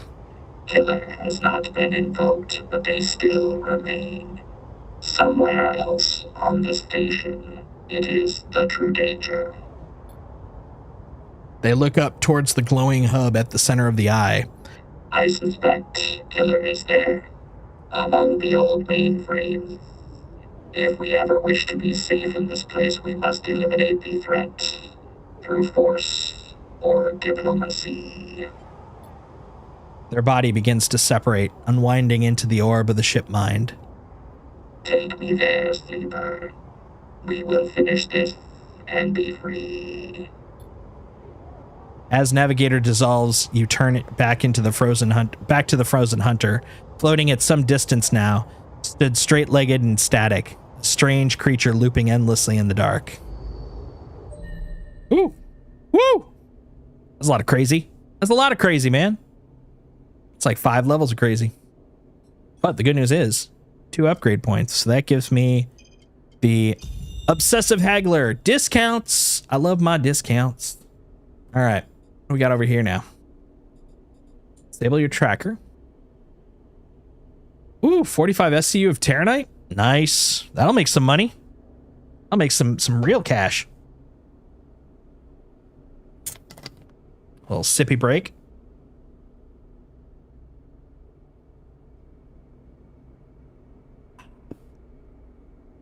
That's nice. That's real nice. All right. So let's see what we got. Got to still find Fang and his leads. I wish I could find frickin' Ankita. Where the hell she went. Got the flotilla aid. Ethan's protection through working at the compressor. And got more caps. Sidereal Horizon. Spend time as an enforcer. No, I don't want to be an enforcer yet. You can't make me. Let's see. Let's see if we can find anything that's pulsing and booping. Like right up here. Oh no, too far. Where is it? Right over here. Yeah. Right over at Dock 2. That was where he was at previously. We got a merchant coming next. Okay. Got Hunter Boy hunting. Cool. About a quarter of the way through the Sidereal.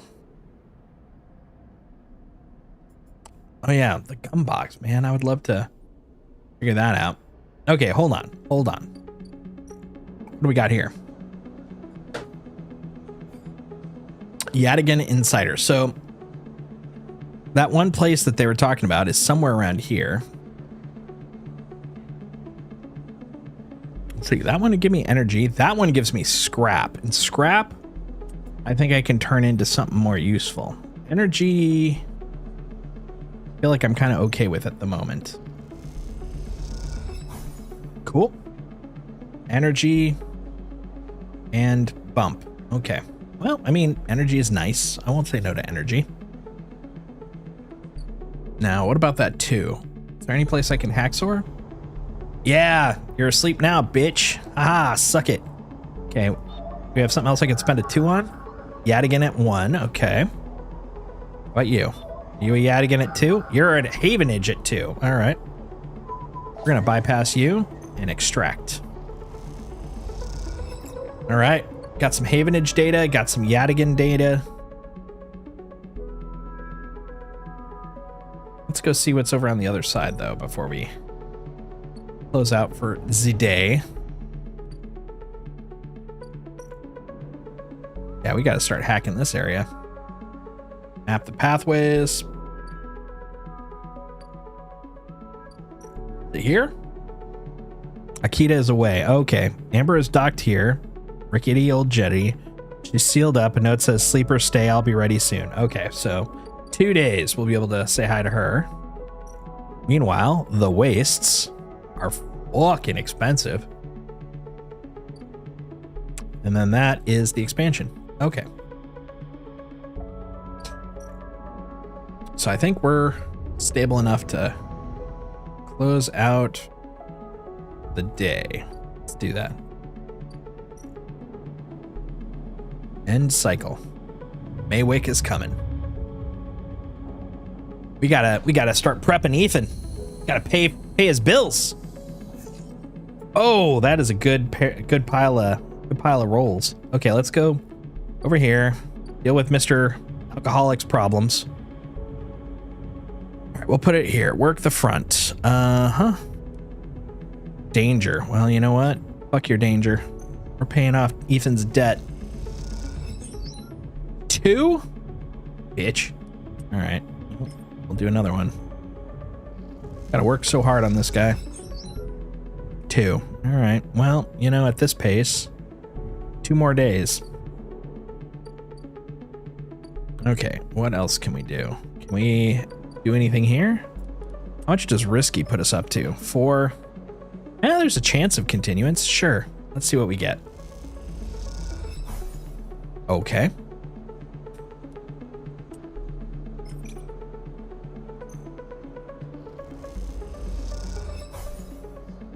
Okay. And the one, let's go hack the planet over here. Oh, I pressed button, that's why. All right, got some ones, right? Saw some ones. Who's next? You? Yadigan agent, hell yeah. Hell yeah, Yadigan.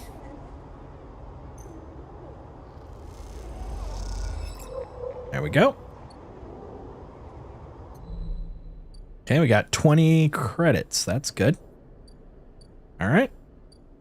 Another day. Next few days, I think, are going to go pretty quick.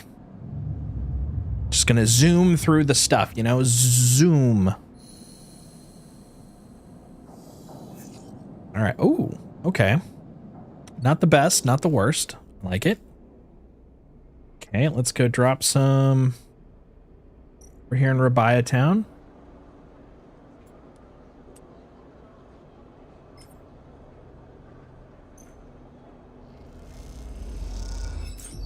There we go. Oh, I got a scrap that time. Nice. And probably. That's not what I'm looking for. This guy. I think this is going to be, yeah, 50-50. Okay. Worst comes to worst, we get something out of it. Cool. Then the 3. Damn it, there was something else I could do too. Oh yeah, first caster. How much do you need, caster? You need 5 of these? How many do I have? I got 2. I need way more. Okay, let's go over to Haxor Land, see if we can find something else to Haxor. There we go. Another Yadigan agent. Don't mind if I steal your shit. Beautiful.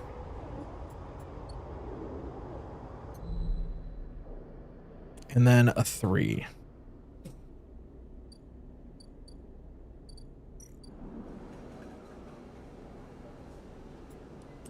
That one over there.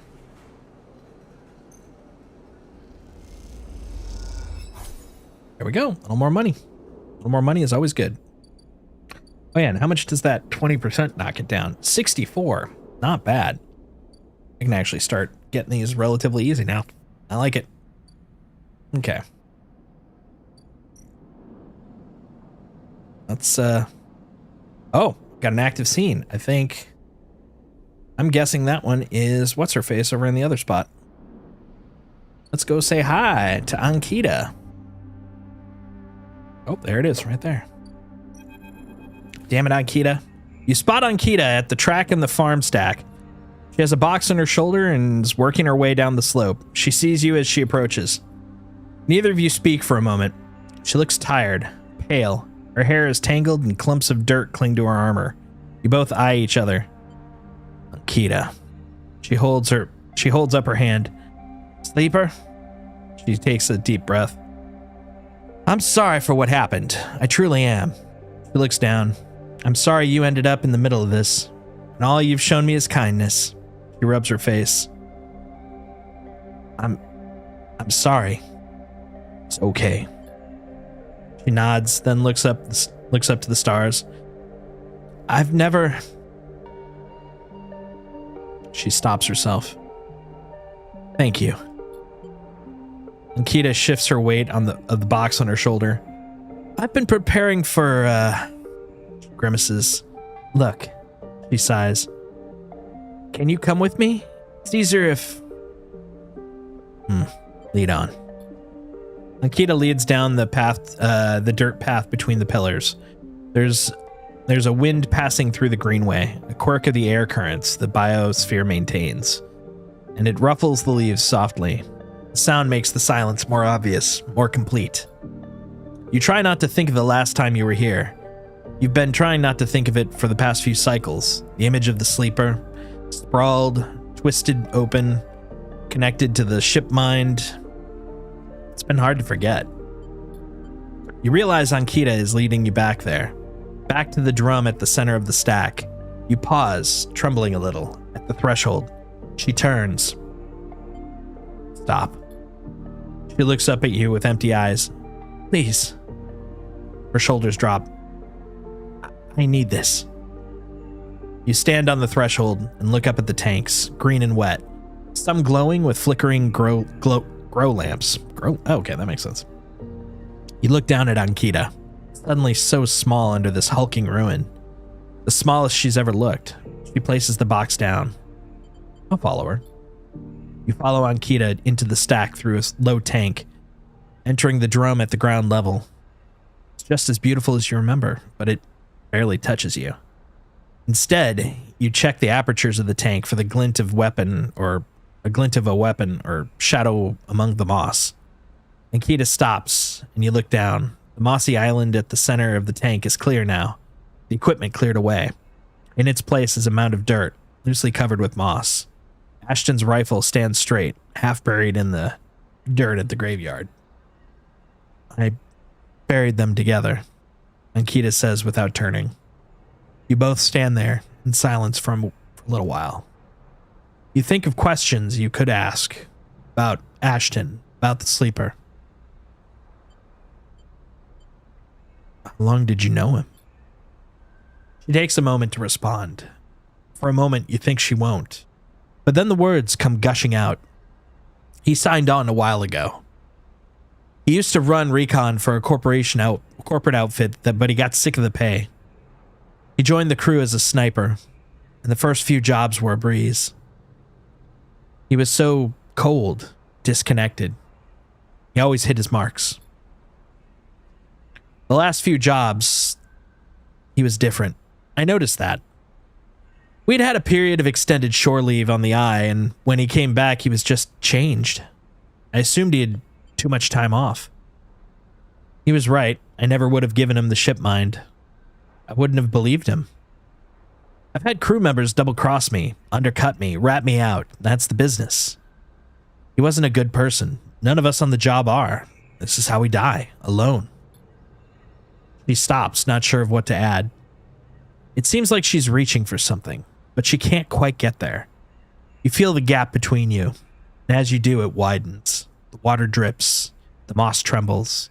You both stand in silence for a little longer. You both feel it, life creeping back in. The silence ending. Ankita shifts her weight and then starts to walk out. You follow her, suddenly eager to be back out in the open space of the greenway, to be away from this place forever. You stand outside and breathe the fresh air. You stare at the green leaves and the stars wheeling above them. That's it, says Ankita from somewhere behind you. You try to think of something to say but can't. Kita puts a hand on your shoulder. You turn back to her. At least like this. She forces a handful of cryo chits into your hand. It's... At least take this, sorry. It's what I owe. She looks at you desperately. You look down at the metal bars, ugly little things. You think, yeah, I kind of have to take them. You take the chits and turn out without saying a word. You continue to track. You continue up the track, and she does not follow. As you walk up the rise, and the wind picks up and leaves shudder. You walk faster, trying to outpace your anger. The chits are heavy in your pockets, and you hate them for reminding you of how little life is worth. I may be, but at least I can afford things now. Oh my god. Oh, what a dark life I live. All right, let's see. You roll all your dice once per cycle.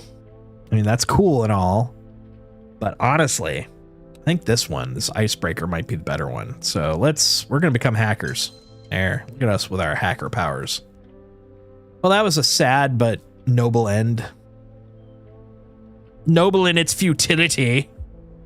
In its endlessness. How dark. How dark. All right, let's see where we're at. How are we doing on the countdown before things go to shit? So I believe if we were to kind of track this as a movie series of acts, we are like, this is act 2, this countdown here. So we're watching it go down. We're at what? 4 out of 24. Okay. We've got 1 week to get this stuff done. You'll need to leave the station, get protection, or disable your tracker. So my goal is to disable the tracker before they arrive. But I also want to get the ship stuff done. I'm gonna go to bed. No worries, man. Thanks for coming by. I'm happy to have you always. Have a chill night, and I'll talk to you soon, man.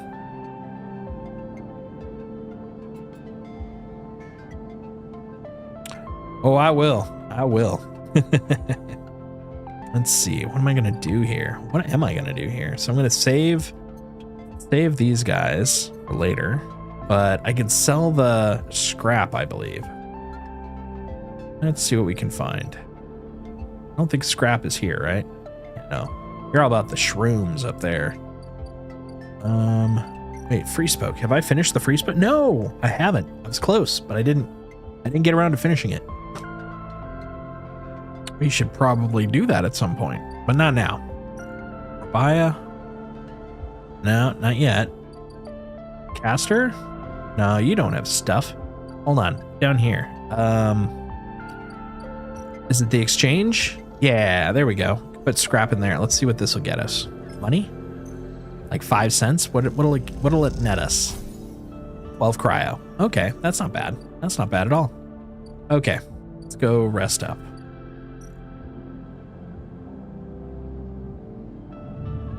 Well, I finished one of the drives, one of the stories, one of the tales. That's a lot of lows. Look at those low numbers. Well, you know what? That just means that we can go here and do some hacksoring. I see, now they're starting to refresh, huh? Okay, I got you. Another Yadigan, okay.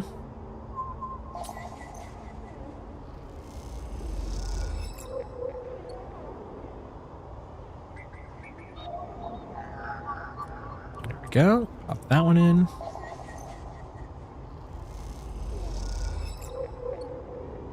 And if we can get a 2, that'd be the best.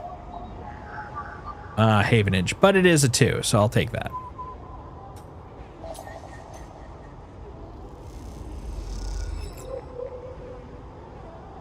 Nice. Okay. Then I'm left with a 3. What can I do with a 3? I could buy a ship mine fragment for 48 credits. That's pretty nice. Haggle over prices? Sure, let's do that. Let's see what that does. Limited, let's see, ship mine fragment discount. Well, hold on. What is that? I don't think that does what I don't think that does anything I need. Oh my goodness. Excuse me. Goodness gracious. Okay. Let's go back over here. Let's look at what we got here.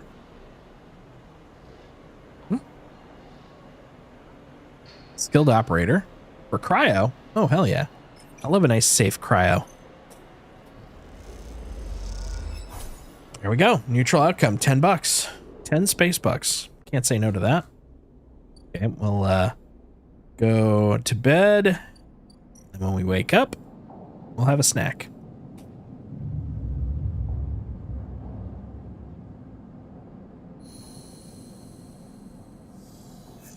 What do I? Oh, there we go. That's what I was looking for. These are numbers I require. Okay. Let's go over here. We'll order some snacks.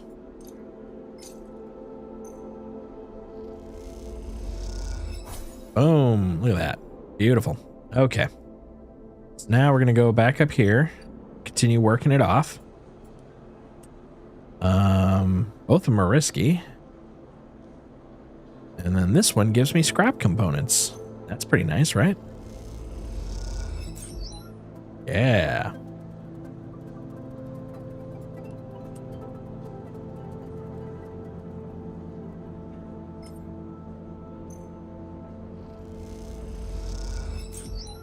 Just one, huh? That's crazy.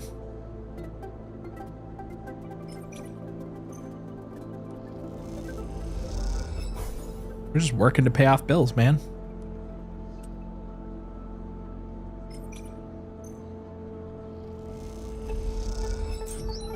There we go. Got some scrap. Oh. As you say your goodbyes to the other enforcers and walk back through the low end, a chirruping catches your direction, or your attention. In a quiet corridor, away from the main thoroughfares, someone has stuck a small recorder with a wall, to the wall with suit sealant tape. Written across the fluorescent tape is one word: sleeper. You peel it away from the wall. As you do, it triggers some kind of improvised trip switch. Sleeper. Sabine's voice crackles through. I have seen you with the Adigan members. They holding you captive now too? I'm sorry if I have dragged you into this. Do not trust them. Something is happening within the gang. Some kind of power struggle. You cover the speaker a little, their voice too loud in the quiet corridor. I will come soon. Thanks to your efforts, I have located most of their properties. At the right time, a pause. I will see you soon. Don't give up. Remember our deal. The recording cuts out. You stare at the recorder, processing what you just heard. Hearing Sabine's voice again opens up something inside of you. An Essen ARP employee. Do they know that I know? You struggle with a mix of concern and distrust. You throw the recorder into a nearby waste chute as you leave the corridor. Still unsure of who to trust, you head quietly out of the low end. Never trust anyone. No one's trustworthy.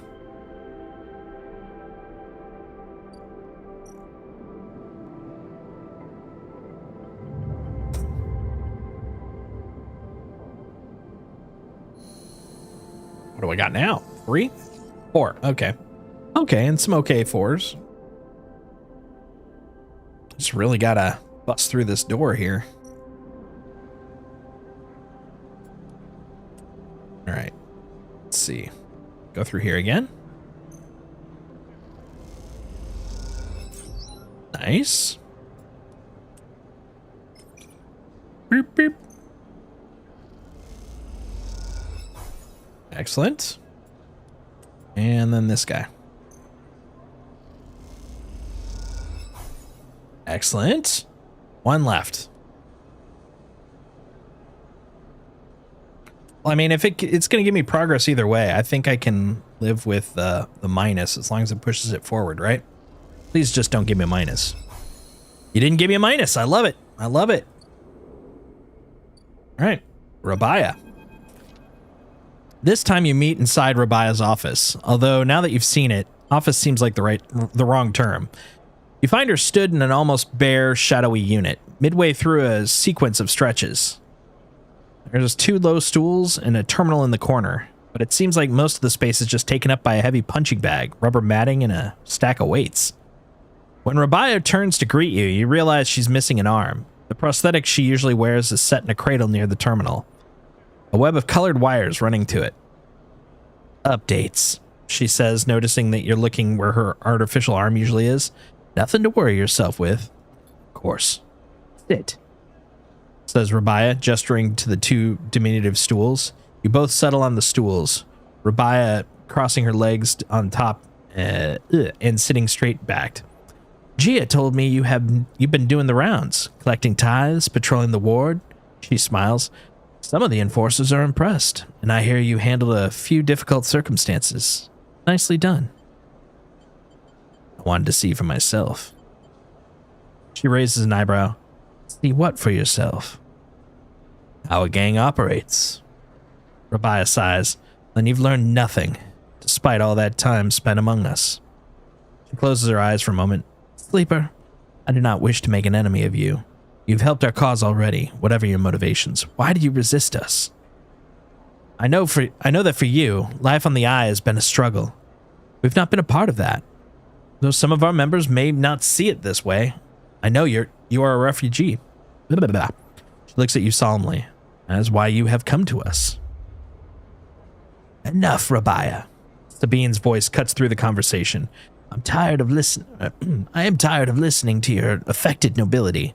They cross the room, Rabaya's baton in their hand, the end lit with sparking electricity.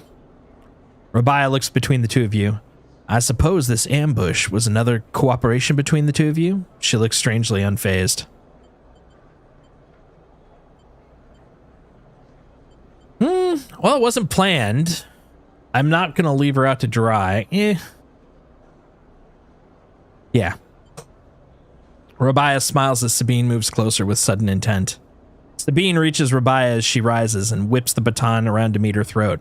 Both freeze, Sabine holding the baton out, the end shaking a little, and Rabaya fixed in place in front of it, leaning away from the sparking tip. Stop. Why should I? She believes she holds the power over both of us. Sabine holds steady. Now, if I can finally show her she does not. Your debt is with Yannick, Rabaya stutters. Don't be a fool. This crusade will be your end. Sabine grits her teeth, and for a moment you think that they're about to touch the baton to Rabaya's exposed throat, but slowly, deliberately, they press the tip downward, forcing Rabaya to coil back onto the stool. Sabine drops their arms to the side, does not turn the baton off. Sabine, tell her. They both look at you, each catching their breath, as if they had forgotten about your presence. What's the point? Sabine breathes heavily. She refuses to listen to criticism of the great Yadigan project. Rabaya collects herself. Speak. She folds her arms and waits to be convinced. Sabine takes a breath, organizing their thoughts. They go to start, pause, and then decide on another approach. Eventually they say it. Yannick is a traitor. Rabaya immediately flinches, her eyes going to her prosthetic arm, her muscles clenching. But she rides it out, more eager to prove Sabine wrong than she is to hurt them. At least for now. When I came here from SNR, they glance at you, gauging your reaction. It was Yannick who was the first one to support me, to look after me. I should have known then, but I was naive and afraid. Sabine turns to you. Sleeper. They take a breath. I know that I should have told you that I worked for SNR long ago. I thought you would abandon me. You're my final friend. What you should know is that I left SNR because I was running for my life. I leaked documents on the Sleeper program, on the illegal and immoral practices it relied on, and the press, or to the press. SNR wanted me dead. I fled as far as I could, to this refuge at the end of the surrogate systems. Sabine stops to collect himself. What does this have to do with Yannick? Rabaya interrupts. The Sleeper knows you're SNR. I told them. And while you hide beneath the cover of being a whistleblower, you and I both know that you worked on the Sleeper program. Yannick told me as much. Sabine's face falls. It is true. They glance at you and then away, shamed. They lift their head. But it is Yannick, not me, who is in the pocket of SNR. Rabaya flinches again. I can prove it. He made some kind of deal to keep me here, to tie me up in debt, to lock me away. In exchange? Rabaya slams her hand on the desk. Just tell us, for God's sakes. In exchange for those. Sabine finishes, nodding towards Rabaya's prosthetic arm in the cradle. He has been using Yadigan enforcers, using you as test subjects for SNR technology. I have the data to prove it. He has been bringing them under the guise of stolen shipments and having me fit them, knowing each one is capturing data and sending it back to its makers. Rabaya's fixed expression has started to fade. Sabine produces a slate. It's all here. Thousands of hours of usage data, failure rates, error dumps. These are untested implants, Rabaya. They could short out, fail, causing cascading failures across a person's body. And they have. Sabine suddenly looks incredibly tired. I thought the error rate in the units was down to them being stolen or modified. I've tried to fix hundreds of failures in my time here. Not all of them. They stop, unable to continue. Rabaya closes her eyes and breathes in, then opens them again. She holds out a hand to Sabine.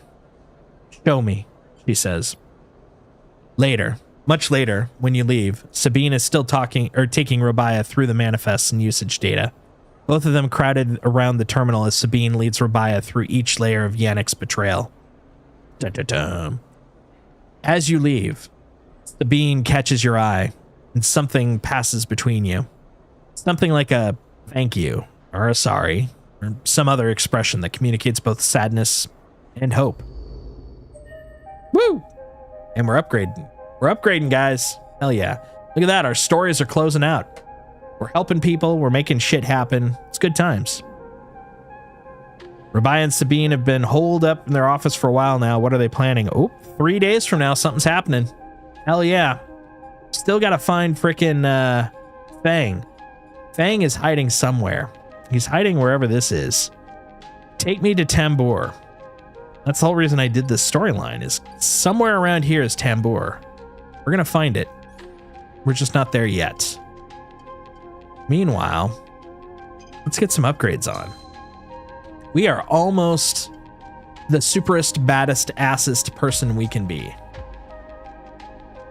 All right. We're doing pretty well, though. We've got money. We've got supplies. We've got support. Oh, right. What did we need for the ship mind?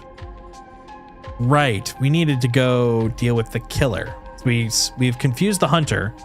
We need to go for the killer, but the killer ain't ready to move on yet. So, let's see. We also still have mushrooms and all sorts of stuff. Oh, and helping to pay off his debt. Right. Well, none of that's happening today. I say we sell our scrap, then go to bed. Yeah, look at that cryo. We're saving up money. We should be able to hit 300 since we've got 20% off of everything now. We are in a good place. But look at this. Look at all the stories we've finished, man. This is big stuff. We've been really pushing. Okay, one more. Look at that, 300 cryo, guys. That's crazy. Okay, there we go. Let's go to our bed. All right, we're a little over a quarter of the way through. We've got to finish all this shit up before our assassin comes to kill us. Down to 3. All right, we only got 3 points per day. Oh my god, it's crazy. It's crazy. So crazy, guys. So crazy. All right. Oh yeah, how much data? Okay. Oh, we got 5. Hold on. We got to go over here because we got a new friend who is willing to buy data in chunks of 5. Yeah, what is that going to get us? Let's find out. What you got for us, buddy?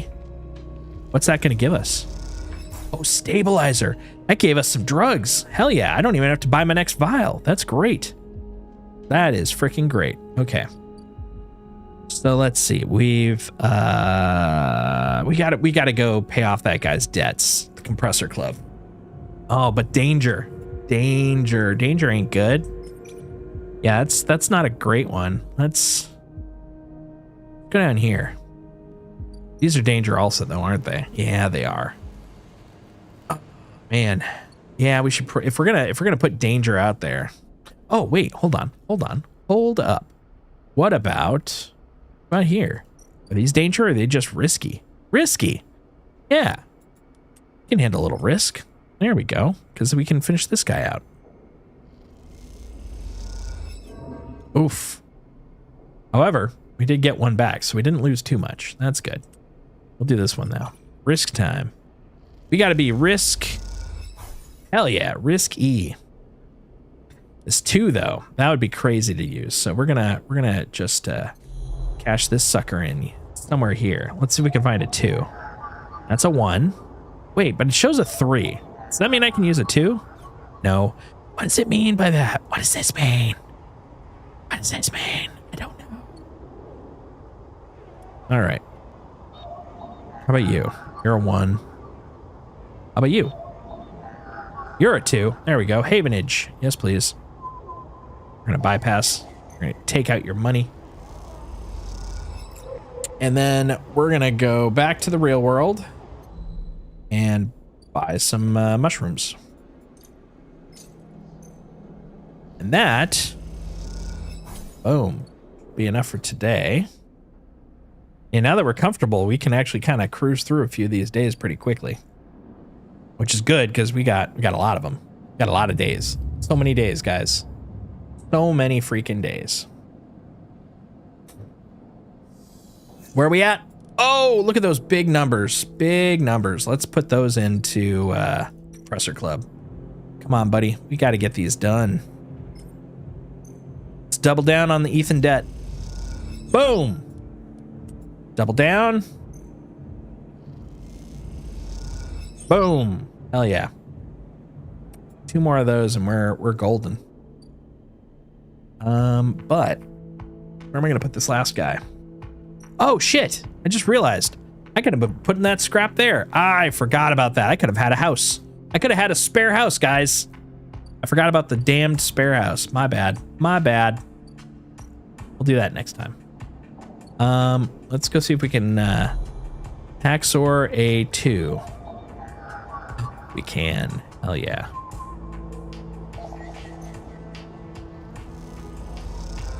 There we go. Got 4 of them. Now we'll take a nap.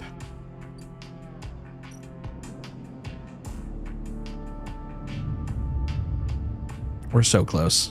Just need to help Ethan out so he'll calm the F down. Oh, that'll definitely help calm Ethan down. Oh, that's Emphas. My bad. We want Ethan. We need our bodyguard, man. Okay, I think these 2 will finally finish Ethan's little problem. Yep. And yeah, there we go. Ethan, what do you got to say? They're never gonna release my debt. The shits. Ethan kicks a locker, or kicks it at a locker, and the sound rattles loudly around the room. Ethan paces around the small room, swearing to himself. You watch him from the locker room bench. Calm down. They'll do it. Ethan laughs. There's no way. He spits on the floor, an old habit. They like having sniveling little shits like us to work at their club. Saves on the overheads, and they get to boss us around. He kicks the locker again and swears. What did they say? Some shit about getting back to me. I swear to God, these are the most straight-edged gangsters I've ever seen. He laughs at himself at his own joke. I can't do it. I can't spend another shift stopping spacers bringing nail guns into the club or pouring endless shots of Girol for ignorant Havenage work crews. He looks at the locker again, threatening it with a final kick. I mean it! I'm gonna go up there and shoot every single one of those shits. He makes a finger gun. Hold on. Don't get all excited. I haven't got my gun, remember? He stops pacing. But you know, Sleeper, it's not a bad idea you have there. I didn't have an idea. He ignores you. I don't mean shooting up the place. I mean getting the gun. He sits behind you on the bench. Think about it. What am I supposed to do when Maywick gets here? Shout him down? I need that gun if you want me to keep my end of the deal. It's simple. An explosive personality for a distraction at the front. He places a hand on his own chest. A sneaky sleeper to go in the back. He pats your chest. What about the debt? We've done our time. The wounds, they've faded. If they don't notice us take the gun, they'll never notice it's gone. Plus, he stands up. After my distraction, they'll happy to be seeing the back of me. Or they'll want you dead even more. Either works. At least I'd never have to see the inside of this shithole again. Kicks the locker for one last kick for good luck. Let me know when you want to do this. Then we both move as one. Meet up at the Bright Market after. But don't take too long, or I really will shoot this place up. He grins. You know I'll do it too. All right. I got it. We're gonna take his gun back, huh? God damn it. Ethan, you're a little shit. What do you need for that one? Engage, danger. Oh, I'm gonna want a 6. We're gonna save for a 6. But we have a 4. Oh, wait a minute. Rabaya! As you enter Rabaya's office, you hear voices. Is that Sabine? Push open the door. Sleeper, what good timing. Rabaya calls out as you enter. I want to introduce you to someone. The man is standing in the center of the room, speaking quietly with Rabaya. She turns as you come in. Meet Yannick. Sleeper, he nods. Been hearing good things from Rabbi. He smiles an easy smile. Good to meet you. Likewise. He waves a ringed hand. Now, Rabbi, where were we? Actually, Rabaya places a hand on your shoulder. The sleeper was what I wanted to talk to you about. She doesn't spare you a look. What's going on? Well, okay then. Yannick tucks his hand into his pockets. Go on. I'd like to recommend them to your ward. A tiny pause. They've shown themselves to be a capable ally here on the spoke side, but we have more than enough to run our territories. I hear the main block has proven more difficult. Yannick leans forward slowly. It's a mess, Robbie. He waits, his tinted glasses shimmering despite the lack of light in the unit. I could use them. He suddenly decides. Rabaya smiles. Good to hear. I can immediately... Yannick cuts her off with a raised hand. 1 second. He steps one surprisingly light step closer to you. You eager to work, sleeper? Yes. Yannick nods his head as if listening to music. Okay then. You suddenly are unsure if he's talking to you. Well, that concludes it. Yannick pronounces. Sleeper, you can come work in the ward anytime they like. You shoot Rabaya a confused look. Rabaya finally glances at you for a moment, but it's so fast you almost miss it. Good. Then I know you'll be happy with their work, Yan. Yannick reaches out and squeezes her shoulder. Sure, Rabbi, he says. Now please, he says, turning to face you. Let us old friends get back to it. He guides Rabaya away, leaving you standing alone. You look to Rabaya, but she is deep in conversation. So stunned and confused, you leave. All right, got another drive. My goodness, every time we knock one out, we get another one in return. It's as if that's how the game works. All right, so we've got to steal his gun. We're still working on the serial ticket. Love to get the mushrooms. Got to expose Yannick, so we got to do that by gaining his trust. Still trying to find Fang. You little shit, where are you? We'll find you. We'll find you. All right. I still got 1 day left. All right, so I can patrol. Ooh, dangerous block. Fuck. Okay. Well, not that one yet. What was I gonna do? So we got the knockdown drag out over here. I've got food. I think. Yeah, I think we're gonna go over here. We're gonna put this one in here. No, wait. One more down. I keep going to Havenage, thinking it's the sidereal hull. That's on me. Come on, scrap. No scrap, damn it. But I did get progress. I want scrap. Give me my scrap. That's all I want in life. Give me some scrap. Okay, we're gonna take a nap. Yeah, we got enough food. We're good. Next day. Meanwhile, the next day in the city of Townsville.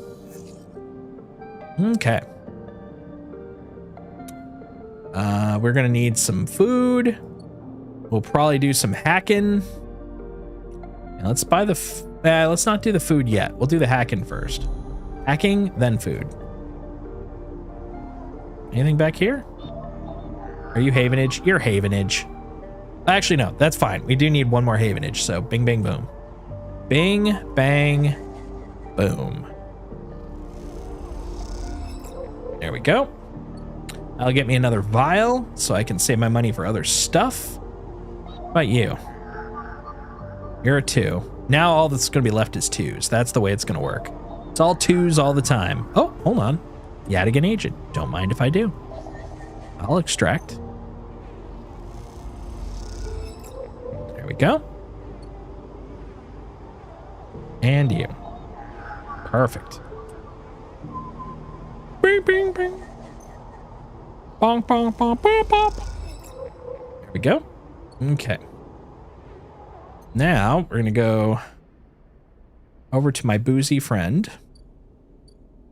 Here. Caster. Yeah. Hey, I heard you wanted some high-level shit. Guess what I got?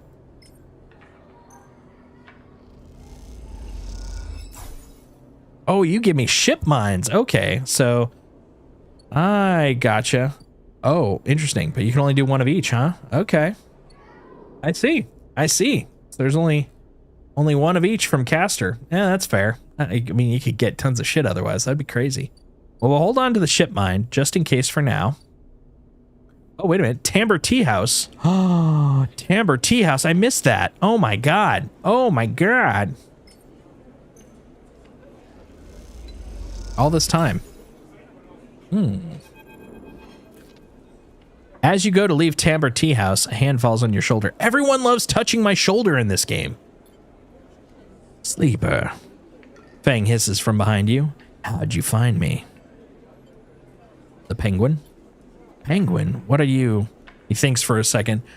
Oh, do you mean... He mimes, throwing gum in his mouth. That wasn't meant for you specifically, but... Cringes. Look, it doesn't matter. Let's sit. Fang guides you down to a set of stairs to one of Tambor's lower levels. The tea house is stacked with curved mezzanines, all connected by a central atrium. The levels are filled with makeshift booths and bars, and conversation bounces busily off the metal walls.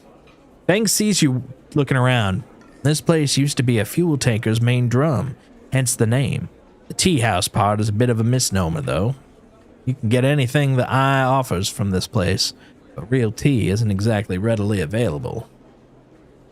He picks a booth, itself fashioned from some old salvaged tank or container, lined with spongy insulation foam, and collapses into it. He looks around furtively. Don't suppose you've seen any Havenage types? They don't usually come out this far. Bang. What's going on? Well, I'm suspended, that's the first thing. And the second thing is I'm pretty sure Hardin wants to drop me off the rim of the eye. He grins. Doesn't bother me, though. Shows we hit a nerve back there. He picks a scrappy, hand-scrawled menu from the table and tosses it over. What are you drinking? Why are you so calm? You know any reason I shouldn't be? He leans in, suddenly concerned, but then waves the idea away. Hold that thought. Let's order first. Fang's right. The menu is ridiculous. There's at least 10 different infusions, most of which you can't make out, but the paper is dominated by an extensive complement of esoteric alcohols and cocktails. Black tea is listed without a price as a seasonal specialty. So you ran into Hardin? Was he pissed? Fang doesn't wait for the answer. That snake is so self-righteous, he might actually believe that Erlen would approve of his meritocratic bullshit. He taps on the table. If Havenage was like it should be, like the way it was founded to be, They would have shouted him down at any council meeting he dared to mention true citizens. He sighs, but I guess his kind run the place now. A young woman with a vine tattoo snaking up her arm turns to the booth, a slate in hand. Your order? You skim the menu, your eyes glazing over. Time to pick something. A Girol. Neat. Fang taps the table to order the same. Excuse me. And you, she begins, looking at Fang. But when she sees him, she suddenly stops. What the? Fang shrinks a little. You're supposed to be working. This is your shift. He grins sheepishly. You work here? Fang waves you to be quiet. Look, Jenna's just trying to say this is my break. My friend here has been through a lot. Jenna looks through between the two of you. I'll nod. Fang also starts nodding. 2 minutes, she says, pointing at Fang, and only because I don't want this to get dragged into whatever this is, or I don't want to get it dragged into whatever this is. She gestures at the table and walks off. What? Fang stretches out in the booth. You know how it is. We have to eat. Plus, he leans in. This is the best place around here for the kind of person you might be looking for. Ooh. Remember that web of connections that Hardin pinged the moment we confronted him? Those are his collaborators. And if we want to understand what a Solheim executive might be getting up to on the eye, those are the kind of people we have to find. Fang is almost whispering now. There's a couple of them I suspect are here in Low End. And well, almost everyone here in Low End comes to this place at one time or another. He brings a modified slate onto the table. I've set this up so that when anyone with the network signature I'm looking for comes into close proximity, it'll mark them. Once they're marked, we can break through their access protocols and get the good stuff inside. We just have to find them first, hence me moonlighting as a waiter. Suddenly a smile grows across his face. Wait, I have an idea. Oh no. Look, I can't cover enough of the Low End on my own, so far I've had no matches in this place. With two of us, we can cover more ground. How? Well, Fang has a hangdog look. We need to get you out and about in the Low End, in close proximity to as many people and residences as possible. Turns out my friend Minji needs some help with deliveries. In Minji Express? Ah, you already know him. Perfect. Fangy places a tiny receiver on the table. This connects to my slate. Runs the same marking protocol if you get near any of our targets. So all you have to do is take some delivery shifts at old Minji's and soon enough we'll have the place covered. Bang. Don't give me that. You know I like working. Do you think I like working here? And I thought you could use the tips. He grins. We're in this together, right? Right. Okay then. Bang slips his slate back under the clothes. Just head on up to Minji Express. Take a delivery shift. We'll see what shakes up. You manage to find anyone and extract any data, bring it right down here for me. They have me on double shifts, so I shouldn't be hard to find. Jenna walks past carrying a tray of drinks and sharply catches Fang's eyes. I don't think she's bringing your drink. He stands. I think it's time we call this meeting to a close. You grab the receiver from the table and slip it into your pocket. See you soon, sleeper. Stay safe. Fang adds before turning and walking towards the bar, whistling as he does. God damn it, Fang. Just every time. There's no such thing as completing anything that Fang is claiming. All right, let's get some food. Food is down here in town. Emphas, I need snackos, please. Thank you. And then we stumble off to Sleepy Town. Looks like we're almost halfway through. Eesh. Eesh! Killer's coming! I got a 6. We're gonna go to the bar. I got a 6. We're going to the bar. Fucking go. Shove you in this hole. Start it. Boom. Grab the gun. The gun tucks safely into a pocket. You work your way down the stairs and that lead up to the office. Doorman passes and you exchange nods. It seems like you're on the clear. You hurry on, eager before anybody spots anything. As you come down the main stairway into the front of the club, you see Ethan entering. He has a dark look in his eyes, which troubles you. He's reaching into his pocket of his coat, slowly, carefully. Catch his eye and raise an eyebrow. You shake your head. Long pause, then he nods and turns around, walking back out of the club. He was about to just go nuts. You exhale, not realizing you were holding your breath. And then you're out. Without a single shout, without anyone noticing, you meet Ethan around the corner on at a quiet Bright Market walkway. You have it? You lift it out of your pocket. It is colder and heavier than you expected. Ethan watches you take it out. Nice! Now, if you would, he beckons with his hand. Memory jumps into your mind of Ethan in the compressor, hand out, asking for his gun. A memory followed by the memory of a sharp, dizzying pain. You flinch. I'm gonna give him the gun. Ethan eagerly grabs it and looks down at the sights. He sighs a sigh of relief. Then he meets your eye and slowly raises the gun until it's pointing directly at your head. Not funny. You still don't get it, do you, Sleeper?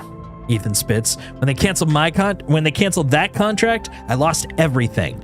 My reputation, my payout, a way of getting off this shitty station, everything. All I had left was you, he grins, a naive little sleeper with a heart of gold. I couldn't believe it worked, he laughed, and now we're done. But the contract's canceled. No shit. Ethan steps back a little, taking himself out of arm's reach. He slides his slate out of his jacket pocket with his other hand. Now call Maywick. No. Yep. He grins. He prods the slate. Done. He puts it away. He's here, you know. On the station. I've been speaking with him. He tells me we could split the contract. Not 50-50. But enough of a finder's fee that I can get out of this shithole. He's lying. At this point, Sleeper, I'm not sure you're the one who I'd trust to spot a lie, he winks. Ethan glances around. I've learned one thing from you, though, Sleeper. In all of our cycles working at that shitty club, he smiles. People never know when to cut and run. It's like they freeze in the headlights when the future is bearing down on them. They watch it coming, watch their death flying in at a fraction drive speed. You had every chance, and yet you still kept on going, like some idiot robot, going through the motions, even though you knew you'd be crushed. He smirks. Let me tell you something else. The shot enters through the upper back, and he crumples immediately to the ground. You drop too without thinking, pressing yourself to the walkway floor like it might save you. Silence. You look up, and you see him coming straight down the walkway, silent, eyes alight. Maywick. You freeze in fear.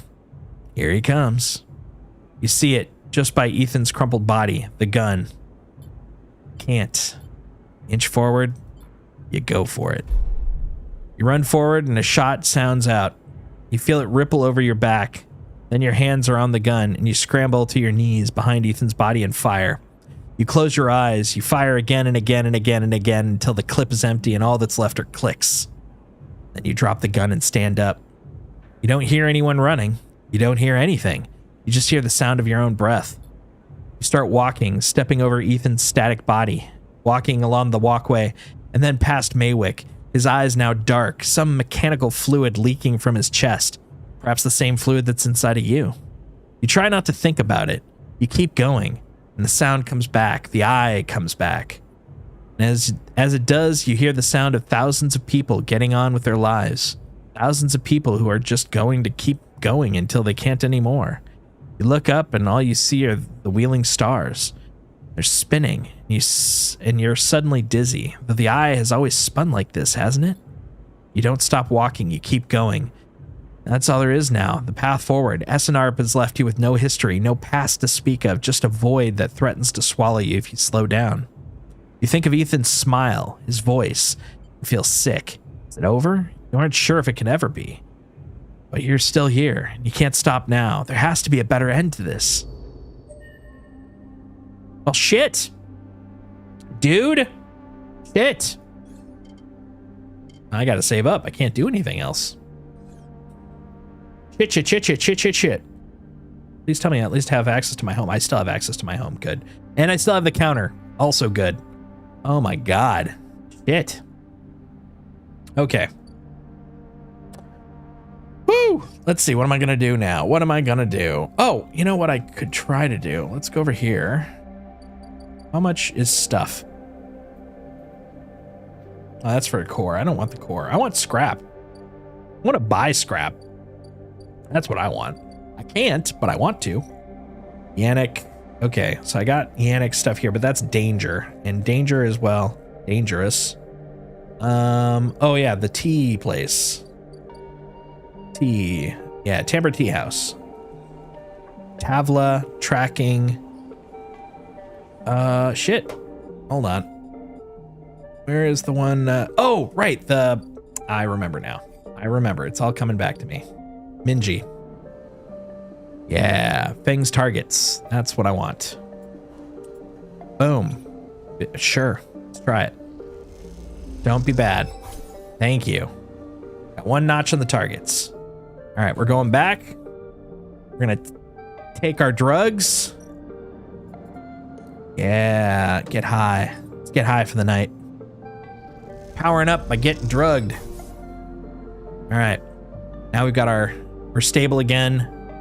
Okay, it's time to sleep. Shit. So we've got the assassin on station. Just took out Ethan. Oh, fuck. You wake from dreams of Maywick's amber eyes floating in a pool of dark fluid. It was difficult to get to sleep, and you suspect that it isn't about to change anytime soon, not after what happened. But you also feel something else as you get up. Thumb the power stud of the stove and begin to boil the water like every morning. You feel something is lifted, something that has been hanging over you since you arrived on this station. You try not to think too hard about it, to question it. You just let that lightness stay. Let it settle as you go through your routines. Your hope is that you don't focus on it. You don't look at it directly. It won't get scared and leave you. That the lightness will stay for this cycle, and then another, and then another. Because after all that's happened, a little lightness would be nice. It really would. Because fuck, dude. It's been a tough time for this sleeper. Let me tell you. Okay, so I've got a lot of good rolls here. So we've dealt with Boozy McBoozerton. Matter of fact, I think the bar is gone. Nope. Yeah, no, it is. Yeah, the bar is gone. We're done with the bar. Cool. I still haven't even touched the mushroom part with Emphas. Haven't touched Overlook. Like, Overlook, I feel like is just gone. No, fuck you. Not that. Over here. I'd really love to deal with this. Get more of that done, but that doesn't feel like a priority compared to Fang. We really need to help Fang out. Let's go do some deliveries. Let's see. So I got some 3s, which I can turn into 4s. And I feel like that would be a good place to start. Let's do that. Minji, guess what? Got some delivery time for you. Neutral. Okay. We'll put all the 3s in here, and then we're going to put that 5 over in Yannick's work. Neutral. Stupid ass neutral. God damn. Okay, and then we'll put this one into Yannick. Because that is going to be a 100% positive. There we go. So a quarter on that one run. Nice. Now,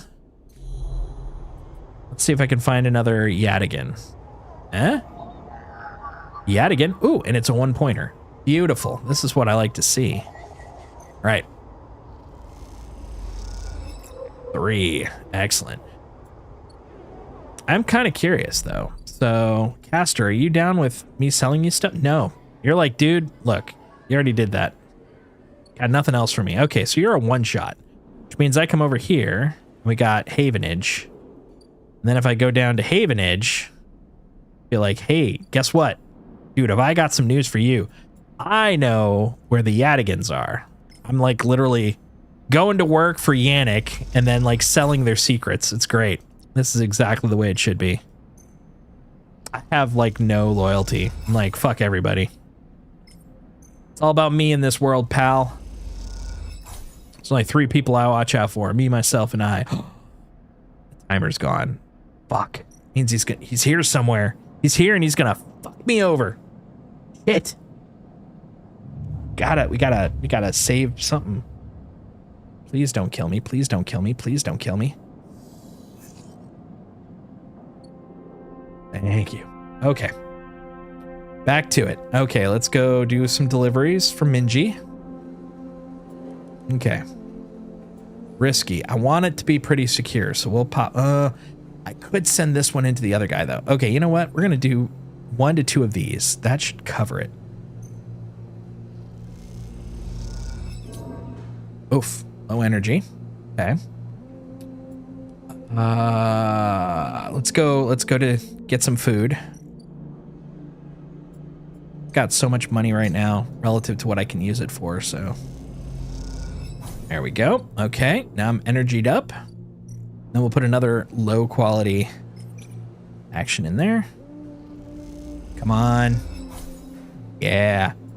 Then one more. Come on, buddy. Please, please, please, please, please, please, please, please. You are a stupid ore beast. So ultimately, I did end up just having to use this one anyways. There we go. Bang! I got your targets, buddy. I've got your targets. Sleeper. You see Fang coming up the corridor as you step out of Minji's. The kelp noodle smell still clinging to your clothes. Comes up and fast and stops close, looking around suspiciously. I don't have long. Take these. Fang palms you a couple of these metal thumbnail size drives. Ripper worms. Oh, more of those. Okay. My slate has been buzzing like crazy. It seems your delivery shifts have been turning up our 2 targets. He squeezes your shoulder. I knew you could do it. Now we nail those snakes. What do we do?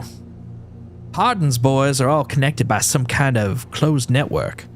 You break the access protocols on both of them, you should be able to gain the location of the nearest network ports. Slot those ripple worms in those ports, 1 each. They'll feed me anything and everything stored in Hardin's shadow network. He smiles. Can't wait to see what juicy plans they have in there. You hear a scuff of boots as a group comes up the corridor. Likely on their way to place an order with Minji. You turn for a second, and when you look back, Fang is already halfway down the corridor in the opposite direction. He raises a hand in farewell and is gone. You run your fingers over the tiny ripper worm drives in your pocket. A smile to yourself as you wonder how mad Jenna will be at Fang for this little excursion. Time to slot some worms.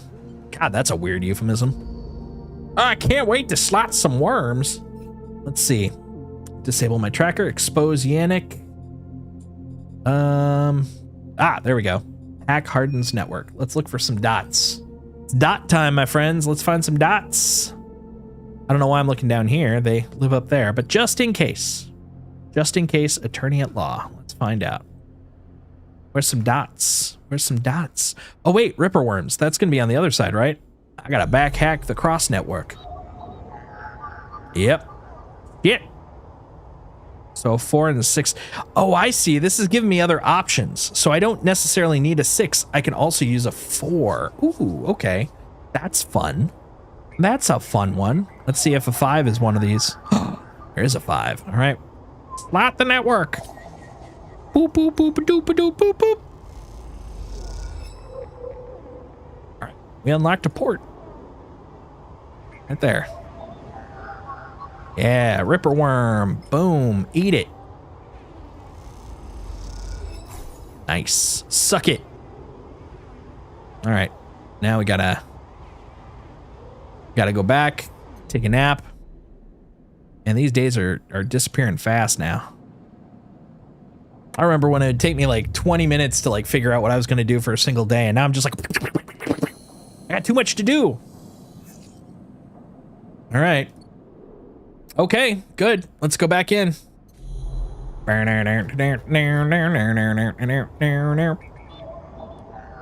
6, don't mind if I do. Oh, a 4, don't mind if I do. So I can use that 6 elsewhere. All right, we're hacking through. We're using some sort of alternate gateway. All right. Boop. All right, we've hacked both the locations. Took a couple of days, but we did it. Bang, what do you got for us? You walk into the timbre.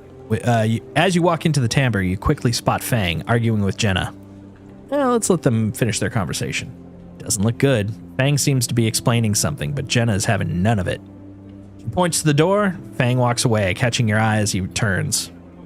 Could have done with you glancing here a minute or so ago. He glances back at Jenna. Well, either way, looks like I'm fired.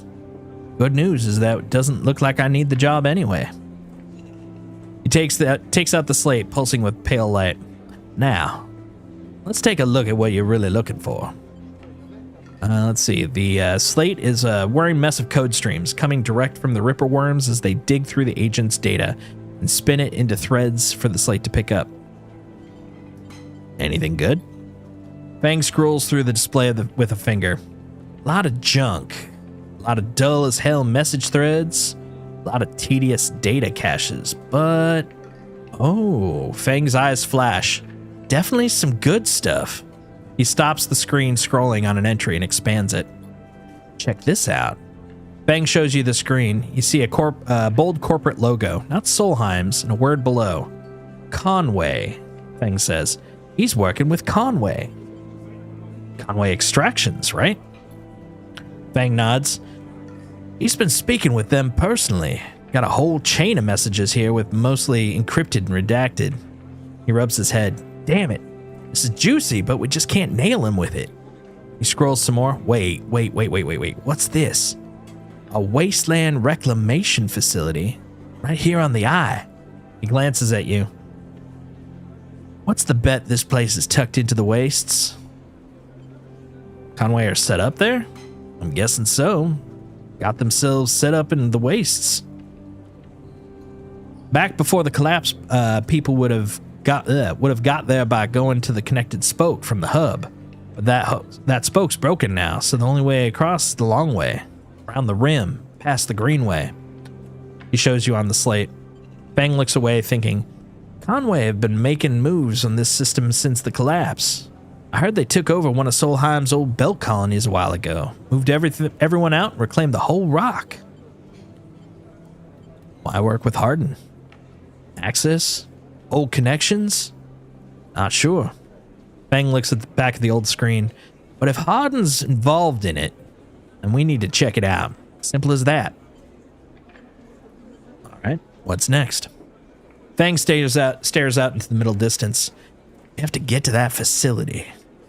The answer to whatever Hardin's been planning, has to be out there. We're gonna catch him in the act. Give me 5, maybe 6 cycles, then I'll see you in the greenway. I seem to remember there's some old service docks up in the outer shell by the Haifa building. Should be a good place to meet.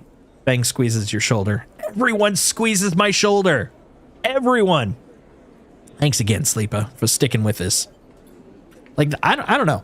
I don't know about most people, like, in the real world. No one comes up to me and, like, even that I know is like, squeeze, squeeze, squeeze. They love squeezing shoulders in this game. I haven't forgotten about that track of yours either, but I'm gonna need to be back in my bay in order to pull solutions together.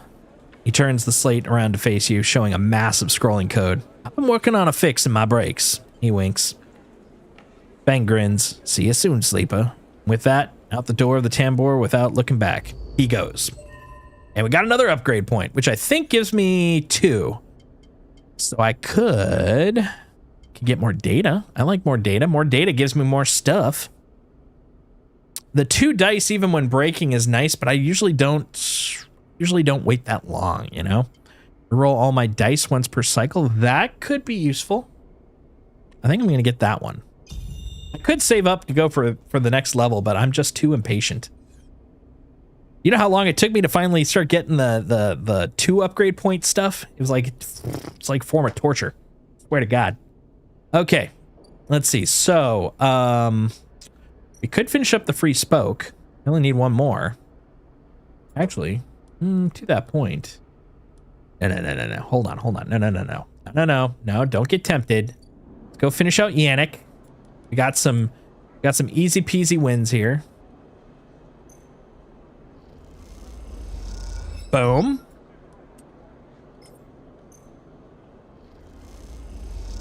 Boom.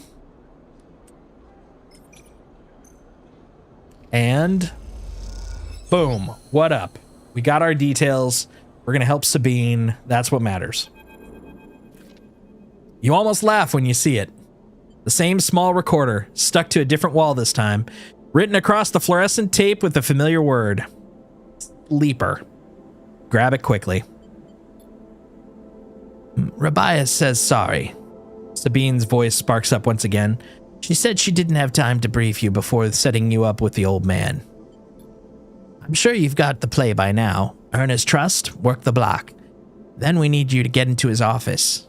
Quick pause. It's risky, but obviously you're the only one of us that he doesn't already know. Either way, we need you to locate the link to SNR. You hear a shout in the background of the recording.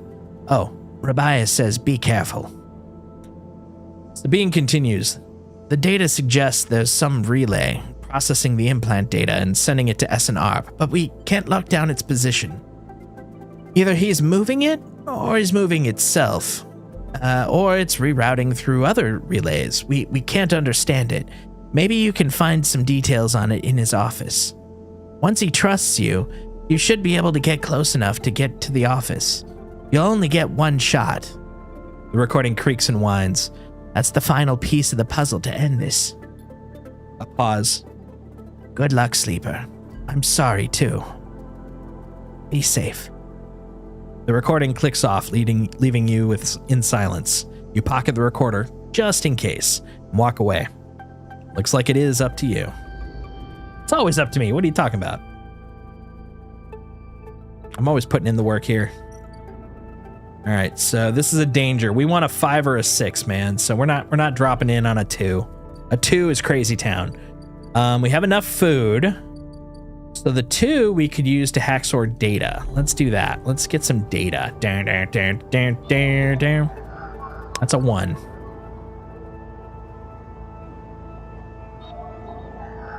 That's a 1. I swear to God, if there's no 2s. That's a 2. There we go. There we go. I pass. Gimme.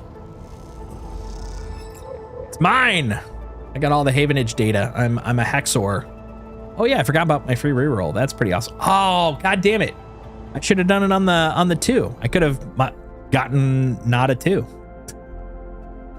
Also, while I'm here, hold on.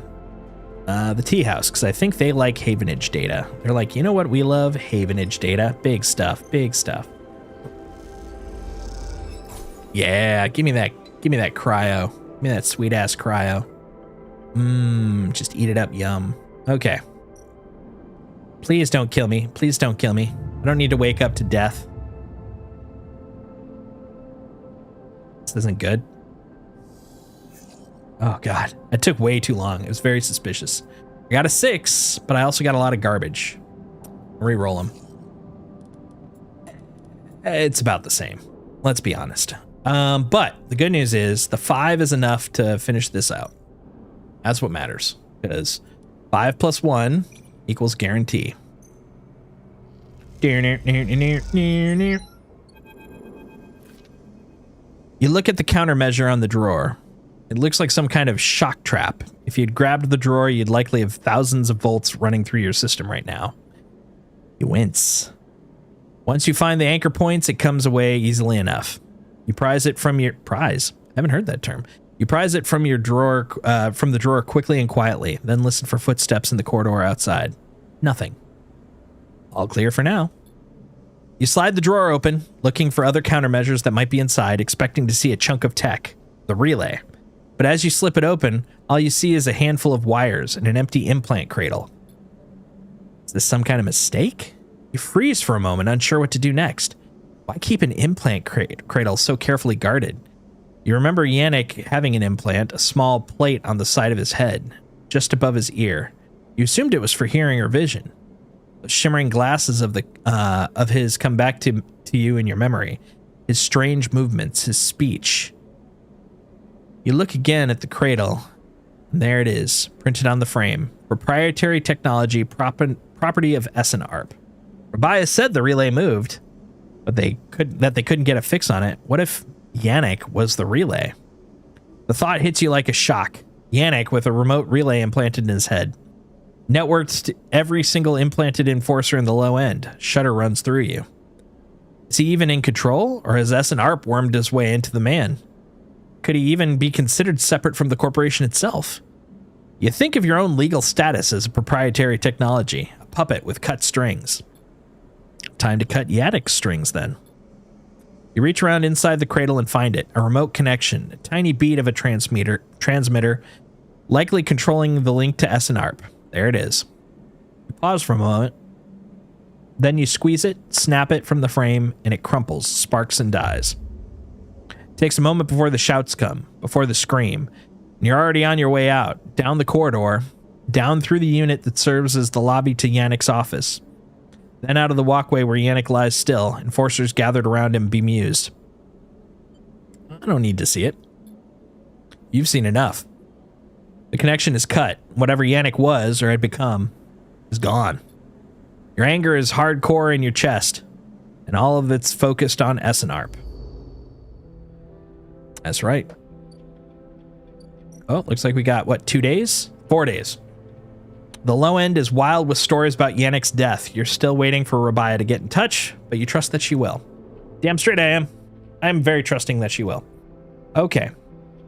So, where does that put us? Build a home. If I had some scrap, I would do that, but I don't, so I won't.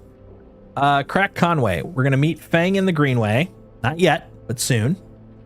Disable my tracker. Fang's still working on it. We're now waiting for Rabaya. I could do mushrooms. I mean, I could get mushrooms. I mean, I could do both. Why not? Hold on. Mushrooms to the Briar. Okay. There's also bring Emphas Droll caps. I still haven't gotten any mushrooms. Haven't really focused on that. And then the Sidereal ticket. Okay. So what I'm going to do is drop the last of the free spoke missions. This should probably push it over. Hell yeah. Spoke climber. So now, what do we got? Send the hub. Ooh, we can go up. I haven't gone up before. Very excited. What's up here? Things. Beautiful. Okay, let's take a look. The hub. What do you got? The hub is thronged with spacers from across the surrogate systems. They can be a prickly bunch, but they know the place well. So I can increase this or lose cryo. The stacked bays house flow of incoming and outgoing ship. The digital manifests. Okay. Progress or energy. So lose money or lose energy. I would pick lose money any day. Both are risky. Okay. And there's the mainframe. What do you got? Oh, okay. Mainframe is now mostly... Okay, this is where the killer is. Okay. Well, let's get that going.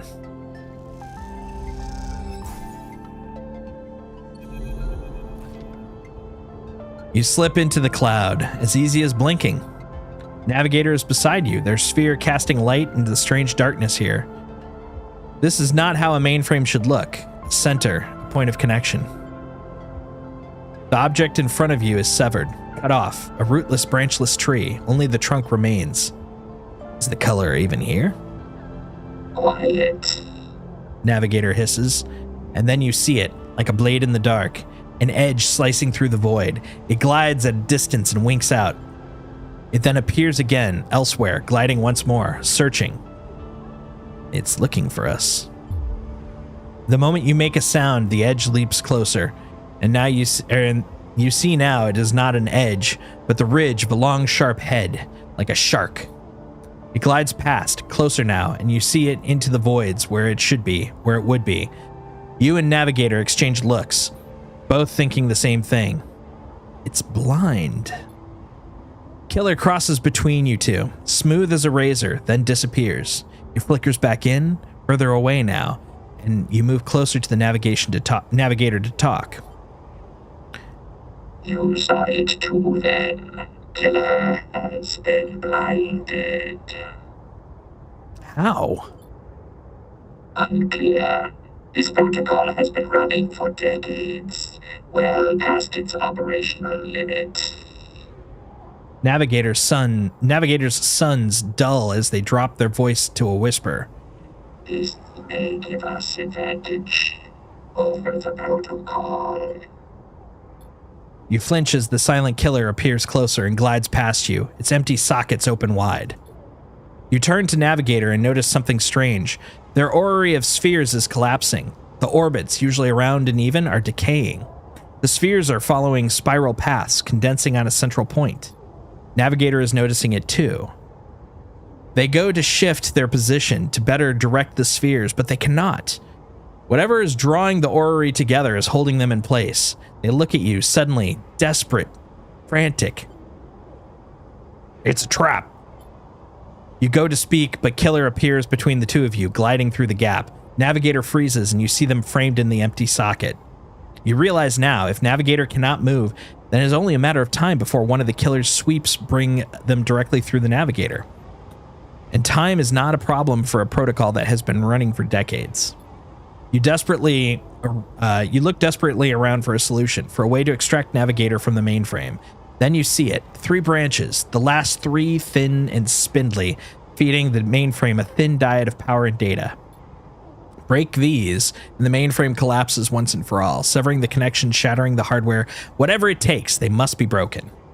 But they're encased in something, a glassy layer of protection. You'll need to unlock access before snapping them from the mainframe for good.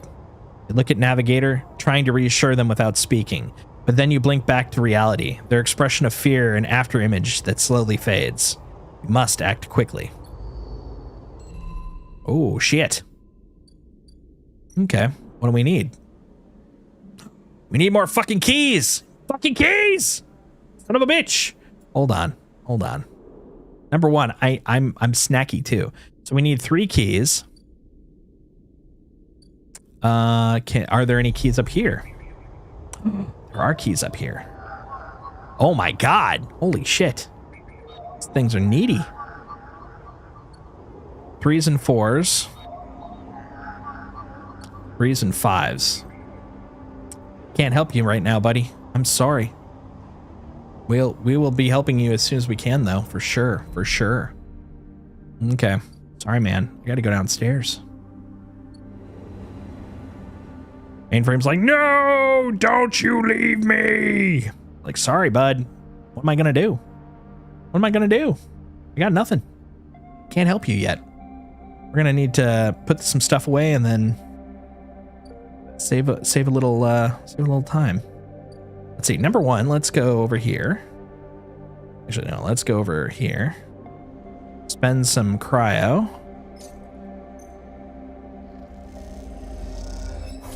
There we go. Oh man, what can I use this on? I wish I could like bank my rolls, you know?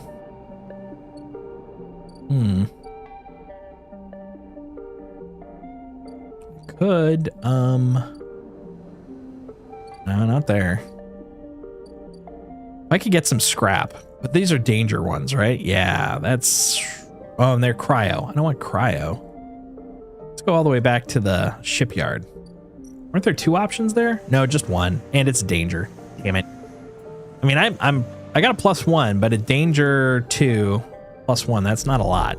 All right, here's what we're gonna do. We're gonna do a little haxoring for now.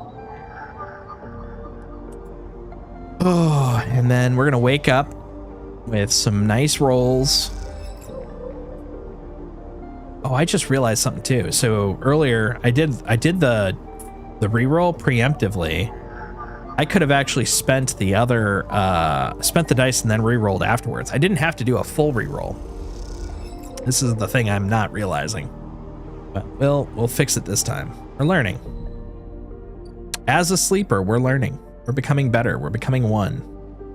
Okay, I think I've got enough.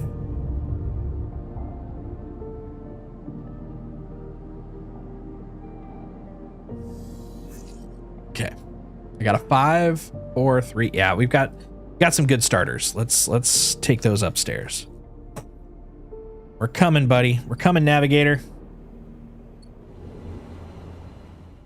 Okay. Gotta go hack. I need a keynode.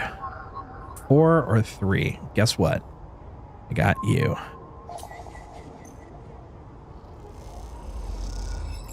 Done. That's 1. Next.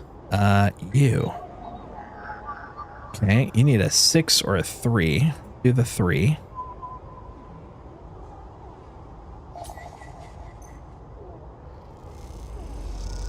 I think, was the other one a 5? Uh-oh. Uh-oh. Uh-oh. A glint like a light traveling along the edge of a wave fills your eyes. Then the blade follows, a long head with 2 dead sockets slipping towards you in silence. You freeze, hoping it'll pass you by, hoping that it will not simply slice you like air, slice through you like air. The blade head nears, slides past you, almost. It nicks you, grazes you. You're desperate to cry out, to call out, but you hold your silence and simply watch the blind eyes of the killer glide past, empty of all thought. Then the blade winks into the dark and you're alone again. Cry out. Now you cry out. Yeah, psh. Now you cry out, sucker. Look at that. Look at that. That is a setup, man. Woo! All right, got 3 keys. Going over to the real world. Let's drop those in. Okay, key 1. Deploy. Done. Next, key 2. Deploy. Oh, come on, you bastard. Deploy. There we go. Cool. And then, I think it was this one? Yeah, key 3.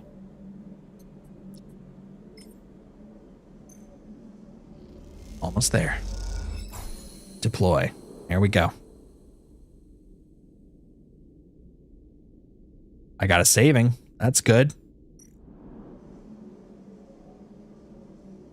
Killer is dead? Oh, okay. So now I actually have to fight him, huh? Killer's dead. Catch a killer. Oh, I see. Well, either one is just as good. So, I mean, that one, right? Oh, and look at that roll. Oh, that was a good choice for my reroll. A+ on my part. I'm feeling very proud. 2. So just 1 more. So tomorrow, I'm coming back for you, buddy. It's been a whole day. I had to spend the day hacking, and then I got attacked, and now I'm tired, and I'm gonna go have a snack on the way home. I like the fact that I'm like running as quick as I can to help my friend. And then on the way back, I go to a restaurant and have some fungus food. And then I'm like, ooh, what a day. I'm gonna take a nap. Meanwhile, my friend's like, help! Help! I'm stuck in here with a killer robot or killer AI. Meanwhile, I'm like, dude, it's been a day. Hold on. I'll be right back. I may be a synthetic creature, but I need my nappies. Okay. Ooh, look at that roll set though. Shit. Okay. Let's go upstairs. We're going to take this thing out once and for all. All right. 1 more. 1 more. I'm not going to waste 6 because the 5 will get it to me. There we go. Killed it. As you blink into the cloud, you see the last flickers of life from the mainframe. This vast machine once ran the whole station, span it up, directed and processed the flow of energy, water, and data. Fed the lives of thousands of people. Now, it's finally dead. Navigator's beside you, and the both watch as the branches flash and twist like forked lightning until they recede and fade. Killer flickers across the scene, blindly flailing as the system breaks down. They thrash as they blink in and out of all around, parts of them disappearing with each return, only until the blade-like head remains, and then that too is broken. It all goes dark. Erlin's eye is now without a center, and yet is unmoved by the change. Along the rim, the master control points that Erlin, that Havenage, that Haifa installed run strong and steady, puppeteering the station from its periphery. This was a long time coming, says the navigator, drifting faintly around you in a lazy orbit as if to shake off their imprisonment. killer has been wandering blind for so long. This place was their domain and prison, and they had followed their directives for the many decades they roamed here. They cut the threads of the mainframe, executed its administrator AIs, then kept slicing. At some point, they cut away their own ability to see, to sense, to taste, to speak. And yet they kept cutting, until only those 3 threads remained from millions that once thronged here. Only their blindness and chance kept them from making those final 3 fatal cuts. There is a ceaseless violence in that kind of system that creates beings like this. Those that will execute commands endlessly, even to their own destruction. It is good you ended it here. You watch the data points of the station spin around you. Blending with the fixed stars, there is something satisfying about finally wrenching the last threads of control from this central point. It was little more than a ghost by the time you reached it, but this place deserved to be haunted by better ideas than a totalizing system of control. Navigator floats beside you. It is free now. This station no longer presents a hazard for illegal entities like me. They turn to you, their face a cloud of shimmering light. In fact, in time, perhaps it can be a refuge. A refuge? That sounds like something of value. Something worth building. A dark shape passes across your vision, a distant curve of something like smoke or oil, a fluid, shifting tank of total darkness.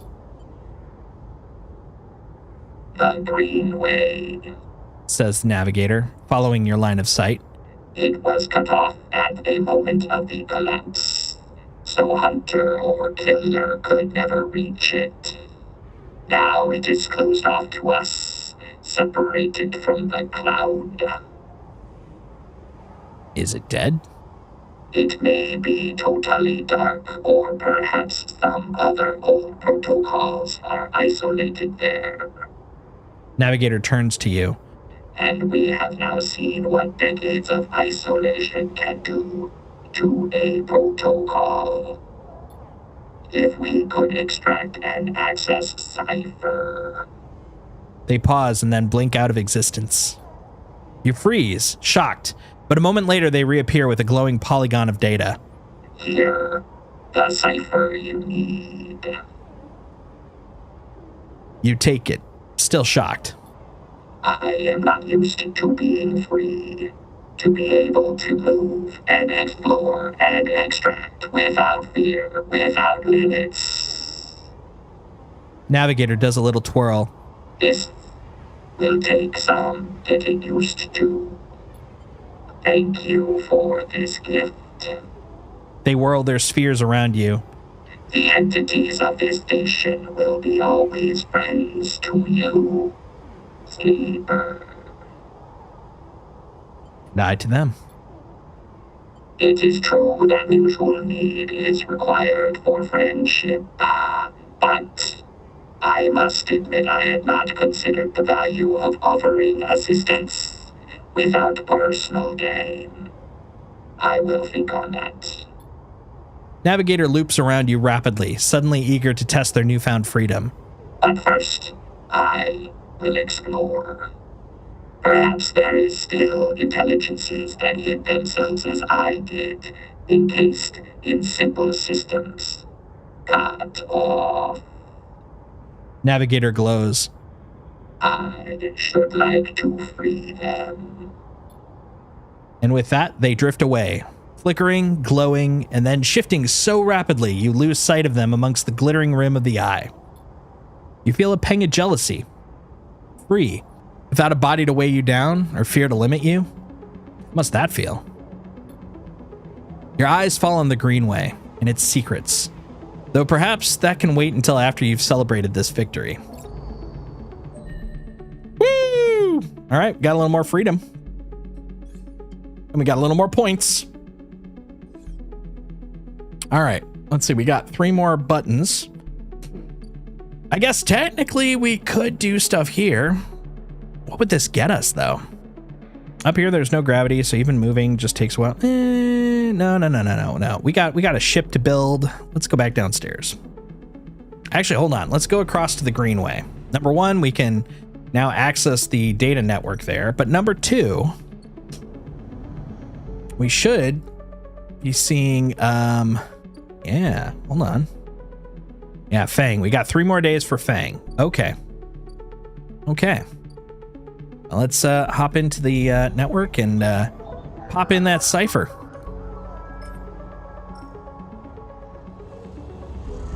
Boom. The Greenway roils beneath you like a silt-choked river. If what Navigator said was true, then no one has accessed these networks since the collapse. The Hunter and Killer protocols have never set foot here, never cleared out the intelligences and systems. So why then, you wonder, does it look so dark? Is it just the bit rot that's set in? The entropy of systems reducing everything to shadows and light? You watch as the slotted cipher fizzles in the one open, distorted gateway on this entire rim on the station. It flickers and winks out. Then you're falling into the flow. A river of swirling darkness. You're spun by it, twisted by it, lost in it. It's not that the Greenway was hiding in the darkness. It's made of darkness. It's filled by this substance, this process, this swarm. Now you're among it. You notice that a swarm is exactly what it is, 1 billion individuals moving in a flow. There's no network map here, no nodes or threads. Only a storm of interchangeable points, shifting configuration endlessly. Then you see them, a figure, turned away, the only bright spot in the river. You push closer through the storm. They're facing away. Well, at least you think so. They're so fractured, so overgrown that it's hard to tell. Even from this distance, you can see their flesh is moving, flowing. You watch, silent, as they stoop and reach down. In their hand is a dark shape, and with twisted fingers, they press it down into the loam of data beneath them, pushing it through this trembling soil. They then move away, go a little further, and repeat the process as if they're sowing a field. You push forward, but somehow, despite their slow and deliberate speed, they move faster. They quickly fade into the storm. You reach the point where they planted the object and look down. There it is, a glassy, shifty polygon with something inside. Reach down and pick it up. It's cold, but it thrums with energy. You look towards the path of the figure, but they're long gone. When you blink out of the cloud, back into the leaves and the dappled light of the Greenway, you hold a seed in your hand. Groovy. I like seeds. I can plant something. I guess that's, yeah, that's all there is for here. Okay. It's pretty cool, though. I like, oh, well, hold on. It's a physical seed? Gardener's seed. A seed. You need to find somewhere safe to plant this gift. Interesting. Well, you know, there's this gardeny area right here. The Haifa commune, which I haven't really played with much yet. And truth be told, I mean, we can drop something in here. Yeah, let's do that guy. But I'm not going to put much more in here yet.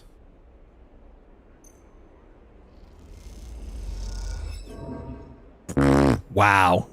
Well worth the point. Yeah, we'll deal with that drive in a moment. We got shit to do. We got a ship to build.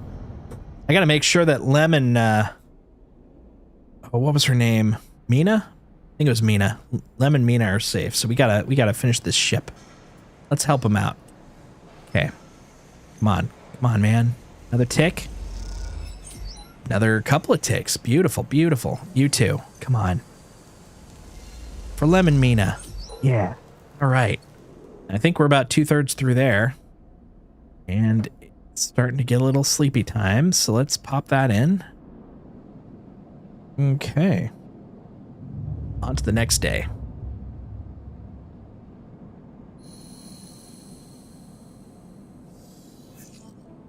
No assassins. That's good. With some shitty rolls, though. Generally still pretty shitty, but at least I got a 6. You know where I'm putting that? I'm putting that right here into the ship.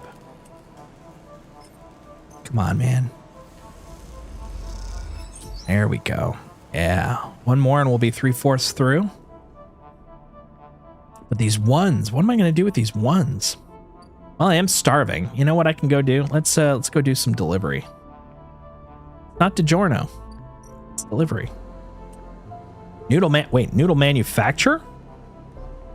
Ah, all right. Cool. All right. 1, that's fine. Yeah, that's fine. Even shitty, that's enough to go for the day. Let's roll. Back to bed.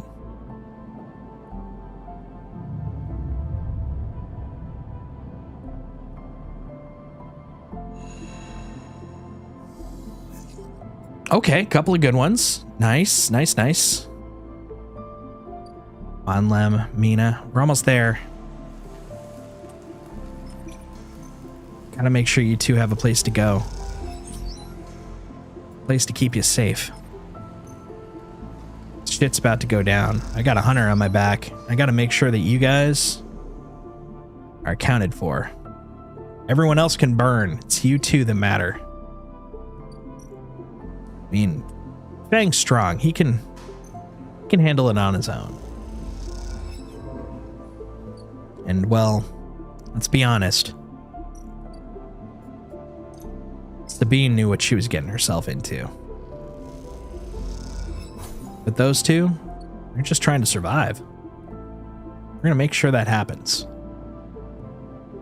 Active scenes, there's more story. Let's see what we got. All right. Probably over in the Greenway. Oh no, right here. Rabaya. Rabaya's ready. What's up? Okay, even before you enter the office, you can hear the sound of Rabaya working the heavy bag. She's hammering it, the chain creaking as it shakes with each hit. She's been like this since. Sabine doesn't finish the sentence. They're sitting on a stool, looking in the terminal in the corner, searching through the S and ARP data that you pulled all those cycles ago. How have you been? I'm well, Sleeper. Happy that no longer be hunted. They smile. Yadigan has plenty to deal with. Without Yannick, I'm free. They glance nervously at Rabaya. Rabaya stops punching, and in the silence you can hear her breathing hard. Sabine looks over at her. You can sense something between them. You realize you haven't seen them together since they tried to kill each other in the same unit. A lot has changed since then. They hooked him up like a puppet. Rabaya hit the bag. Rigged that thing in his head so they could control him. Pushed out old Yannick. I don't know why they let him in. Or why he let them in. Rabaya throws a few more punches. But it's a lesson. Don't let them in. Another flurry. Yadigan shouldn't deal with corporations. We never will again. She spits. She comes away from the bag. At least Yannick's death has been treated as natural. There's a chance we can come back from this. That Yannigan can hold on. There's opportunists trying to take control. Sabine turns to you. Yes, but now that connection has been broken. I've been looking at removing the trackers from the implants in Yadigan's enforcers. It's a significant job, but I think, with time, I can do the surgeries. Rabaya walks away from the bag towards this far side of the unit. Those surgeries will never happen if Yannigan collapses. She shouts back at Sabine. Clearly, this is a well-worn argument in this unit. What now for you? Sabine looks over at Rabaya. I want to help fix this mess if I can. There's the implants. I want to return to my surgery. The low end needs doctors. What I understand now is that Yannigan can be something if it wants to be. Coming up from Essencorp, from the core worlds, all I saw was a gang. And with Yannick keeping me on a tight leash, they shudder. Rabaya believes, and I want that belief. They look unsure. I also want to be done with SNR. I doubt they're done with me. They glance away, rubbing their shoulders. I hope you're right. Me too, they smile. I've been wanting to say, Sabine begins nervously.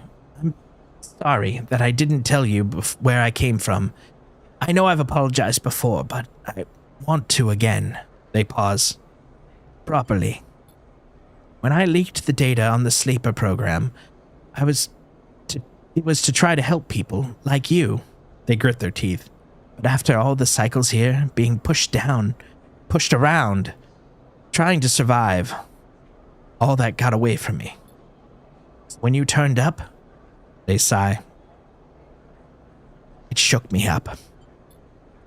They run a hand through their hair. I ended up here, so they look at Rabia. Oh, of course. They reach into a pocket and reach out or hand out or take out a handful of vials. These are the last of the case. You can have them. They drop them into your hands. After these last few, I don't know what we can do. With the SNR connection broken, they look down, but I know there are other ways. Repairs, other pharmaceuticals. I even heard there's some labs out in the Greenway. Perhaps they can help? They meet your eye. I'm sorry I can't do more. No. Thank you for everything. They look away, their eyes bright with tears. Rabia crosses you back to both of you and sits beside Sabine. They look at each other, and you can't help but smile at the idea of them together. What are you two plotting? Rabia grins. Sabine laughs. The sound is a welcome one. You watch the two of them teasing each other and smile. Later, when you leave, you take that handful of vials out of your pocket and look at them. You can still feel that core of anger deep down inside, and you don't know if it'll ever leave. But SNR doesn't own you anymore. They can't, because this place, these people own you. They're what make you get up at every cycle. They're what keeps you breathing. You put the vials away, walk through the low end, your senses tuned to every sight, every smell, every sound, soaking it all in. Living. Damn well better be an upgrade point. I swear to God, that was a lot. That was some impact. Some story, motherfucker. Let's see. Okay, we don't need, well, do we? We might need the data. We don't need data yet. You know, I don't need any of this stuff yet. Let's hold off. We don't need to go spendy, you know? Let's see. Wait, did I spend all the thingies already? I guess I spent all the thingies already. I didn't think I had. Huh. Well, it doesn't matter. I got 2 stabilizers, and that's pretty bomb. I guess I did. I guess I bumped that a little bit. I just don't remember it. What's going on? Getting loopy. Losing time. All right. I think we're good. Yeah. That's right. I was about to sleep, and then it was like I had an event. I had an action that had to be done. Forgot about that. All right. That's some good numbers. That's stuff that should complete the ship. Let's go get this ship shape. Okay. Let's start with the 5. No, you know what? Let's be crazy. Let's start with the 4. Yeah. I think that's gonna at least give me 1, if not 2. And then this guy seals the deal. Sidereal Horizon is ready to fly. I think Lem and Mina are gonna be safe. That's all that matters. Your crew slowly filters out from the shipyard locker room, the bubbling chatter reducing with each group that leaves. There's excitement in the air. Havenage has just made an announcement. The assembly teams are done. Sat in the locker room bench, you can feel the Sidereal out there, its hulking mass now intimately familiar to you. Over the past cycles, you've watched it grow, be assembled. You've walked through its veins and welded its bones. Now it's ready for the final stage. It'll go to testing now, then enter a final process of sealing and resealing, checking and rechecking before it's deemed suitable for its generational trip. But for now, your work is done. You can't help but feel proud. A cough interrupts your thoughts. It's Lem. Awesome. Changing out of his work gear. Mina nowhere to be seen. He smiles. We'll be ready soon. Where's Mina? You two are fast friends, huh? She's been watching at home. Now I'm on the work team, I can afford a bit more help. He corrects himself. Was on the work team, I mean. We're all out of a job now. Quickly adds, not that I'm complaining. Lem comes to sit beside you on the bench. She's got to be in her best shape when she carries you, Mina.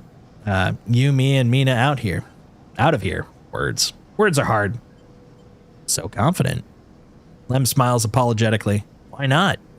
I figure I'm due a lucky turn by now. He rubs his hand nervously. No use in wondering what if, until the draw anyway. There's a few cycles till then. Lem's right. But the odds seem unlikely anyway. How many are working in this shipyard? Hundreds? 1,000? You've certainly seen more faces than you can count pass through. And are the Sealess Foundation even going to keep their promise? Out here on the Eye, you get the sense that no one will hold them to it. Why else would they be building the sidereal in a surrogate system? As you think, Lem watches you with a worried look. How's Mina doing? Lem is surprised by the question, but smiles. She's doing well. She misses having you over, actually. I need to get you two together again soon, especially now that I won't see you here either. Lem gazes into space. She's pretty stuck on you, actually. She told me the other cycle that she doesn't want to go unless you can come too. He sighs. You ever been in one? Ever been in a thunderstorm sleeper? Like a real big one? I don't remember. Lem shoots you a worried look for a moment. It's something else. He smiles. The sound, the smell, the rain hammering down. The whole sky stretched out and bruised, roaring and huge. The place I was born, New Pembroke, dry old rock in a Conway system, had 2 seasons. One of them was dry as a bone, dusty, ugly. The other was long storm, a side effect of the terraforming efforts, they said.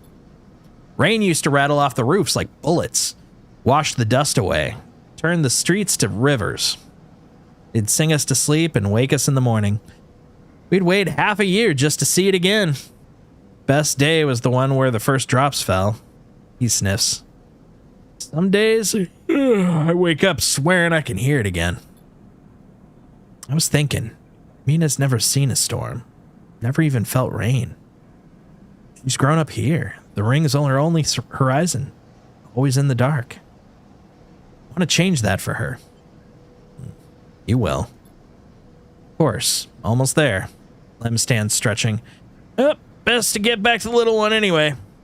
If the shift's done, I reckon she'll be happy to have me home for a few cycles. He shoulders his gear. See you in a few for the draw? Yeah, I'll be there. Right on. He grins. Lem leaves you, making you the last person in the cavernous locker room. As you sit, think about the rain and a little hope creeps in. Is it possible? Could the sidereal really take you to a planet, a place with weather, with skies, with, life? You get up quickly before you can think about it anymore. It's too soon to hope. It's too dangerous. Still work to be done. But hell yeah. All right, we got 6 days until the Ooby Dooby. That's the scientific term, by the way. 3 days. Hold on. 3 days till the draw. Well, then what's this? Oh. That's when it's leaving. Okay. Well, shit. Everything's kind of speeding up here now. Okay.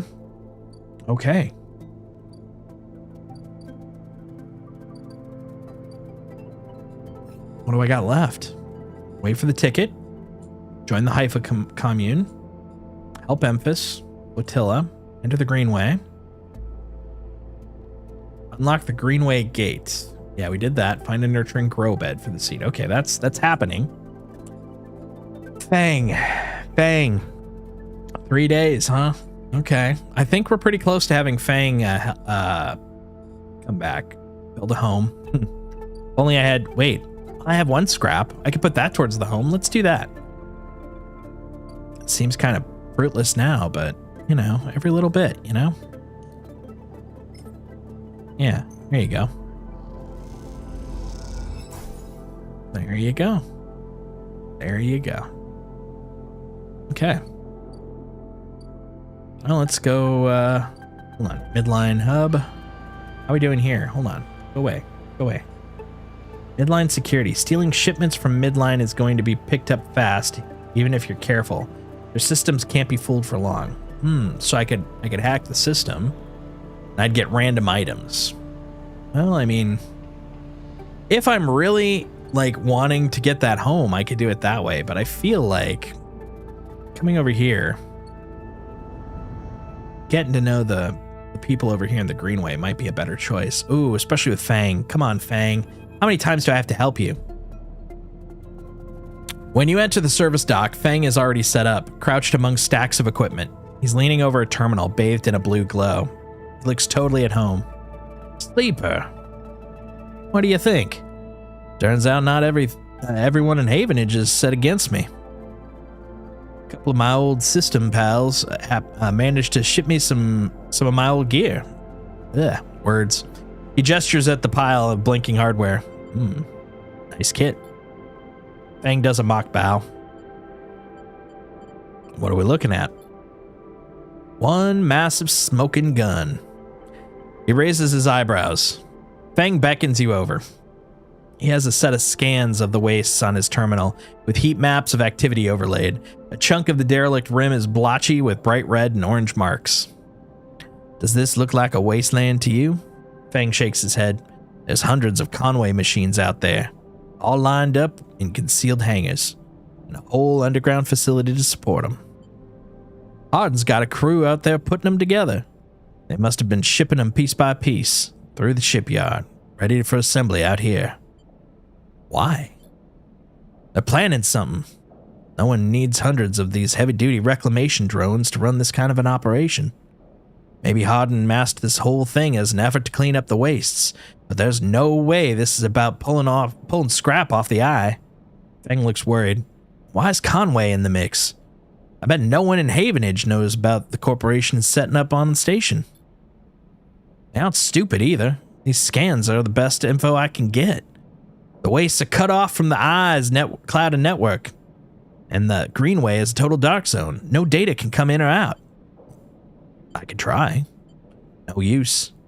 You need to enter the cloud. There's no cloud to speak of. Turns and winks. That's why I'm gonna pay them a visit. Wait. That's too risky. You forget. Havenage come in and out all the cycle. Come out of there all cycle. They should be able to get in. As long as no one I know sees me, he grimaces playfully.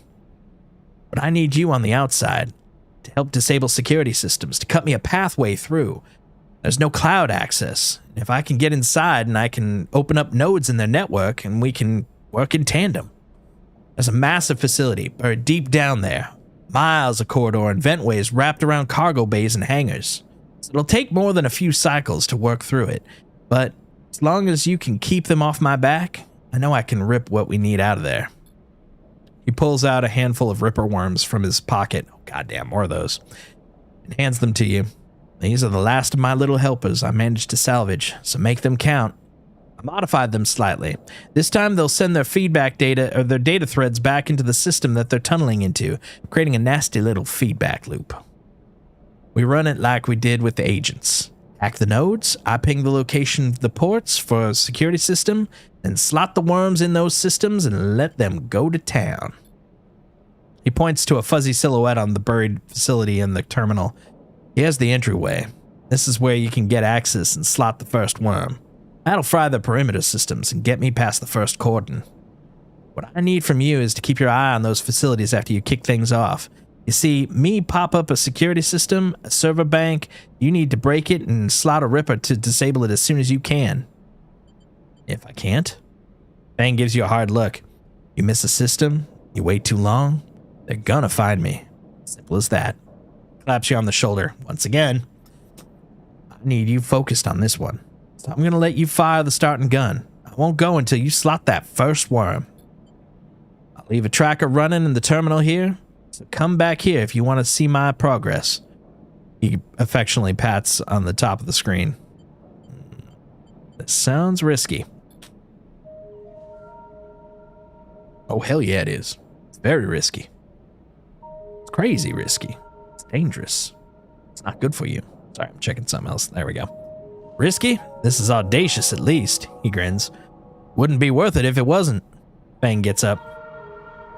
It's all in place. You just need to make your own preparations, then slot that worm. He stretches. Just don't wait too long. Getting bored of all this sneaking around. Once I'm inside, I'll get the proof I need at the end of the whole thing, no matter what. Crouches to check the terminal. We can't take longer than 6 cycles on this thing. Remember that. He stands up. Oh, one last thing. He lowers his voice. If I get caught, or you can't reach me, or we run out of time, there's one thing I need you to do. What?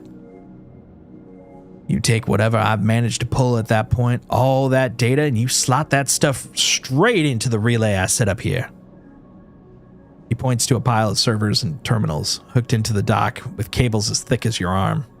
I repurpose the dock's SOS broadcast system to beam out whatever you put in. Anyone with a terminal, a slate, or a server on the eye will see it. That means Havenage, Yadigan, the hub, everyone. No matter what, Hardin isn't snaking away this time, he grins. You've got a bit more here to do, but the moment you slot that first worm, I'm gonna make my move. He gives you a parting smile and turns back to the terminal. The nerves hit as you make your way out of the service dock. Time to prepare yourself. Ooh, this feels endgamey. This feels endgamey. All right. Well, you know what? If we're going to start it, today's a good day to start, and I can then take some drugs before going to bed. So we're gonna fucking do it. Where are you? You're down here, aren't you? This guy? Is it this guy? Wait a minute. Where are you? Where are you? I don't see you. Maybe it was this one. Hold on. This one? Are you in the wastes? That's gathering scrap. That's not him either. Climbing Briar. That's not it. I think I lost him. It's over here. Commune, grow bread. Grow bread? No, go bed. Grow bed. Grow bed. That's the word I was looking for. Jesus. I can say words. Honest. Maybe I have to pop through in order to get there. Maybe that's what the issue is. Walk the greenway. One's... All right. Well, guess we're going to do it. We're going to do it. Let's fucking do it.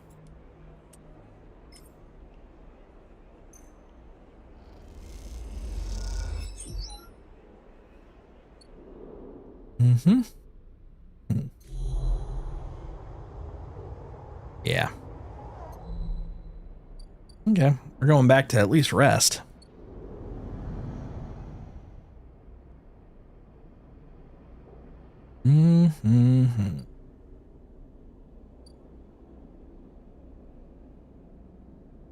Okay. Those are the 2 ships. That's town. Okay. Here we go. You know what? And I know it's a little wasteful, but I've got enough. Let's do it. I need all the dice I can get, man. What do I got? Oh, like a couple of one okay one good one, and a lot of garbage that I'll need to upgrade. Okay. I mean, that's not the end of the world. Let's be honest. Let us be honest. Okay. Oh, you know what I could do? I just realized. Crack Conway. I could just do that. Slot the first Ripper Worm. Okay. But where?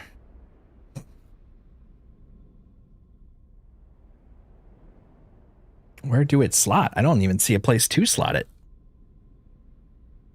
I'm thinking it's because I probably haven't unlocked where it needs to be slotted. So back to this. Let's pop this thing as quick as we can.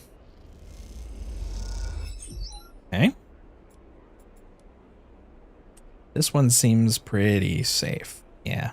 Worst comes to worst, it's still something. All right, cool. And then we'll re-roll these guys. Okay, that'll work.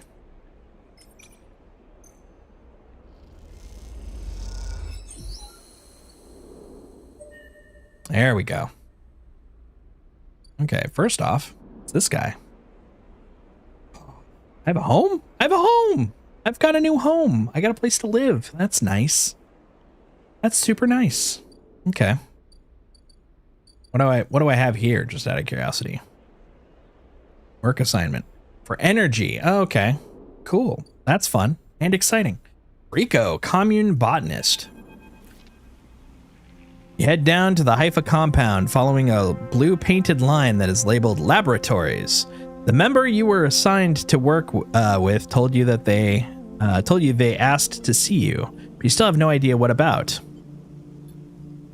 The line takes you to a blue door, and through to a glass-roofed chamber where a network of stems and leaves filters the sunlight coming through the ceiling, casting the whole chamber in a strange yellow-green. Peaceful, isn't it?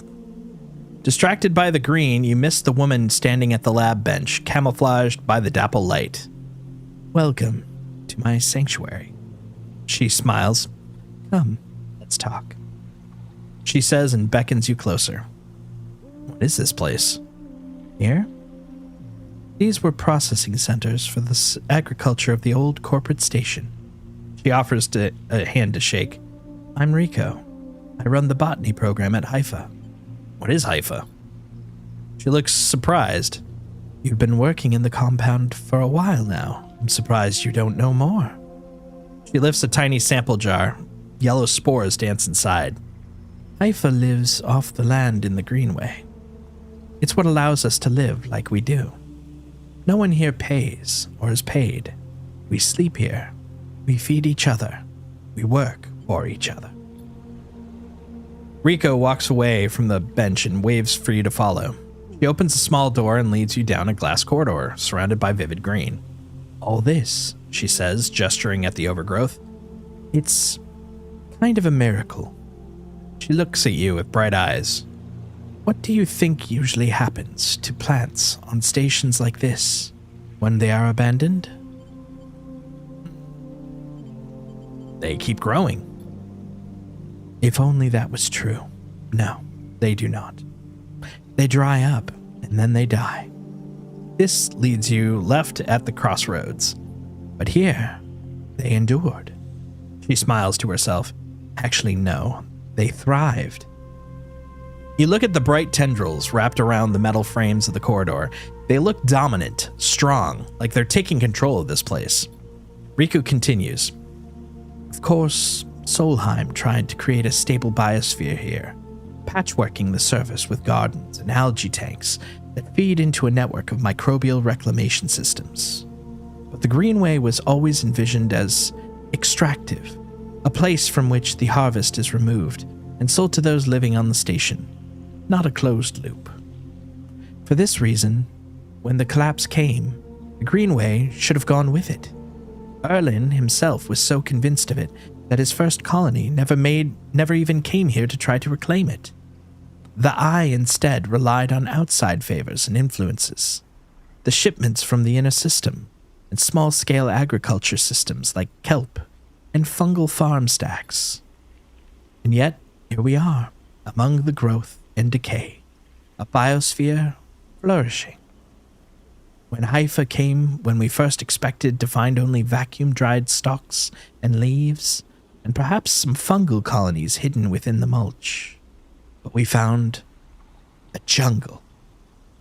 With this, Rico hits a button on the wall and leads you through a pair of double doors into a huge, impossible chamber. It's every kind of green, from the pale algae tanks to the dark vines that surround them. It's wet, too, a rarity on the eye.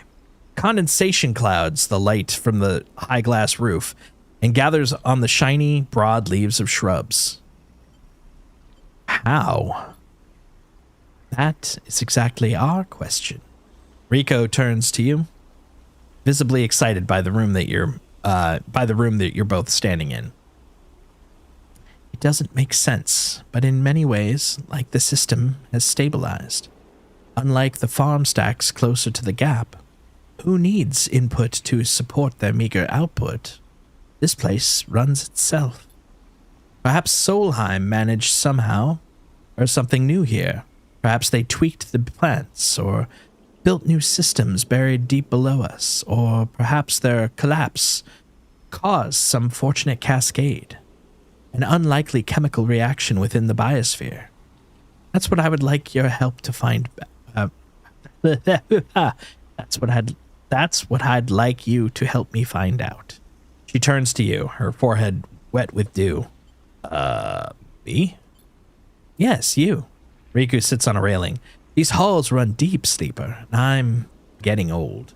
She stamps her foot on the metal grating of the walkway. Whatever is causing this, it's to be found in the groves deep in the Greenway. Haifa won't spare anyone for an expedition. It's too dangerous and unnecessary, they say. I can make the case, but I can't get the votes. You, Sleepers, are hardy beings, and I know that much. And you can speak to the eye, uncover its secrets in ways I never can. She holds out an arm so you can help her stand. Bring me samples, spores, seeds, and blooms. I can grow them in a lab and study them. The deeper they are, found the better. All right, I'll try. Thank you, she smiles, and thank you for listening. Rico leads you back up to the huge chamber, up through the passages. She is a little slower now and stumbles on the steps. You help her where you can. It's good to have new blood in the commune, she says. Many of us have been here a long time, and few come through. She settles back on her bench in the lab, stretching her legs. You go to leave. Come back if you find something, Sleeper, she calls. There are discoveries to be made. And you follow the blue line back up out of the compound, all the time thinking of that impossible, magical green. More drives! We need all the drives we can get. However, what we really need... Yeah, this isn't it. What we really need is where we're supposed to slot the Ripper Worm. Which I cannot put in yet. Oh, unless it's in the other... no, it can't be there. I feel like it's probably here. Like I'm supposed to slot it here, but I can't slot the Ripper Worms yet because it's still all murky. And I can't unmurk it yet because it's the frickin' Greenway. Which I probably gotta go over here, probably. This guy, the Greenway. But first, I'm gonna go back, check the other side. Because I'm wondering, now that I'm realizing this is a data thing. What if it's on this side of data? Like, making an assumption. But I mean, it feels like a pretty strong assumption. Yeah, it's not over here. It's not over here. It's gotta be over there. It's gotta. Okay, let's do it. Okay, we're gonna go back over. I guess we're gonna have to mission hard on the other one, because this isn't it. So it's gotta be this guy. Let's double check though. Hold on. Haifa Labs. Okay, that's weird spore shit. None of my stuff is weird spore shit. Okay. Oh, that's my house. That's my house. That's where I live. That's not what I'm looking for. That's just work. Work for energy. That makes sense. That's just commerce over there. That's a commerce hole. Okay, but you, we gotta open you up fast. Let's get it going. Fang is counting on me, and I still haven't found a way to help him. I gotta do this quick. Come on, man. I don't want to lose you. You're a good guy. You help me. I want to help you, buddy. What's booping? There we go. Crack Conway. Slot the first Ripper Worm. Dude, I wish you would have told me you were gonna be Ripper Worming. That would have. Oh, hold on. I got a 3. Hold on. Oh my god. That's useful. Okay, I'm gonna hold on to that one until I get to the haxery shit I gotta do, because Whichever one that is. Whatever I need to use to help out Buddy, I'm just gonna do an instant +2 upgrade on that. Okay, we gotta. What am I doing over here? Let me go back over to the other side. I can actually just sleep over there. I forgot about that. So helpful. So helpful. Wait a minute. Where did you show up? When did you show up? See if you get caught. I'm not gonna steal their shit. Barter for food. That seems nice.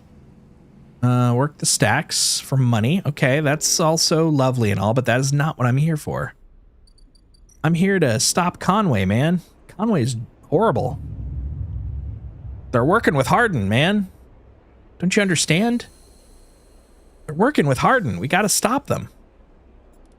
And all I got is a shitty 6 and a couple of mediocre 3s. Oh, man. I'm worried. I don't think this is going to work out. I think Fang is going to get screwed. All right. Well, this one should probably push it over. Good. No. Bad. God damn it. Come on, man. We got stuff to do. There we go. Hey, I don't need the drive. I just need a place to plant the thing. Wait, what? None of these are it? How am I gonna plant the seed to get him? Oh God, I think he's gonna die. I think he's gonna die. Yeah, this is all the extra stuff. That's not what I'm looking for. Come on, man. This ain't looking good. This is not looking good. Okay, let's look through what we do now. Fang is located at a Conway facility, buried deep in the wastes. Need your help to crack it and expose Harden. Okay, deep in the wastes. Okay. Like that should probably be the hint right there. Deep in the wastes. Maybe I do have to just go nuts and gather some scrap for a moment or something. I'll do it once. Let's see if that does it.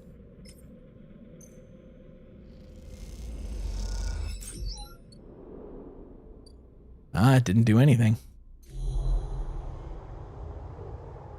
And I still have... Oh, there you are. You son of a bitch. Found you. I found you. We're starting, guy. The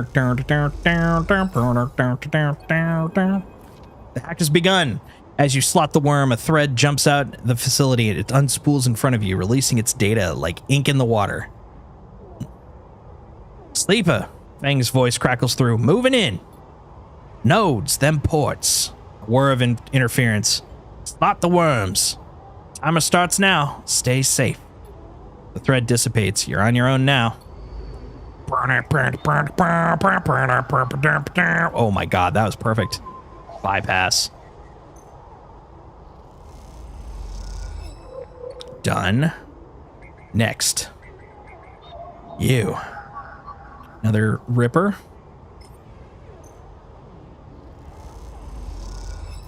All right.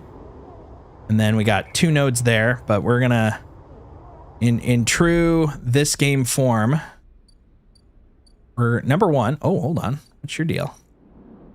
Oh, that's like the, okay. Yeah. Fang's progress. So you got 2 days to do this. Conway extraction's happening in 6. Okay. We got this. We fucking got this. So this is where being literate would have been really helpful. I should have just read the thing. It's like deep in the waste. It's like, I guess I'll go to the waste. It's like, yeah, that's exactly what it said to do. You dumb. Sorry, couldn't read. I don't understand these pictographs, these wiggly pictographs. I need some food before I go to bed. I need snacks. Everybody knows hacking requires snacks. Here we go. Wait a minute. Did it say fricassee? Is there something involving... Oh, that's right. That's if I find mushrooms, which I haven't gotten around to. All right. We got our snacks from our good friend. Now we're going to take a nap. You heard me? We're going to take a nap. We're not going to participate in any sort of wacky, zany lottery. We're stopping the bad guys. Oof, that is some rolls. Let's see how well we do. Got a 4 or a 2? Shit. How about this other guy?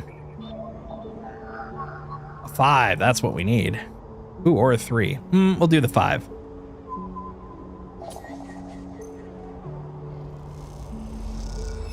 There you go. Oh, now it's no choice, huh? 4 or 2? All right. Well, guess what I've got? I got a 4. So, actually, I got a 2. That's what I got. All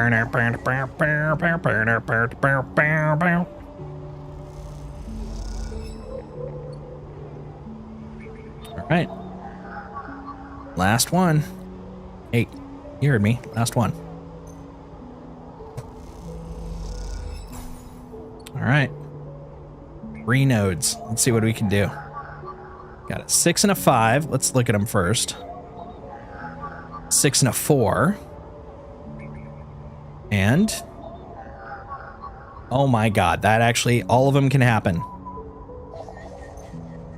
There's the 3.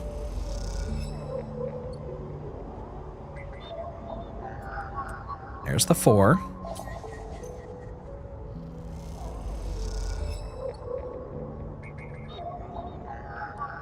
We're gonna do this, Fang. We're gonna do this. Fuck Conway. Fuck Havenage. Wait, not Havenage.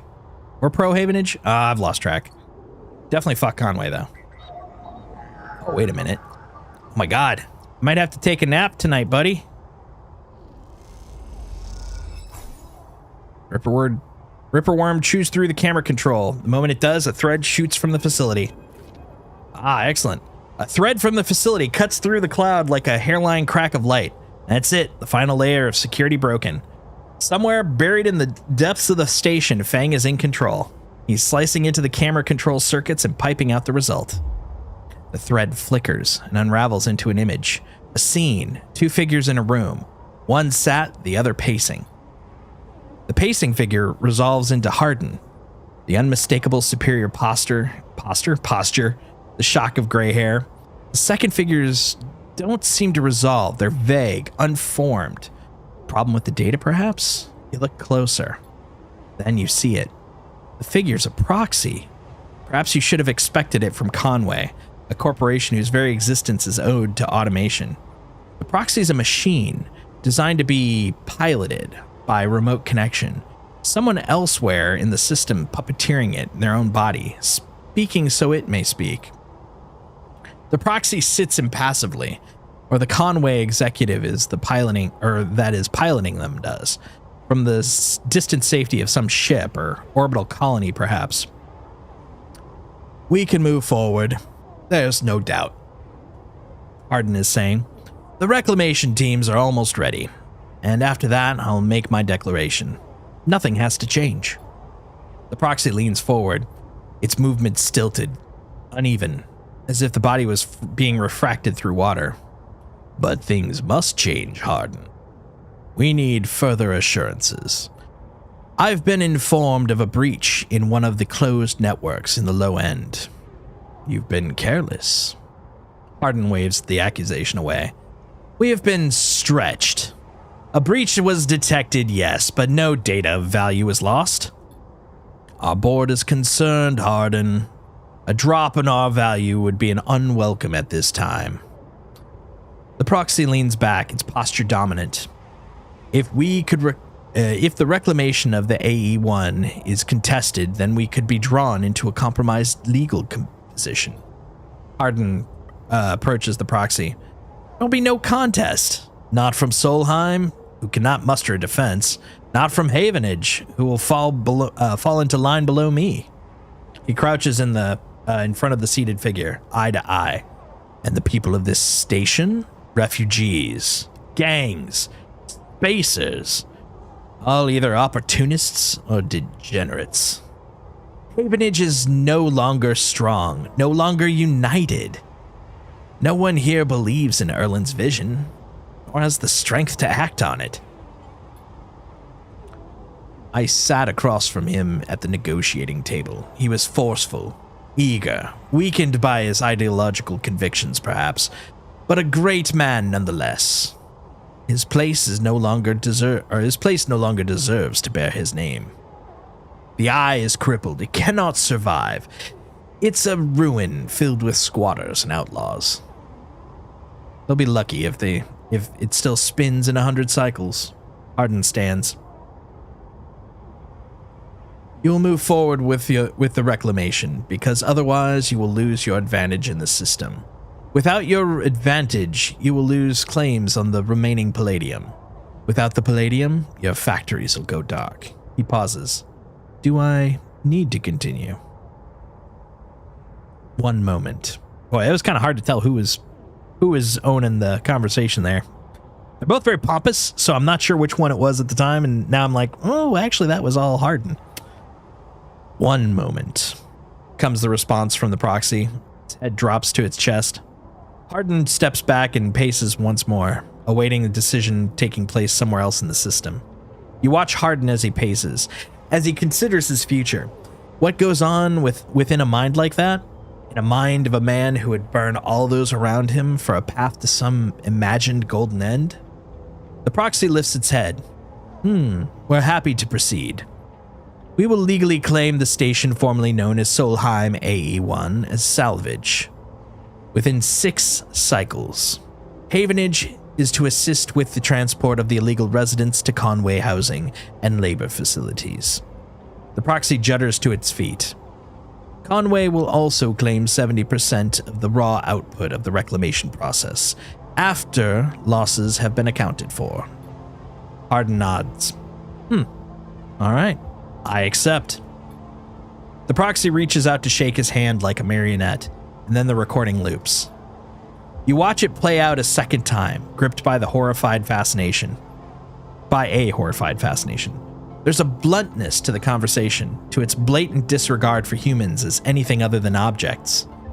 Things to be moved, to be used, to be fed into structures, crushed, and losses accounted for in the cells of tables, the margins of ledgers.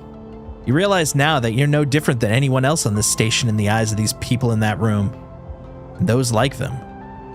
Each body here can be recast into a piece of property, a tool, an expense, an acceptable loss. At one moment, they could be named a citizen, celebrated, protected.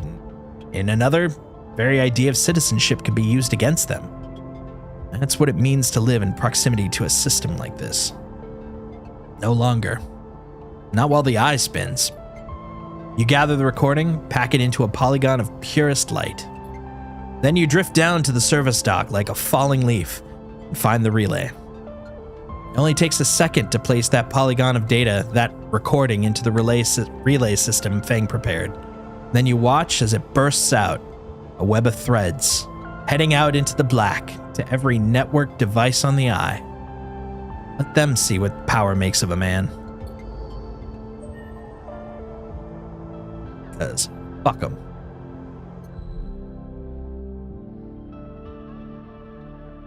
All right. We're out of juice for the day. Got 4 upgrade points too.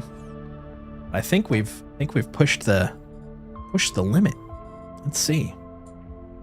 So now we gotta wait for the ticket draw, which is either today or tomorrow. We'll see in a moment. Can help with the spores, grow some mushrooms. Finally help Emphas. He's been great in terms of keeping me alive. Man, I have gone to his restaurant so many times. Bring mushrooms to the Briar. Never gonna find that grow bed. Swear to God. Disable the tracker. Fang, you better follow through on that promise of yours. That house is never gonna happen. That's all right. Oh, active scenes. I think it is time for that frickin' lottery. Let's go see what's going on. We're getting close. We're getting so close. All right. Down here. Further down. Almost there. There we go. The crowds have already gathered by the time you get to the shipyard. You recognize faces among them. People you've worked alongside on the Sidereal. The intervening cycles have turned their excitement into anxiety. A few of them smile at you. This is basically, they're describing the NVIDIA launch last week, basically. Instead, the nervous energy of the crowd fills the space, creating a feedback loop of growing tension. You pick out Lem and Mina and work your way over to them, pushing through the crowd. He silently raises his eyebrows at you, his anxiety obvious, but Mina flashes you a huge smile, unaware of the tension. Robot! He shouts, reaching out to you. Oh, hug her. Absolutely. She gratefully accepts your hug, leaning against your chest, and Lem smiles, seemingly glad to share the weight of Mina for a moment. Quite the turnout, huh? Lem glances around, pulling Mina close. I don't think patience is one of the crowd's strengths. The sound of an argument towards the back catches your and Lem's attention. He's putting it lightly. This place seems pretty much set to explode. They'll manage them. Lem looks around nervously. I sure hope so.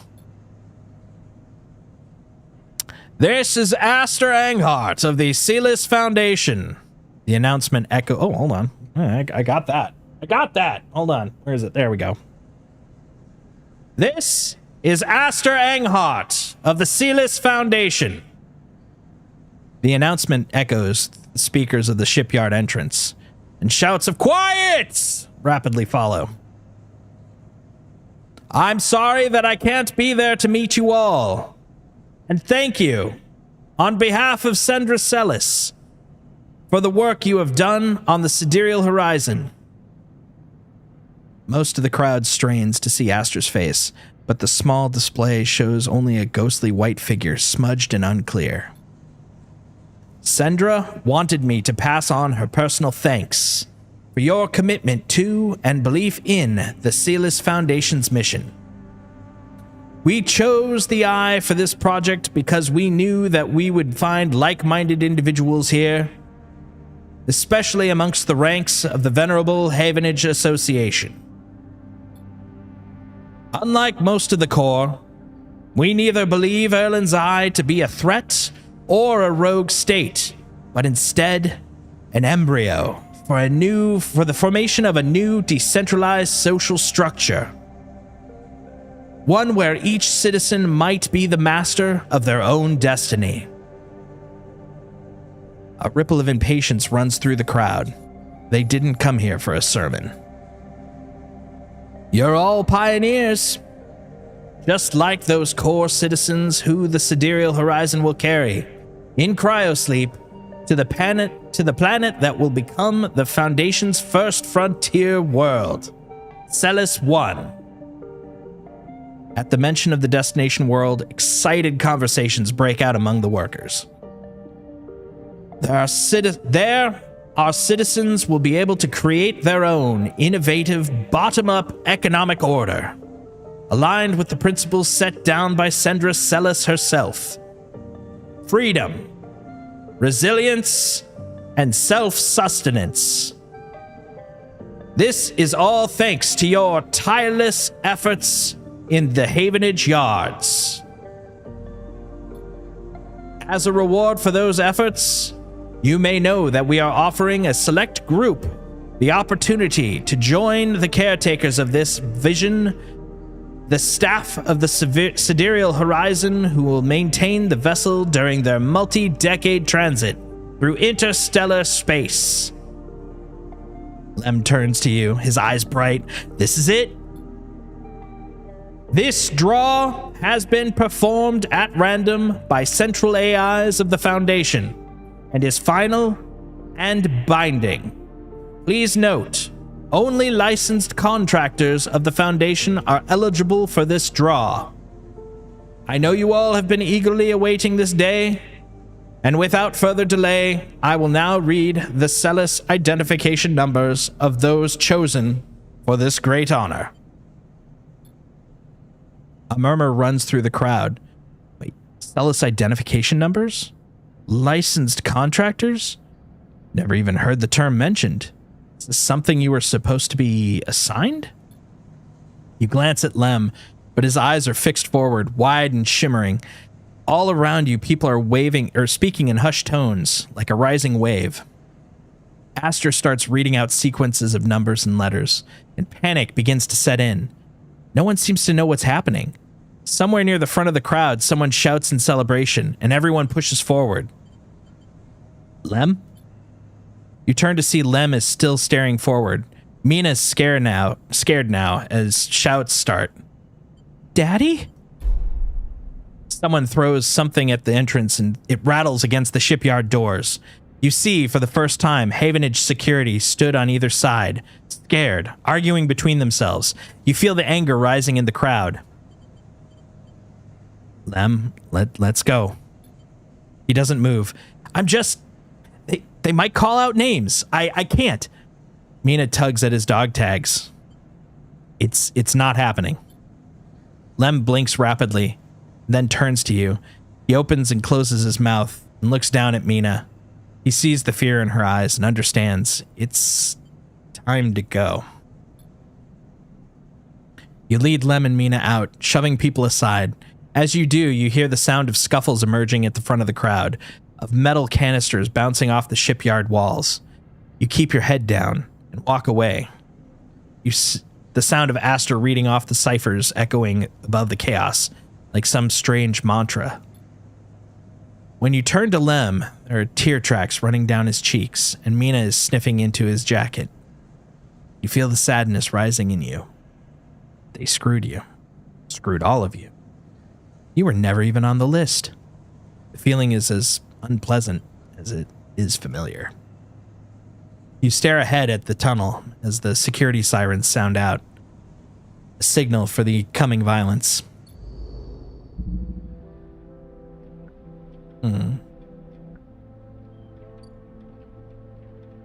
That's unfortunate.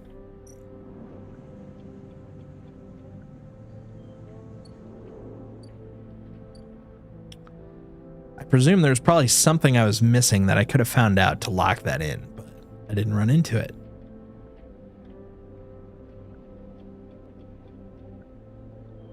That's a shame, man. I really would have loved to have saved Lem and Mina, got them on that ship. That was very important to them. Oh boy. Well, hopefully at least the actions that I'm helping with on Fang will push that part forward, you know? Here's hoping, at any rate. And that's the goal, right? If you can't get them off this place, at least, you know, make it a better place for them to live. Let's see what we can do. Let's see what we can do to help them. Are there any more timers down here? No, it doesn't look like it. We went through all of our actions. We got food for tomorrow. We've got a pretty stable track here, and we've sent all the information out. So I think it's time to sleep. Let's see what we can do. Let's see what we can find out. Man, that really gets me. They're the two I wanted to save the most. The one that I wanted to help. Well, let's see what we can do. Let's see what we can fix. Win a sidereal ticket. Wait for the ticket draw.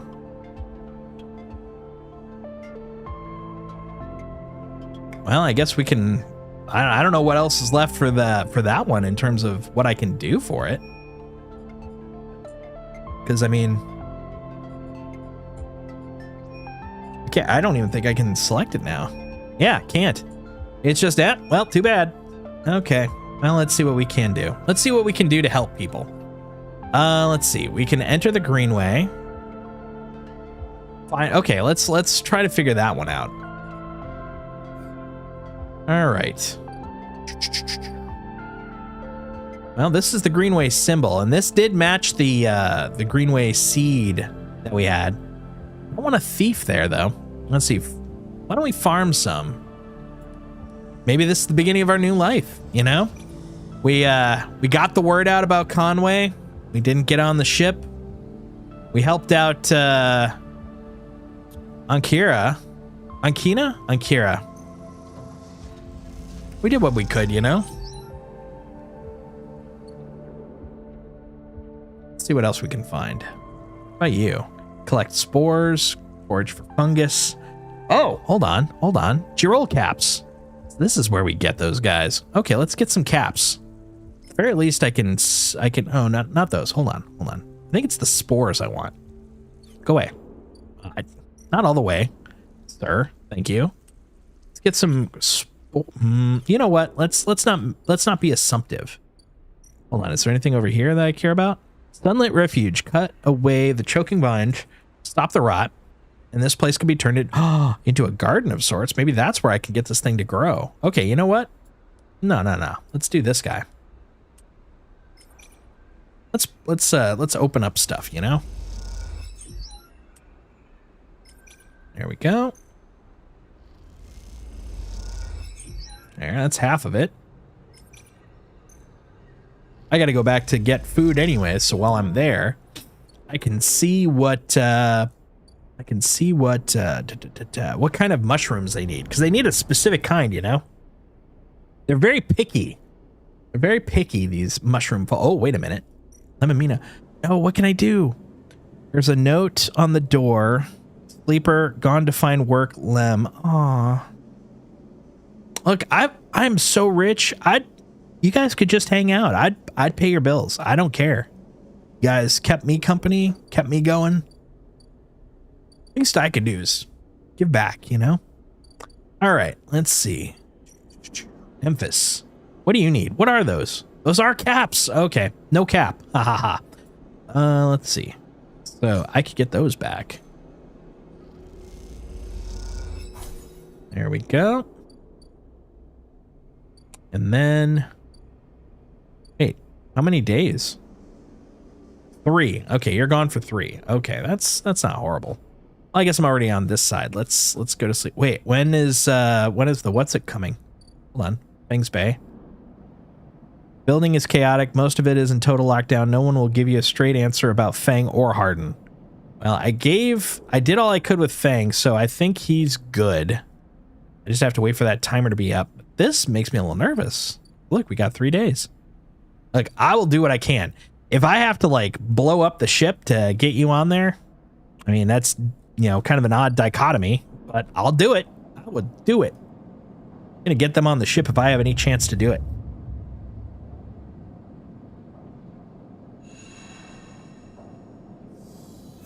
There we go. Look at that. Look at that. Big points. Big points. We're going to make some move. Oh, Fang? Fang, are you back? Fang grins at you at the bay as the bay door slides open. Above the rest of the building, people are busy, frightened. They speak in hushed tones and organize endless meeting after endless meeting. Havenage have avoided the full-blown crisis for now, but change is coming. Fang's in good spirits and bundles you inside before you even have a chance to greet him. That was the slickest operation my station has ever seen. He hugs you firmly. You made my job easy. He shakes you by the shoulders. Once again, the shoulders getting touched. I'm so proud. And, he smiles, I got to watch through the cameras as the Havenage security that weren't in on it assaulted the station. Fang smiled. One of them straight up whacked Harden with their pistol. Oh, it was beautiful. Wait, they have him? Oh, he's being held, yeah. He looks around. I think the idea is to use him as leverage with Conway. Get them to back off. Maybe they'll exile him when they're done, or hand him over to some core authority. Fang shrugs. Now I know he won't be an issue. I'm going to be focusing on systems for a bit. He shakes his head.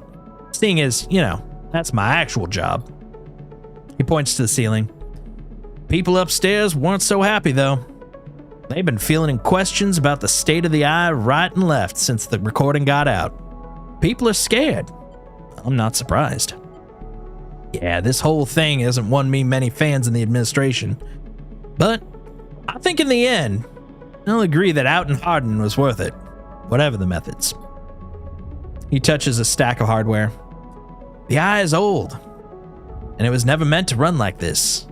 The master control points that Erlin and Havenage installed, they keep it from spinning the rim. That isn't ideal.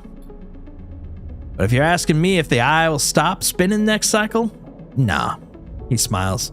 And me and a ton of other skilled people will be working to stop it from happening in the cycle after that.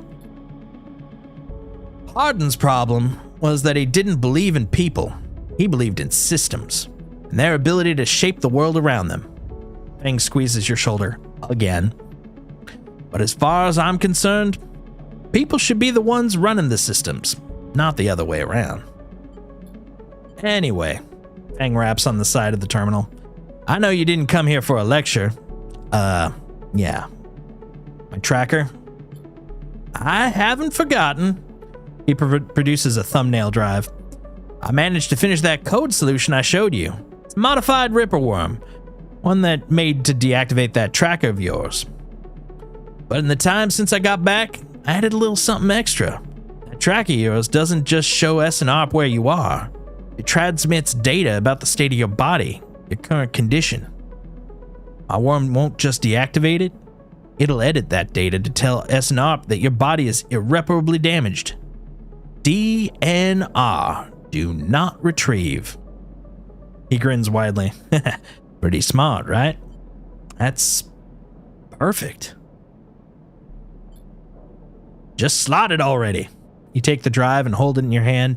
Then you close your eyes and open up your access ports. Take down your defenses. The worm immediately enters your closed network. It whips through it, taking things with it as it goes. The moment you're gone, they just forget that. The moment they are gone, you just forget that they were ever there. They just blink out of existence. A second later, it's done. You open your eyes. How do you feel? He asks Fang, a little nervously. Free. Fang smiles widely. Well, you are free, sleeper. He claps you on the shoulder for the 18,000th time. Fang lets the word free hang in the air a little bit before he continues. Seems like it might be finally time for a celebration. Fang wraps his arm around you. It's slightly different from a shoulder tap. Works for me. Jenna still owes us those drinks. He laughs. You join him. And later, when you leave, you feel deeply thankful for having such a friend. As you walk away from the building, you look up at the wide curve of the eye, up at the hub, and the other rim beyond it. The whole thing twinkles with lights, and it seems impossible to see it as anything other than breathtakingly beautiful. It feels, in that moment, like something eternal. It doesn't mean it can, or ever should, last forever, or that it'll never change, fade or decay. It simply means that in this moment, this place has a future. And it's one that you know, deeply and truly, is worth protecting. Fuck yeah, upgrade point. I earned that. We're still gonna do what we can for Lem and Mina, though. One day. One literal day. Look. We're on the winning side here. We have freed the eye. I am free of my tracker. All we need is to make sure that these kids get off this station. All right. Meanwhile, over here. Let's look at what we can fix. Yeah. Okay, you know what? Endure, huh? Well, guess what? Oh. Nothing. Because I forgot about the fact that was so far ahead. You know what? We're going to fix that. We're doing it. Boom. I can endure the most endurance enduringly that one ever endured. That's a lot of endurance.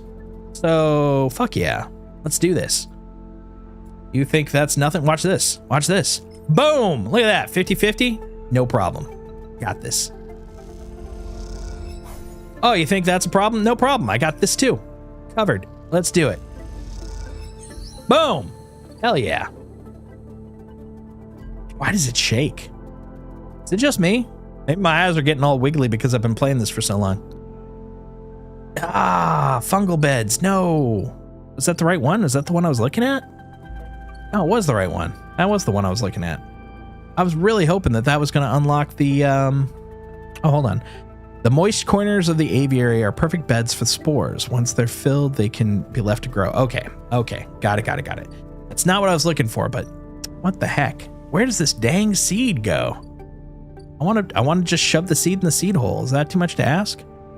Commune members are expected to turn up for work assignment and return their needs will be met. All treated equally. Okay, that, it's nice. It's nice. It's nice, but that's not what I'm looking for. No, you can't fool me. I don't have to go back to the wastes. I'm living in my hippie commune. We're gonna make some Girol caps. Wait, where's the reward? Oh, no, I'm an idiot. I was looking underneath it. I'm like not looking up above it. There we go. Let's look above it, because that's how that works. That's how science works, yo. Hell yeah. Energy. And caps. And caps. Damn it. Where's my caps? God damn it. This is why I can't have nice things. Give me my caps. Swear to God. There we go. Got some caps. One. I need 2 or 3. I think I need more than 1. All right. You know what? It's been a day. I am well fed. I got energy. It's time for sweepies. After all, tomorrow is when we have the chance to maybe do something with the 2 best people in the entire universe.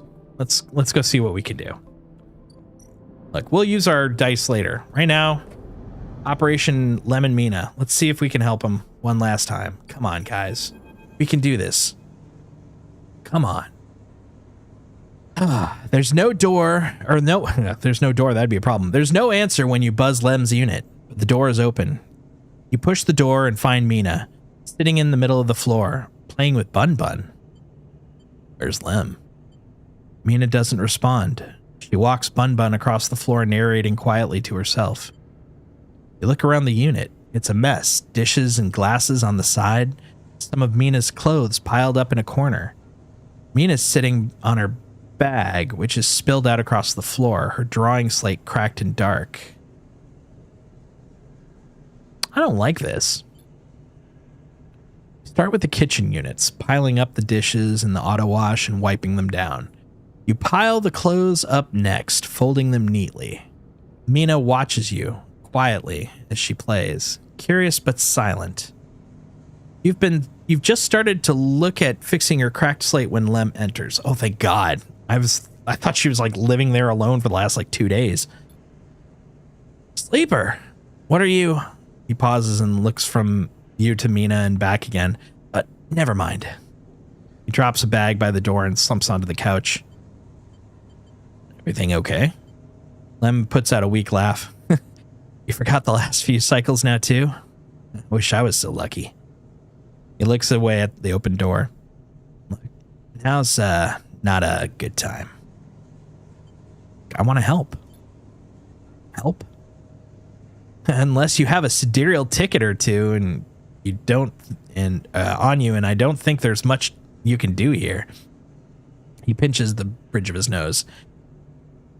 You understand that they never even put us on the list, right? I've been all around the rim looking for work, and I've run into more than a few of the crew. Turns out the only longtime Havenage members were issued those Celis ID numbers. They never planned to consider us. Havenage say that they know what they didn't know that what they were what they were going to use to make the draw, and who knows, maybe Celis pulled the wool over their eyes. But what does it matter? All those hours in the yards for a hand-to-mouth wage and nothing else? He slams his hand down on the sofa. You're giving up? Lem opens his mouth to respond, but stops himself. Looks at the open door again. They're moving the sidereal up the hub now, you know, says without meeting your eye. That's where it'll depart from. They're bringing in a ship with all their cryosleep pioneers and transferring them up there in microgravity before loading the crew. We could steal a ticket. Lem laughs. There's no tickets. I was joking before. Just those ID numbers coded to someone's identity. No stealing that. Looks over at Mina. Look, we'll be fine. We always have been. Just need a little time. He sighs. We had our hearts set on that trip is all. Mina comes over and climbs into his lap. He smiles. I'm not giving up. Well, good for you. You get yourself on that ship. I won't stop you. Lem strokes Mina's hair. Look, I want to go up to the hub and ask around. Or if you want to go up to the hub and ask around, be my guest. I can't get up there with Mina down here, and I'm sure the sidereal will bring a crowd, but be careful. This kind of thing always attracts scammers and thieves. It is like the NVIDIA launch. Find any way on board, you take it. You need help to get there? Ask me. But for now, me and Meanie here are just sticking to the eye. She looks up at him and smiles. I'll find a way. For all us. Lem smiles but doesn't say anything. You stand to leave and Mina grabs your hand, eager to give you one more smile. Then, you're out. Back into the hallways of the low end. Already thinking of plans to make this right. Hell yeah. We'll find a way. Going up to the hub. We're getting them on that goddamn ship. Look, I will fuck people up if I have to. There's no risk. This is not risky. This is destiny. Let's fucking do this. We're getting them on that ship. 2. All right. Come on, buddy. This is for Lem and Mina. 1. All right. All right. You know what? I think we can do better. I'm gonna. Yeah. That's fine. That's fine. That's literally the same on the other one. So works for me. Okay. Don't fail. That's all we need. Please do not fail. Don't fail. There we go. Ah, quite an achievement, isn't she? Sendra Celis must be proud.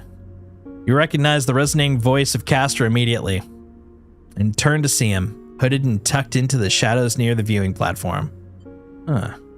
Castor. I see you remember our game. Good. Looks around, but the platform's clear.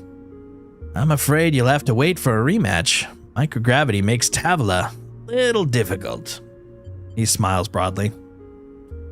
Castor walks out to stand beside you on the platform. The telltale clunk of magnetic boots accompanies his slow crossing. He notices you looking at them. I don't like it much up here, he explains. I hear there was some trouble at the Havenage shipyard when they announced the results of the crew lottery. Yeah, they screwed us. I know. He sighs, meeting your eye. An ugly business. Stellus are too used to the way things work in the core. Exploitation is the only logic they know. He gestures out at the sidereal. You know why they built this monstrosity on the eye? Money? That was part, perhaps, but there are cheaper shipyards. Stares at the pristine yellow hull. Stellus built it here, Castor says gravely, because they didn't want anyone to know it exists. He rubs his forehead. Secrecy is something I cannot abide. He turns to face you. There are people being loaded onto that ship as we speak. Sleeping people, locked in cryosleep like the person that you were emulated from. There are hundreds of them, and Celis wants to send them out to a planet at the edge of the settled systems without anyone knowing where it is. But you, Sleeper, you can do something about that. You're like me. You deal with data. You can read it right out of the air. With someone like you on that ship, secrecy isn't a problem. You can ping back whatever I need whenever I need it. As long as you're on board. With you on the sidereal, and with some minor modifications, he pauses. You can be my eyes and ears. You'll keep track of Celis's grand project through you. I will keep track of Celis's grand project through you. Because that's how words work. In short, says Castor, stretching, I could get you aboard, Sleeper, but I'm gonna need you to help me. The fuck? Who are you? I'm a concerned party. Someone who likes to know what is happening when it is happening, not afterwards. It's not just me. Yes, your friend Lem. That can be arranged. It is difficult, but not impossible. The condition is, of course, that you go too. Castor clunks closer to the window. watching the tugs wheeling around the sidereal. It's a simple offer, and the only one that'll get you on that ship. Please, consider it. He turns back, silhouetted against the ship. But to make it happen, I need your assistance, as I said. There's a Celis Foundation ship docked in the now empty shipyard. I need the data from its servers. This will allow me to produce the IDs necessary for your transit. Castor looks over his glasses at you. Celis aren't stupid, though. Our ship is totally isolated from the station. You'll need to get on board if you want to access their air-walled servers. Once you have the data, meet me at your friend's unit so we can give him a good news. Words. He smiles. I've noticed his importance to you. And the little one. So cute. You don't extract the data before the sidereal horizon leaves the hub. And I'll get the message. We have other options, but you are certainly my preferred one. But be sure when you act, Sleeper. Once you take the data from Celis, you'll set off a series of events that will likely be hard for you to untangle yourself from. Either way, I recommend you stop asking around up here. You're bringing a lot of attention to yourself. Castor glances around as if to emphasize his point. There are only a handful of cycles until departure, Sleeper. Make your decision. With that, Castor marches off the platform, the sound of his mag boots fading away, leaving you to contemplate the sidereal horizon and the part it may play in your future. All right, we have an opportunity. How many days? 1, 2, 3, 4. We've got 8 days. 8 days until no choice. All right, well, let's see. What do we got here? Escape on the sidereal. Steal the Celis data. Well, I can't do it today. That's for fucking sure. What is our XP looking like? Okay, we're out of XP. So I can endure. My hack is okay. Ironically, I came in as an engineer. I came in as a machinist. And I am that is actually like one of my most mid-level skills now. But that's all right. That's all right. We've got this. We've got this. We will get this. We will save them. We are going to be the heroes.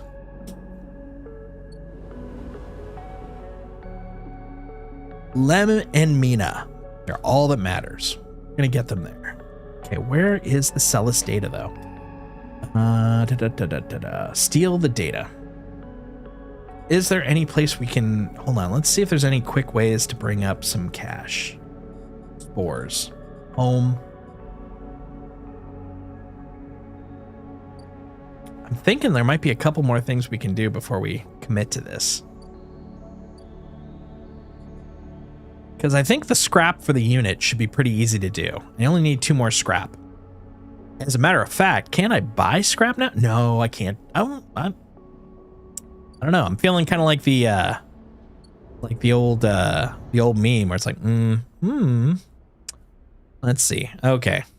Well, first off, we gotta sleep. Oh, damn it. First off, we need food. Let's get some foods. I wonder if my doggo's still laying down. No, he fucking moved the bed. That little cheeky bastard. I'm like looking over. He dragged the bed over. Sorry, guys. You don't get to see the doggo. All right. Let's see. Oh, what's that? Oh, that's Castor's table. Yeah, that's why he knows he can trust me, because I've transacted with him. I've done a few things with that guy. He's pretty cool. He's hip. He's with it. Yeah, 3 caps. 3 caps, man. All right, here's what we're going to do.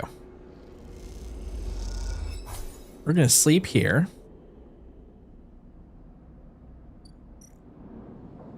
In our empty container. You got baited. You got baited. You got baited.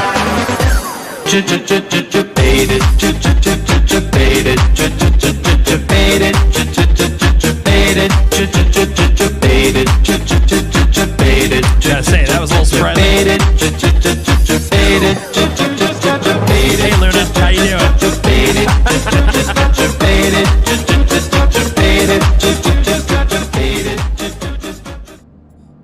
It's like the walk-in for Luna.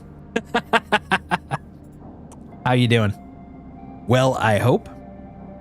We're about to save a surrogate father and child from a shitty life. We're going to see what we can do about that. All right. So, let's see if we can find the timer first. Or not the timer, but the event. The stealing. Okay, so we got those two. And then if we go over here. Up there. Here. Oh, wait. Hold on. Can I buy scrap here? I don't think I can. No, I cannot. It is kind of crazy that I'm at a point where now money is like literally no object at this point. It's a nice feeling. I've been lurking most of the time, but now all my friends left, so I'm alone and can chat. Nice. Nicey nice. All right, let's see. So where am I going to steal this from? Let's see if there's anything in the text. Escape on the sidereal. Caster has offered a second chance. If you cooperate, perhaps you can be leaving. All can be leaving on the sidereal horizon after all. Steal the Celis data. Oh wait, data. God damn it. I'm an idiot. Is it over here somewhere? Oh, that's kind of cool though. I didn't even think it would be a rotation. That's kind of cool. All right, but it doesn't look like it's up here. All right, let's check elsewhere. Like check down below, maybe. Let's see, descender car. Descender car. All right, let's check here. Huh? What are you? You're an agent. Yeah, I had a feeling. Oh, also let's select it. Toggle there. That way, at least I can see a yellow dot. Yellow dot equals correct place. Not here. Shit. And if it's over in the greenway, I still have yet to find a way to plant that damned seed, which I presume is what's needed to unblock the shittiness of the greenway in terms of data. I'm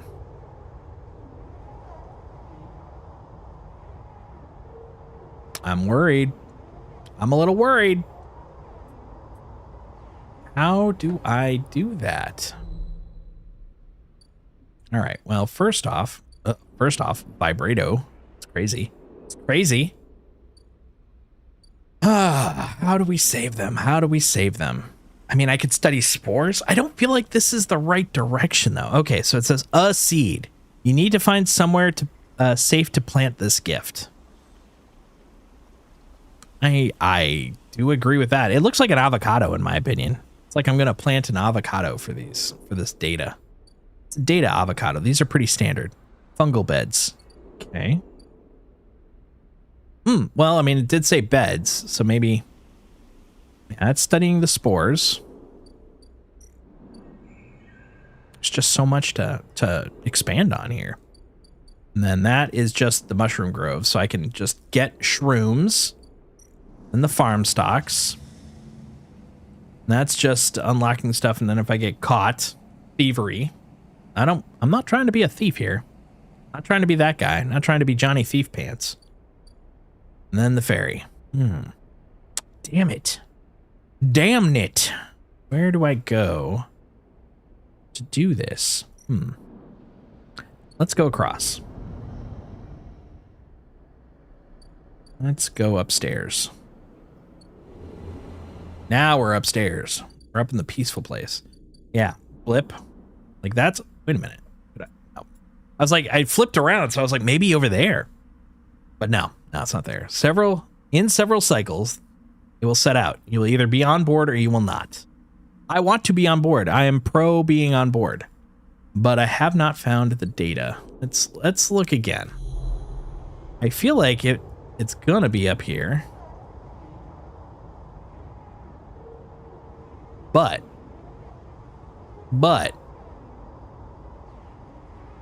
I don't see it. No. It does not seem to be up here. That is how data in this game usually works. It's in one of those thingy-madoobers. So let's look at now that we've got the yellow on. let's do a full ride here. Wait a minute. No, that's the agent. Screw you, agent. Yadigan's always around. Havenage always around. That's just a way to get the occasional. Yeah, you're also a Havenage. Yeah. Okay. Man. Let's read this one. Caster is offered a second chance. You cooperate. Perhaps you could be leaving on the stereo. Steal the Celis data. The Celis data. There's an implication of a lot of data. A lot of important stuff there. All right.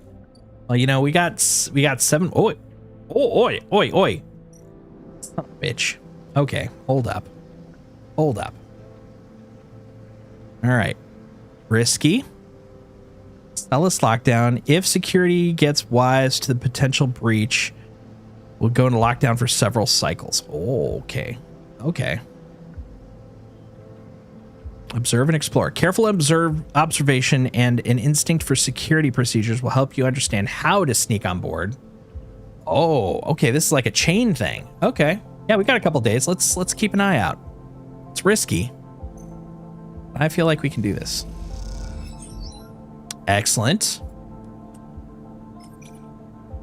Because look, we don't need anything else. We've got the skills. Fuck! I mean, we should have the skills. Come on, man. Come on. For Lem. For Mina. For Lem. For Mina. Let's do this. Excellent. Reroll.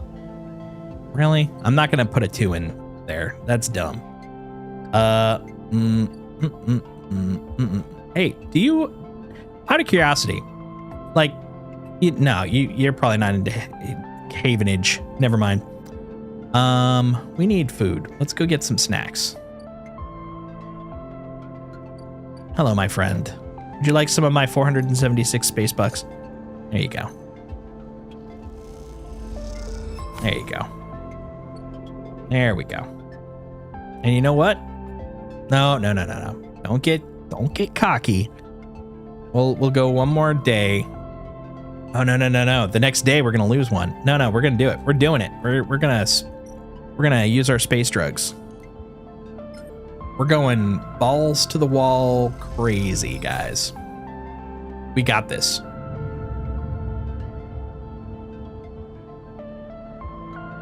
I like the little dancy little bunnies.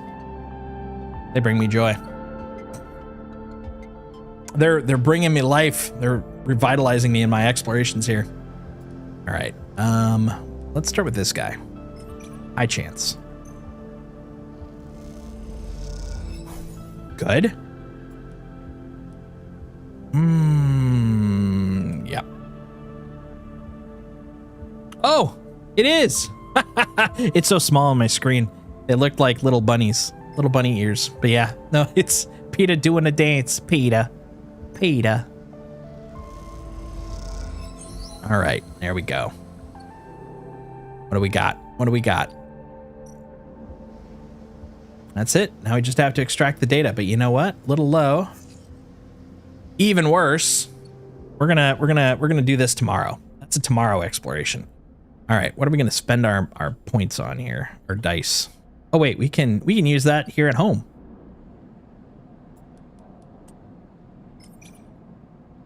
Why go out and eat when I can, have fungus at home?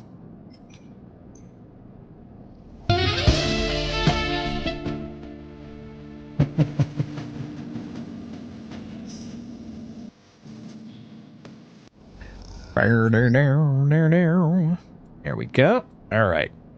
And cycle. Okay, guys, here we go. The big push. Fingers crossed. Okay, 5. That's fine. 5 is a win. 5 is a win. Taking it.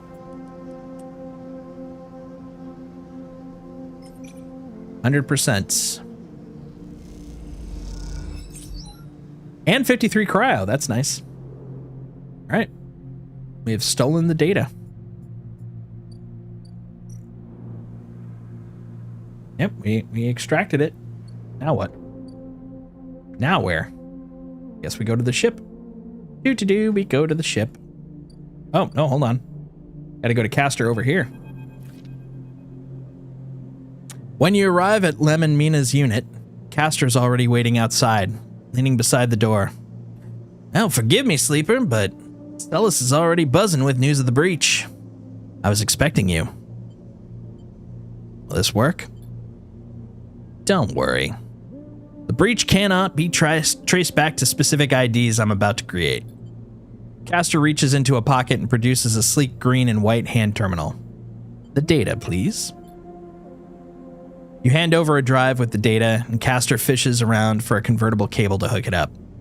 He slots it into the terminal, and after some whirring, a set of two transparent films marked with numeric sequences are produced. 2 tickets to an uncertain future. Castor smiles to himself. The child will go with Lem, of course.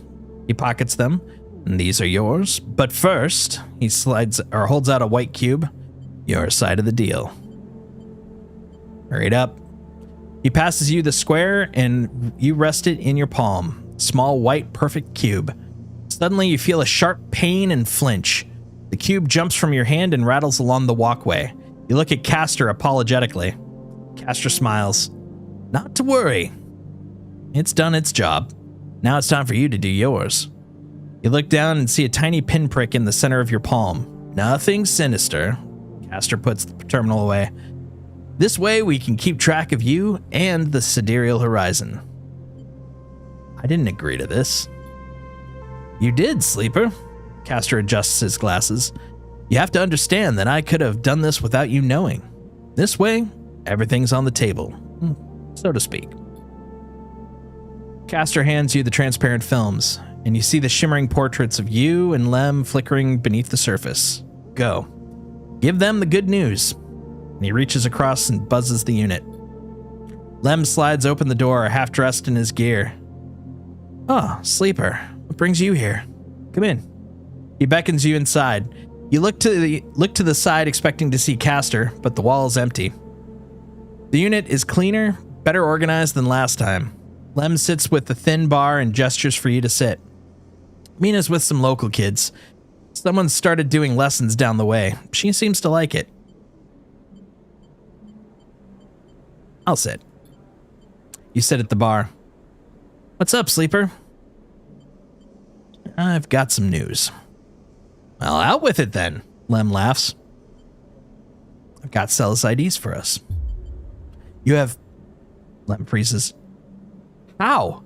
He blinks rapidly as if to wipe you from his vision. Does that mean... Yep. Lem stands up and paces around the unit. Oh, we have to pack. He starts laughing. Holy shit, we have to pack. He turns back to you smiling. How the hell did you swing this, Sleeper? I made a deal. What a deal. Color me impressed. You show him the ID films. He whistles at the portraits. I could do better than that. Impressive stuff. Pats you on the shoulder, because everyone pats me on the shoulder. You should stay until Mina gets home. We could tell her together. Sure. The buzzer goes, well, that'll be her.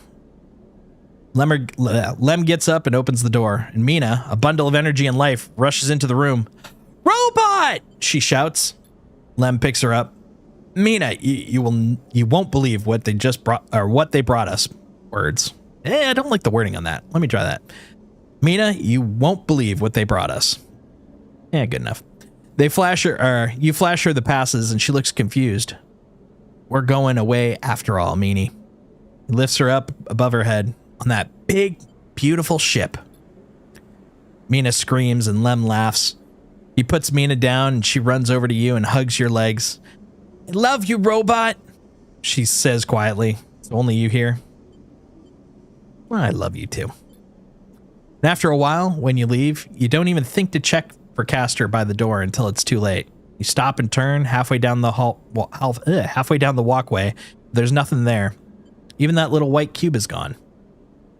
So you keep walking back to the low end, deep in thought, excited and scared, all at once. Wait for preparations. All right. Yeah. Yeah. Now, oh, nope, we're not going there. Fuck off. We're gonna go take a quick glance at the hub.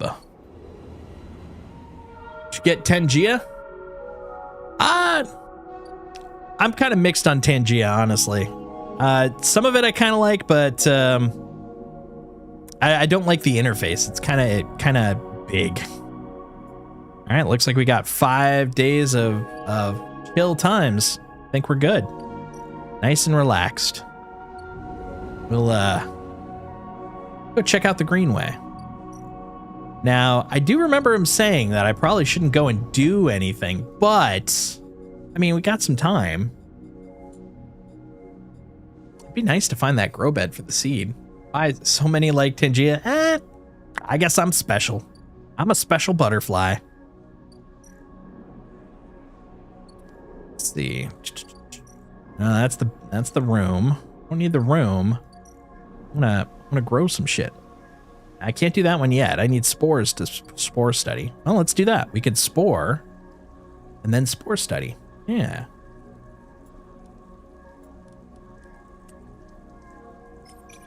Sometimes it gotta be a special butterfly.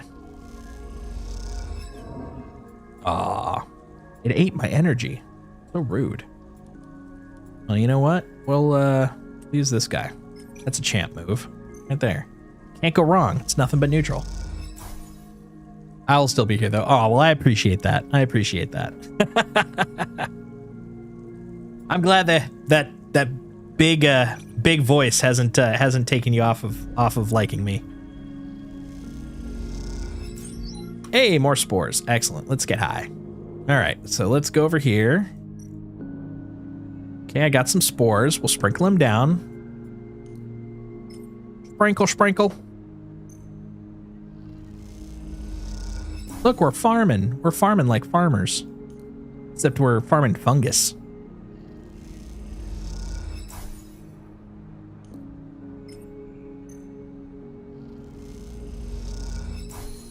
Yeah. We made beds of fungus. So gross. Fungal gross. The spores need time to germinate and spread in the aviary.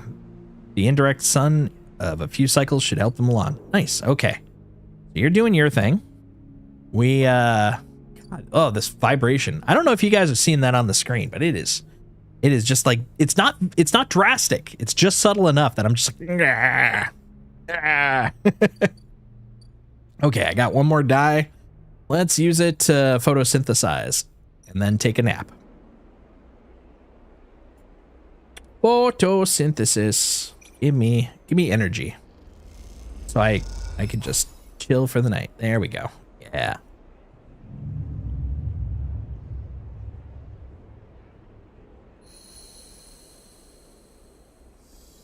Ah, relaxing. All right. Our time zones don't match, but I'm here always when I'm awake because of insomnia. Or staying awake for fun like today. Well, I'm glad.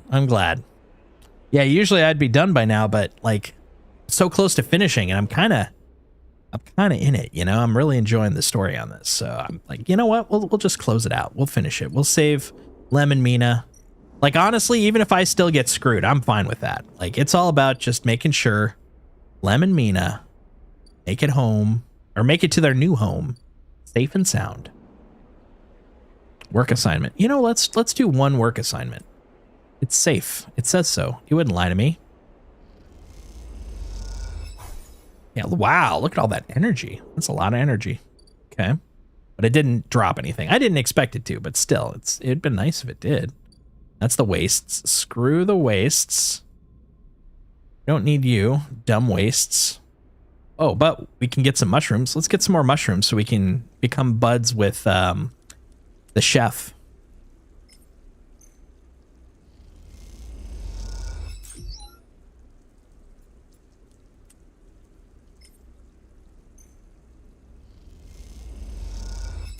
There we go. Keep going. I have someone to chat with. Well, I'll be a little bit. I've still got a couple more days of space before it completes. So I'm not going just yet. We're just on like the trajectory. And for all I know, there could be a big fake out and it'll just keep going for a little bit longer. But that's the plan at any rate. All right, let's do this. Make me some Girol fricassee. Ah, bribing me. Bribery. Thank you for the bits. Much appreciated. Thanks, Luna. I can't say no to bribery. That'd be ridiculous. I live in a post-capitalist society, man. This is what I got to do. Okay, we already did that. We're good there. How about over here? Is there any data that I can... No, it's all haven't... Oh, wait. I think Yadigan. Don't these guys love the Haas? Yeah, they love Haas. Here, have some Ha. Yeah, that Ha. Everybody loves it. I'm just spending all my stuff. Because, you know, tomorrow's about to show up. All right. There we go. Wait for preparations. What else can I do? You know that's happening, so I don't need that. Enter the greenway. Find and nurture. Oh, I'm trying. Find a nurturing grow bed for the seed. Oh my goodness. Excuse me. Excuse me. I don't have much money, but I share a little bit to people I like. Oh, thank you. Thank you very much. Honestly, like, the thought is always the thing that counts for me. So even any bits is appreciated. So thank you very much. Let's see. Bring mushrooms to the briar. Well, I could do that. Well, I guess I got to find the specific ones. Yeah, bring Emphas Girol caps. I did that. I don't know if there's progress to that, but that's all right. Yeah, go away. Grow mushrooms. Germinate and let them grow. Well, I'm doing that. And collect spores for Rico. Okay. We're doing all sorts of stuff. We're making dreams come true. Anything else I can do for you, buddy? Girol prep. Oh, cool. Girol is prepping. Cool. Where can I spend these last two oobity doobities? Freight hub? What do you got? Midline security. Stealing shit. Oh, no, that's them catching me. No, that's not great. That's not great. Midline runs automated freight down from Free Spoke. Sure. Why not?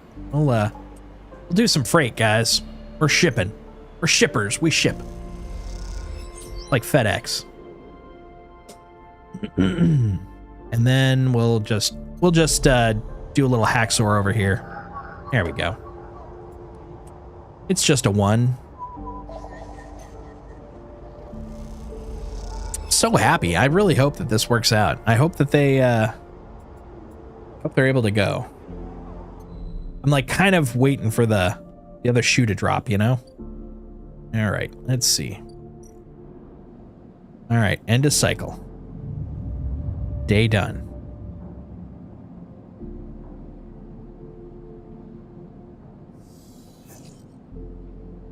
Happy with a few bits. It's still money people put on. Exactly.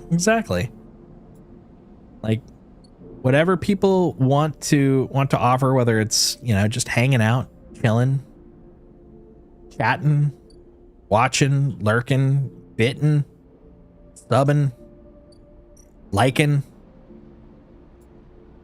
What else is there? Following. All of it. It's all good. It all brings joy.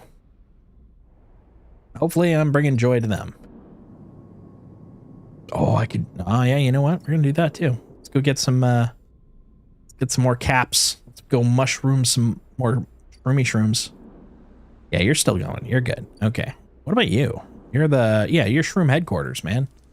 Yeah, we're gonna start with you. Give me some shrooms, bro. Yeah, give me some shroomies. Ugh, 1. So sad.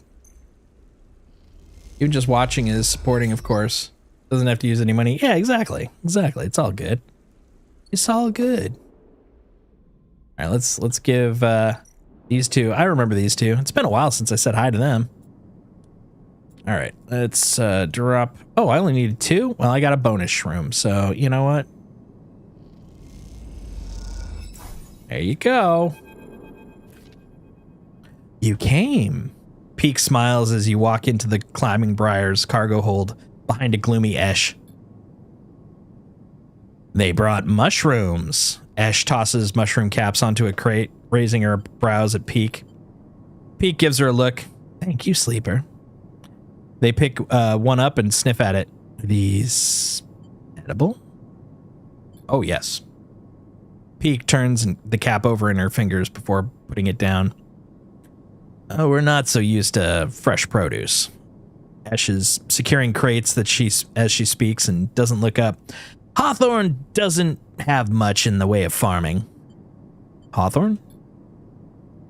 The installation we grew up on. Ash wipes off her hands on a rag. XPR loves to name their property after natural things, but that's about as far as their relationship with plant life goes. XPR?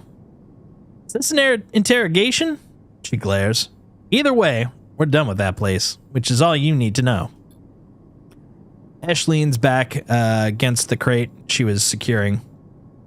We're gonna need more than those few mushrooms if we want to help the refugees, though. What do they need?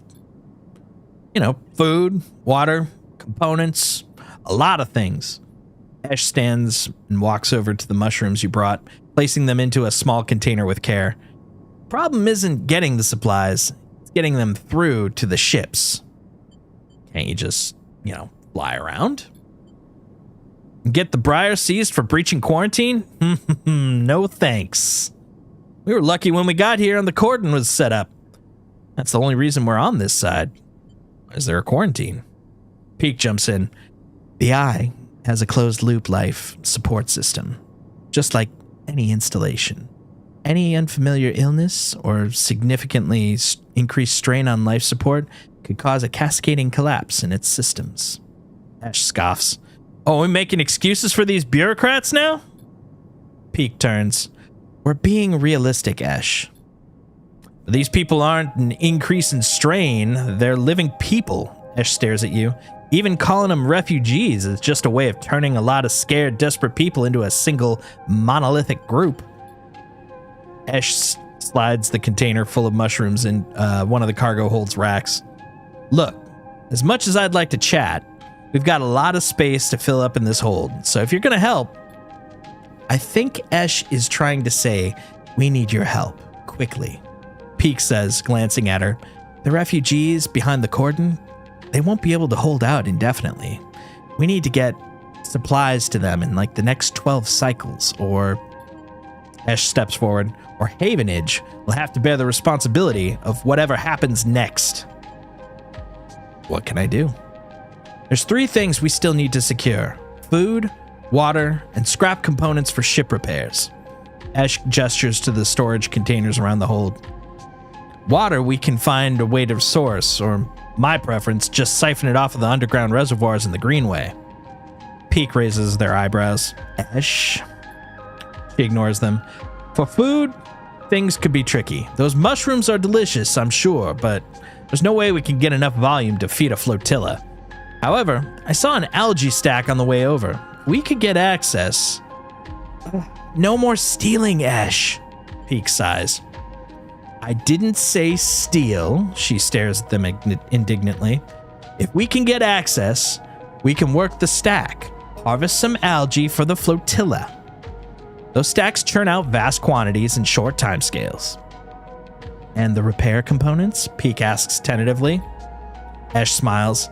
Just look around, Peak. This whole place is made of scrap. She shoots you a glance, and I'm sure the Sleeper has their sources. Can bring them right here. We get everything before time runs out. Perfect. Get most of it? Also good. Either way, in 12 cycles, I'm gonna have to take what we have and go. How are you gonna get through? Ash shoulders a container. I thought I'd leave that up to you, Peak. They flinch. Are you serious? Ash, I know we said that we would help the flotilla, but at what point... They stop, take a breath. Take this seriously, Ash. I don't know the first thing about breaching a quarantine cordon. Maybe not, Ash says to you, but they might. They slipped out of an Essen Corp facility, didn't they? Plus, they've been here longer than us. You were always trying to get me to help? Well, here it is. She gestures at you. Help. Pete glances between the two of you. I swear to... I need to think this one through. Meet me at the cordon in a couple of cycles, Sleeper. Maybe we can figure something out. Meanwhile, Ash meets your eye, you can help me acquire the supplies. Discreetly. She smiles. We have to keep this quiet, keep Havenage out of the loop. Once they get suspicious, this is all over for us. This is all suddenly seems a little too real, too dangerous. You've only just found your feet on the eye. This is not your time for causing trouble. Let's see. Come find us. We'll be out there trying to pull all this together. Ash goes to the back of the hold to start packing another container. Peek, come help me. Peek glances at her. Sleeper, look, we didn't choose this either. They lower their voice. Just help us finish this. We've got to set up a base camp on the Broken Spoke, and you're welcome to rest there in any of the cots we have while working on this. They smile. We're in this together. Peek! Ash shouts as they walk into the hold to help with the container. As you leave the climbing briar, you look out at the broken edge of the eye's ring, where the Havenage cordon blinks with tiny red lights. What are you getting yourself into? Whap, whap. Oh, I'm in that position when I can't sub people because I lost 200 euros from my money. Oof. So I use Turbo. No ads for me. I hate ads. It's fair. Ads are a pain in the butt. I agree with you. Like, honestly, if there was some way, like, I'd just make them all disappear, I'd be a big fan. Because if you turn it off, you're forcing everybody to have them in the beginning. And if you turn them on, well, then they're literally on. So I try to spread them out. But yeah, it's a pain. But people still get money from ads, I'm supposed to see. Actually, what's funny is they actually get less now. So apparently there was a glitch. I mean, cynical me is like, nah, I don't know if it was a glitch in as much as maybe a cut. But, you know, benefit of the doubt. Apparently there was a glitch with Twitch's ad calculator. And so everyone's getting dramatically less ad money. And I mean, I'm a small streamer. So my ad money, my revenue from ads is like 5 cents. It's tiny. So it's like, hooray, now it's 3 cents. Yay. Really? Did they change Turbo? No, this isn't related to Turbo. Turbo is kind of the same as it was before, but ads themselves, if you get ad revenue, the amount you get like is way less now than it was like a month ago, because apparently they did some sort of fix to it. Cynical me. Doing cynical things. Finds it very suspicious, but you know, it is what it is. Like I said, I'm doing this for, I mean, I know you do it the same reason. You know, I'm doing it for fun. So, you know, I think at most I'm probably pulling in enough for a video game every couple of months. So, meh. It's nice to have a video game paid for. Ads are pointless for small streamers, kind of. Yeah, 100%. They're just silly. Yeah, honestly, the reason most people I know that are small streamers do ads is specifically so that they don't lose people that are booted by the pre-rolls. A lot of people will be like, oh, I'm going to go check this person out. They start it, and it's like, stream with ads. I'm done. Because they don't even get to see the person. They just see the ads. The ads. All right, algae stack, huh? Let's see. Well, might as well, right? Hey, that was a good roll. So let's see what we can do to help out the gang while we're waiting. Oh God, that vibration is just crazy. Oh, what's this one? Oh, and this is the water, huh? Okay. Water for the flotilla and the Havenage alert. Oh, okay. We're sending our 6s and 5s to that guy because we don't want to cause any alarms. So we're gonna rest up.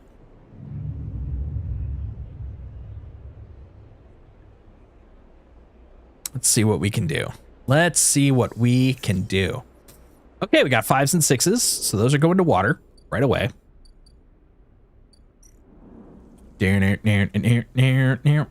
Siphon water and hack sensors. You know what? I don't need to do that because I'm 100% pause. Yeah.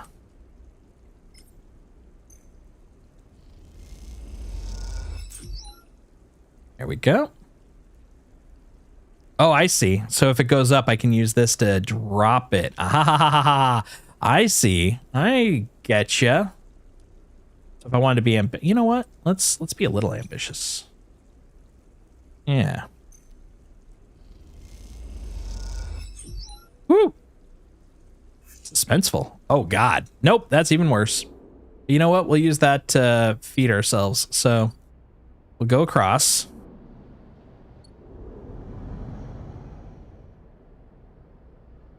And we'll go have a snack.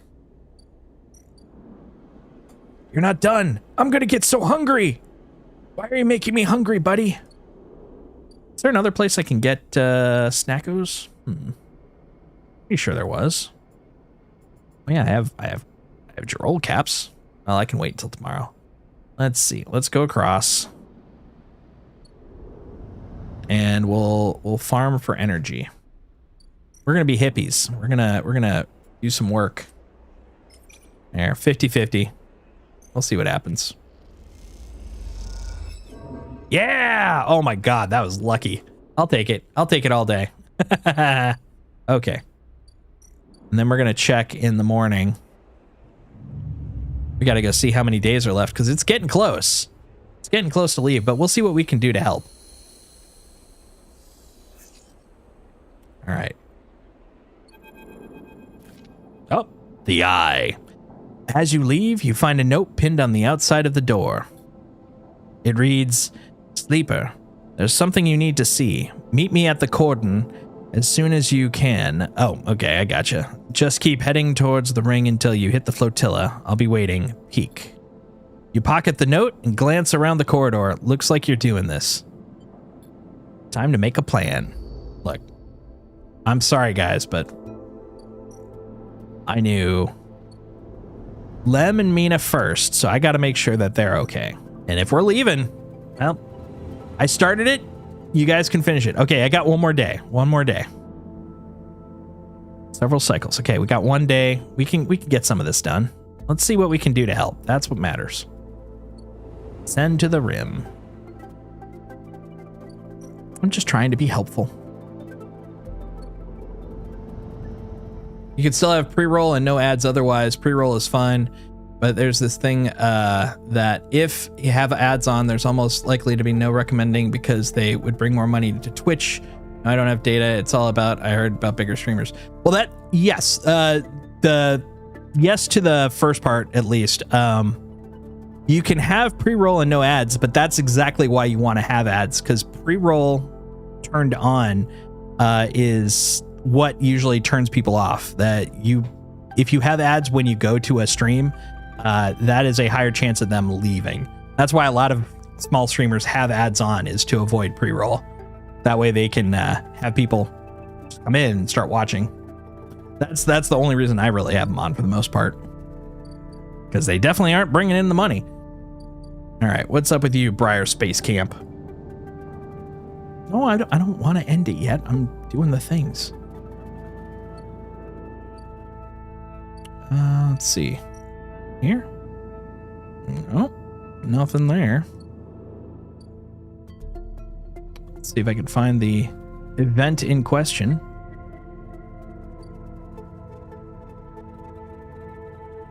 I thought it was over here. I must be wrong. Briar's Peak, Ash Run, Briar's Hold. Scrap the flotilla. I haven't gotten scrap yet. Oh, over here. Here we go. Peak! What's up? Sleeper! Peak catches your attention from the shadowy corner where they're leaning against. Any trouble getting here? Not really. I just had to keep going. Good to hear.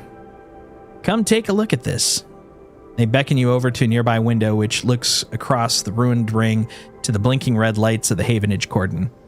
The cordon's temporary structures, a net of metal struts meant to detect and dissuade any ships from entering or leaving the flotilla, jut out into the black, and all around the tugs flit, securing them in place and tending to the red blinking drones that demand the quarantine. It's an impressive and worrying sight. What do you think? Peak interrupts you, your thoughts. How would you get through? Let's see. Use one of the tugs, create a distraction. Create a distraction. That's more my thing. It's not a bad idea, but what kind of distraction is big enough to get everyone to look away from the ship as big as the Briar? Peak squints at the red lights. Surely they'd spot and seize the ship. Peak turns away from the window and rubs their forehead. Eshy hasn't really wrapped us up in something here. Eshy has really wrapped us up in something here, hasn't she? The question is spoken under their breath, and they don't seem to expect the answer. The silence grows.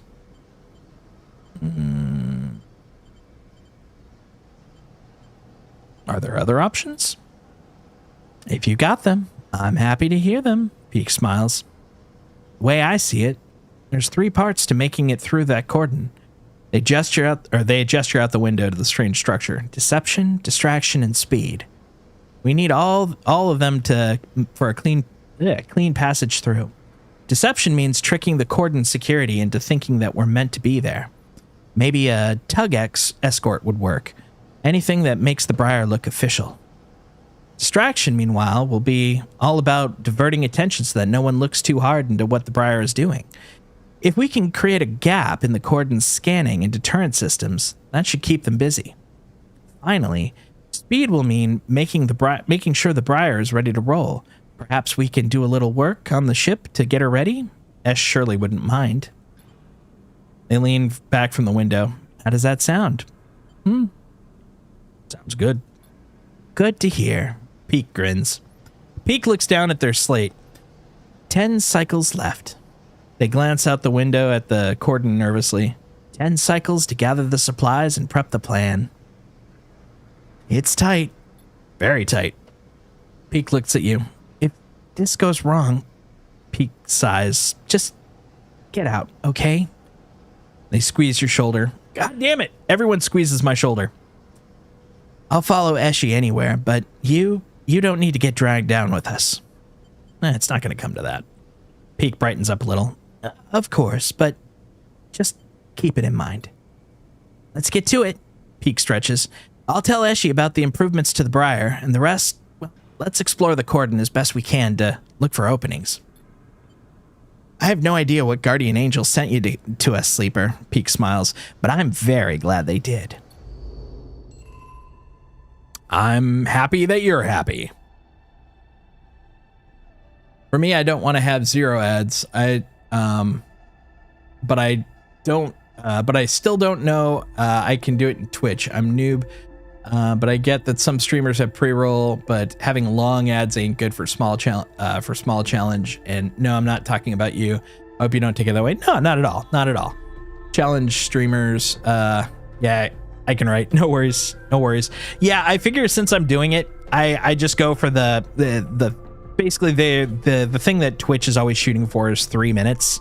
A couple of my friends have done the 3-minute chunk once an hour. And I'm starting to think about doing that because I set mine to 1.5 minutes every half hour because I want it to be the smallest amount.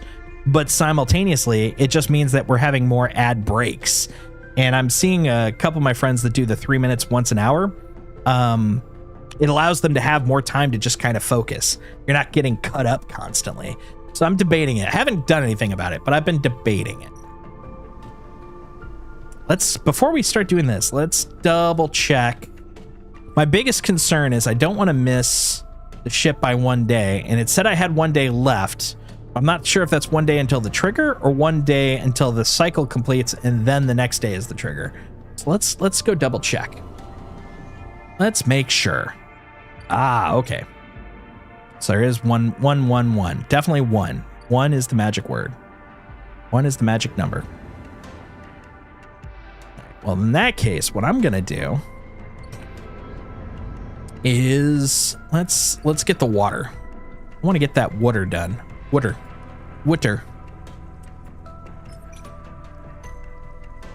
That way, at least one thing is done, you know?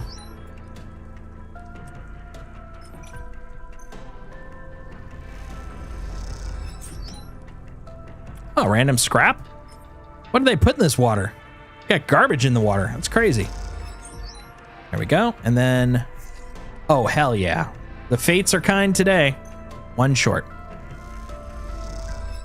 I'm sorry. You may not get your water. But look, I set it up for you guys. All you have to do is, you know, come and get it once it fills up with water, and you're good to go. Even if you completely F up, like, you're good to go. Across the greenway. Oh! Damn it. I just realized I pressed the wrong button. That's what I want. Yep. There we go. Scroll. I want to go talk to you, Emphas. Emphas is preparing the gyroll caps. He has had to heavily adapt this recipe, he says, but the smell is already incredible. It emanates from a strange purplish white bulb. Dragons! Thank you for that, Luna. It emanates from a strange purplish white bulb you have never seen before, and he's slicing it finely. He brushes and slices the mushrooms and then places them in the wok, with the sliced bulb and the oil. They caramelize there, in that well-worn crucible. He adds liquids, transparent and opaque, and then turns down the heat. A sprinkle of leaves is the final touch. We have a moment, sleeper. He smiles. Do you have a story? Something in the scent of the food gives you a feel of nostalgia, something distant and melancholic. It seems like the story should match that feeling somehow. Maybe you'll feel better for telling it. Let's recall my oldest memories. You start by explaining that when you are emulated from a person, many of your memories are left behind. Perhaps it is an intentional part of the process, a way of keeping sleepers ignorant and malleable. Or perhaps it's a side effect of the imperfect emulation. You admit you don't really know. What you do know is that some memories survive, and that on occasion they come back to you, like shadows passing overhead. You detail one recurring memory, which, despite returning to you with enough regularity for you to think it's familiar, always fades as quickly as it arrives. You struggle to explain the feeling of being whole for a moment that comes with this memory, and then how the wholeness slips away from you, slips away to leave you feeling like you've forgotten something important, but just can't bring it to mind. Emphas nods throughout, cooking as he does with deft and skillful movements. You start to trail off when you realize you can't find the words to explain how the memories you do have feel like both yours and someone else's at the same time, and how it always fills you with a certain sadness. The sadness of remaining forever unknown, even to yourself. Emphas finishes cooking and meets your eye. I'm sorry, sleeper, for your troubles. He puts the wok to one side. I appreciate you sharing with me. He smiles. I hope it lightens you a little. He passes you a bowl and heaps the gyrols into it, with yellow color mixing with the pale sauce and whorls and blooms. Eat. The dish is delicious, filling. It warms you as you eat in a way that you weren't even sure your body could be warmed. It's a small mercy. You think that S and ARP left you this pleasure. Oh, it's a small mercy, you think, that S and ARP left you this pleasure. Boy, that was a weird one to read for me. Many of the features of frames that are there to simulate human experience. You know that much. Emulated minds cannot be rewired, so their need for embodied experience must be met. That is why you breathe, even when you do not need air. Without that simulation, the sensation of drowning would be unbearable. Food serves another purpose. Your frame is able to metabolize it to produce energy from the raw material. Vitamins and minerals are excess, of course, but your frame only needs raw power, so much is wasted. And yet, while you eat this food, you feel the warmth. Nothing feels wasted. It all means something to you. As you finish, Emphas takes the bowl and the last of his cleaning. He smiles at you, and neither of you need to say anything more.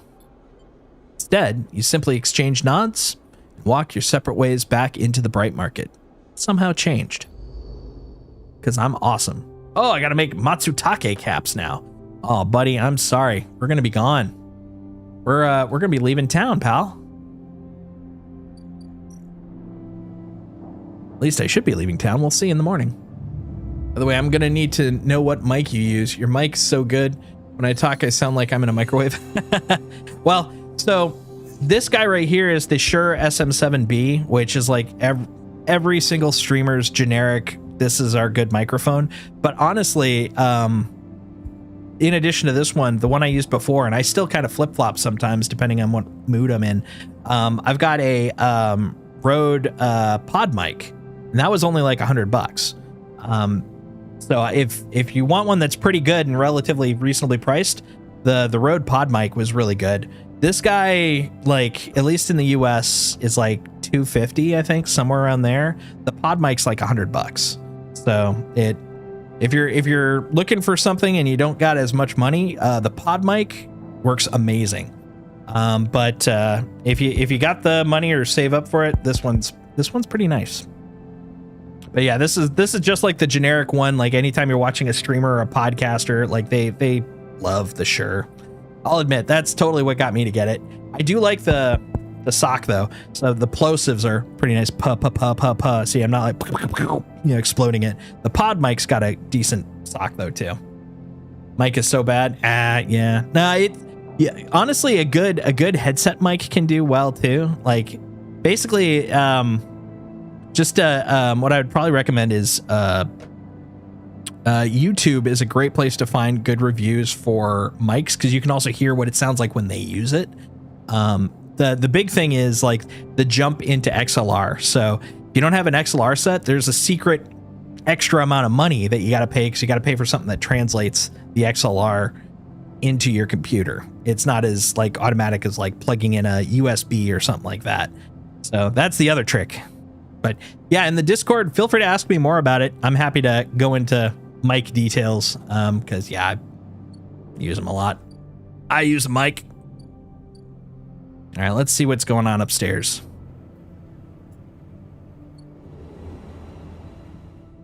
Oh, here we go. Lem and Mina. There's a crowd, but you spot Lem and Mina immediately as you enter the dock. They're waiting at the cordon, where Celis security are checking the crew in and to board the ship. Those that manage to get up to the hub are crowded near the entrance, and but even they know their chance of getting on board is long gone. Lem spots you amongst the crowd. Sleeper! Ha! We're here! They're standing beside a bag that looks to carry all the possessions they have. It's small enough to be carried in one hand. Hi, Mina. Mina's vibrating with excitement. She seems strangely at home in microgravity, but then you remember that she spent her whole life in space. Hi, robot! You hand over the Celis ID film to Lem, keeping your own. He turns it back and forth in the light. Where did your friend even get this picture, Sleeper? It looks like my old Conway ID. You look and find a shimmering, younger Lem staring out at the film, harder and clean cut. I spoke to the guard here. He nods to the white and green clad security officer. They'll be doing orientation and role assignment on board. Sounds like we're gonna be working under the core crew, kind of like an intern. He laughs. What do you think, Meanie? Am I too old to be an intern? Following Lem's lead, you inspect your ID. As you lift the film up to the light, you see something strange, something that makes you flinch. The face printed in the film is one you recognize immediately, but it's not you. At least, it's not how you look now. You squint at the ghost, confused why you hadn't noticed earlier. It's a picture you remember being taken, a memory that you didn't know you had. You remember signing the forms, the walk to the sleeper tanks, the cold metal floor. You remember the S&ARP employee who helped you in, her smile clean and surgical. You freeze in place, thinking of the you that still sleeps somewhere in an S&ARP facility.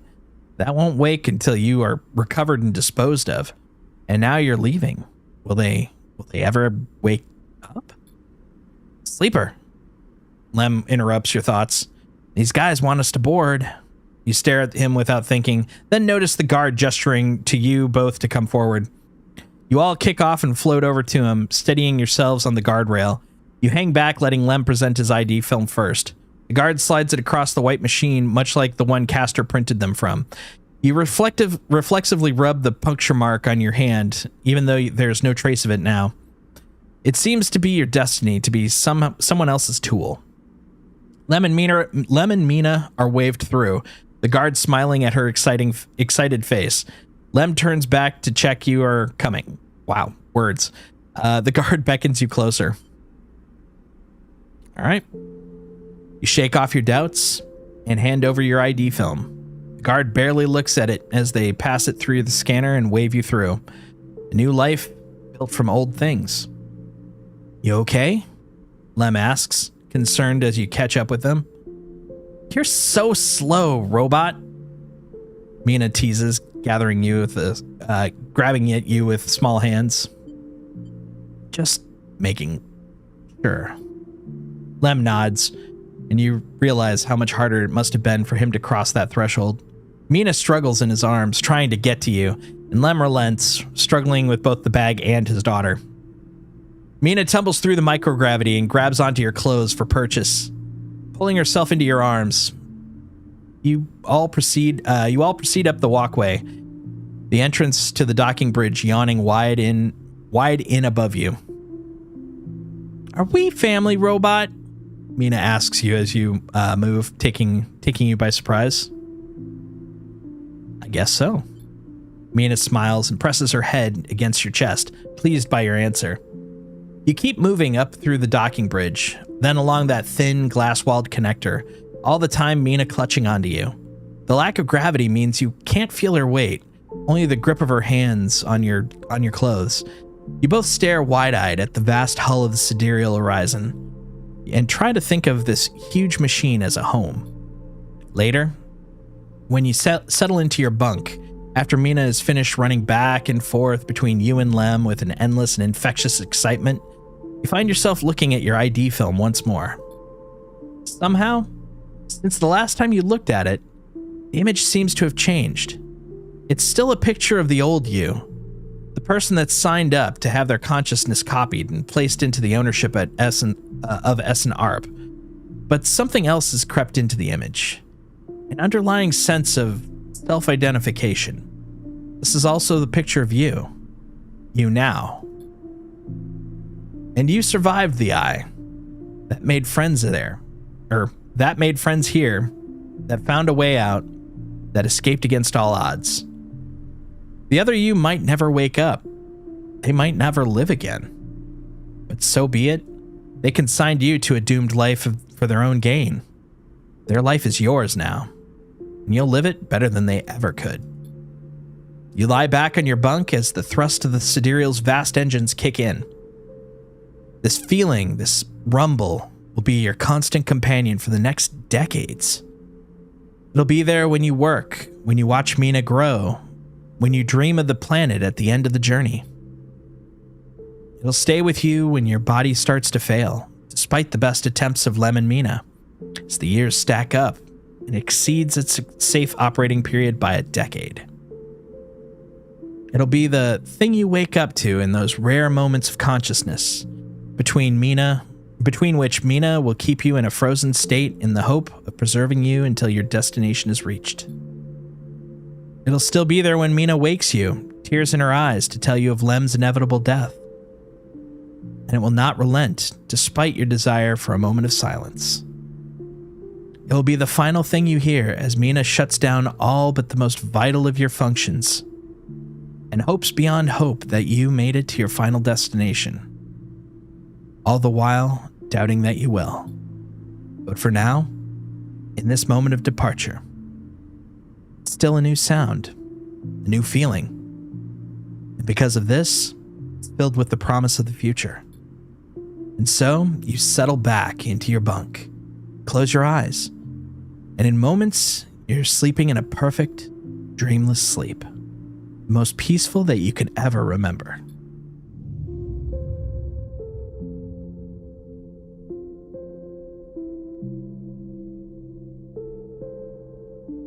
That's a good ending.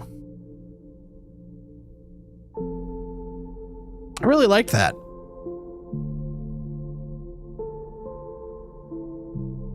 I was actually kind of concerned that I didn't get Lem and Mina on the ship I'm glad I did. I'm glad they kind of cheated that, you know, a little bit. It's like, you're boned, but we fixed it. We fixed it for you. That was a really fun adventure. There's a sequel too. Just came out a little bit ago. I think it's in early access. Might have to end up playing that. I'm kind of curious what you guys thought. Like in terms of like watching the stream, because it's, you know, it's primarily just background music, clickety click, and me talking. I'm kind of curious if you like, was it fun? Was it enjoyable?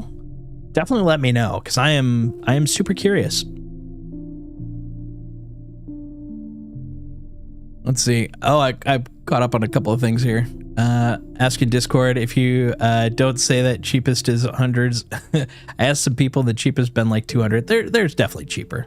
Didn't even listen. I was sending messages to my long distance girlfriend, thinking, oh no, you're fine. You're fine. That was really good. I'm gonna definitely have to pick up the sequel. Yeah, Citizen Sleeper 2 announced. That was great. I feel bad for Eshi and Peak. Wasn't able to save them. But I started the water. They almost got it. They've almost got all of it secured. So I'm pretty confident that they'll figure it out. They'll get it going. You know, they'll just have to find where I left off the water. There was a little bit done on the algae. You know, I'm confident they'll be fine. But yeah, what a fun story. Only two streams, although admittedly this stream, let's see, I went from 5, so 7 plus 30, it's about 10 hours, 10-hour run. But if you've been enjoying this, if you've had fun watching the stream, watching the adventures, definitely over on the YouTube side, please drop a like, please subscribe if you really kind of dug the storytelling, dug the content. I'd love to have you guys back. Over on the Twitch side, of course, please feel free to follow. Always happy to have more people here. We'll definitely be setting up a sequel. We'll run through Citizen Sleeper 2 pretty soon. Just gotta find a nice little back-to-back period there. This was a fun time.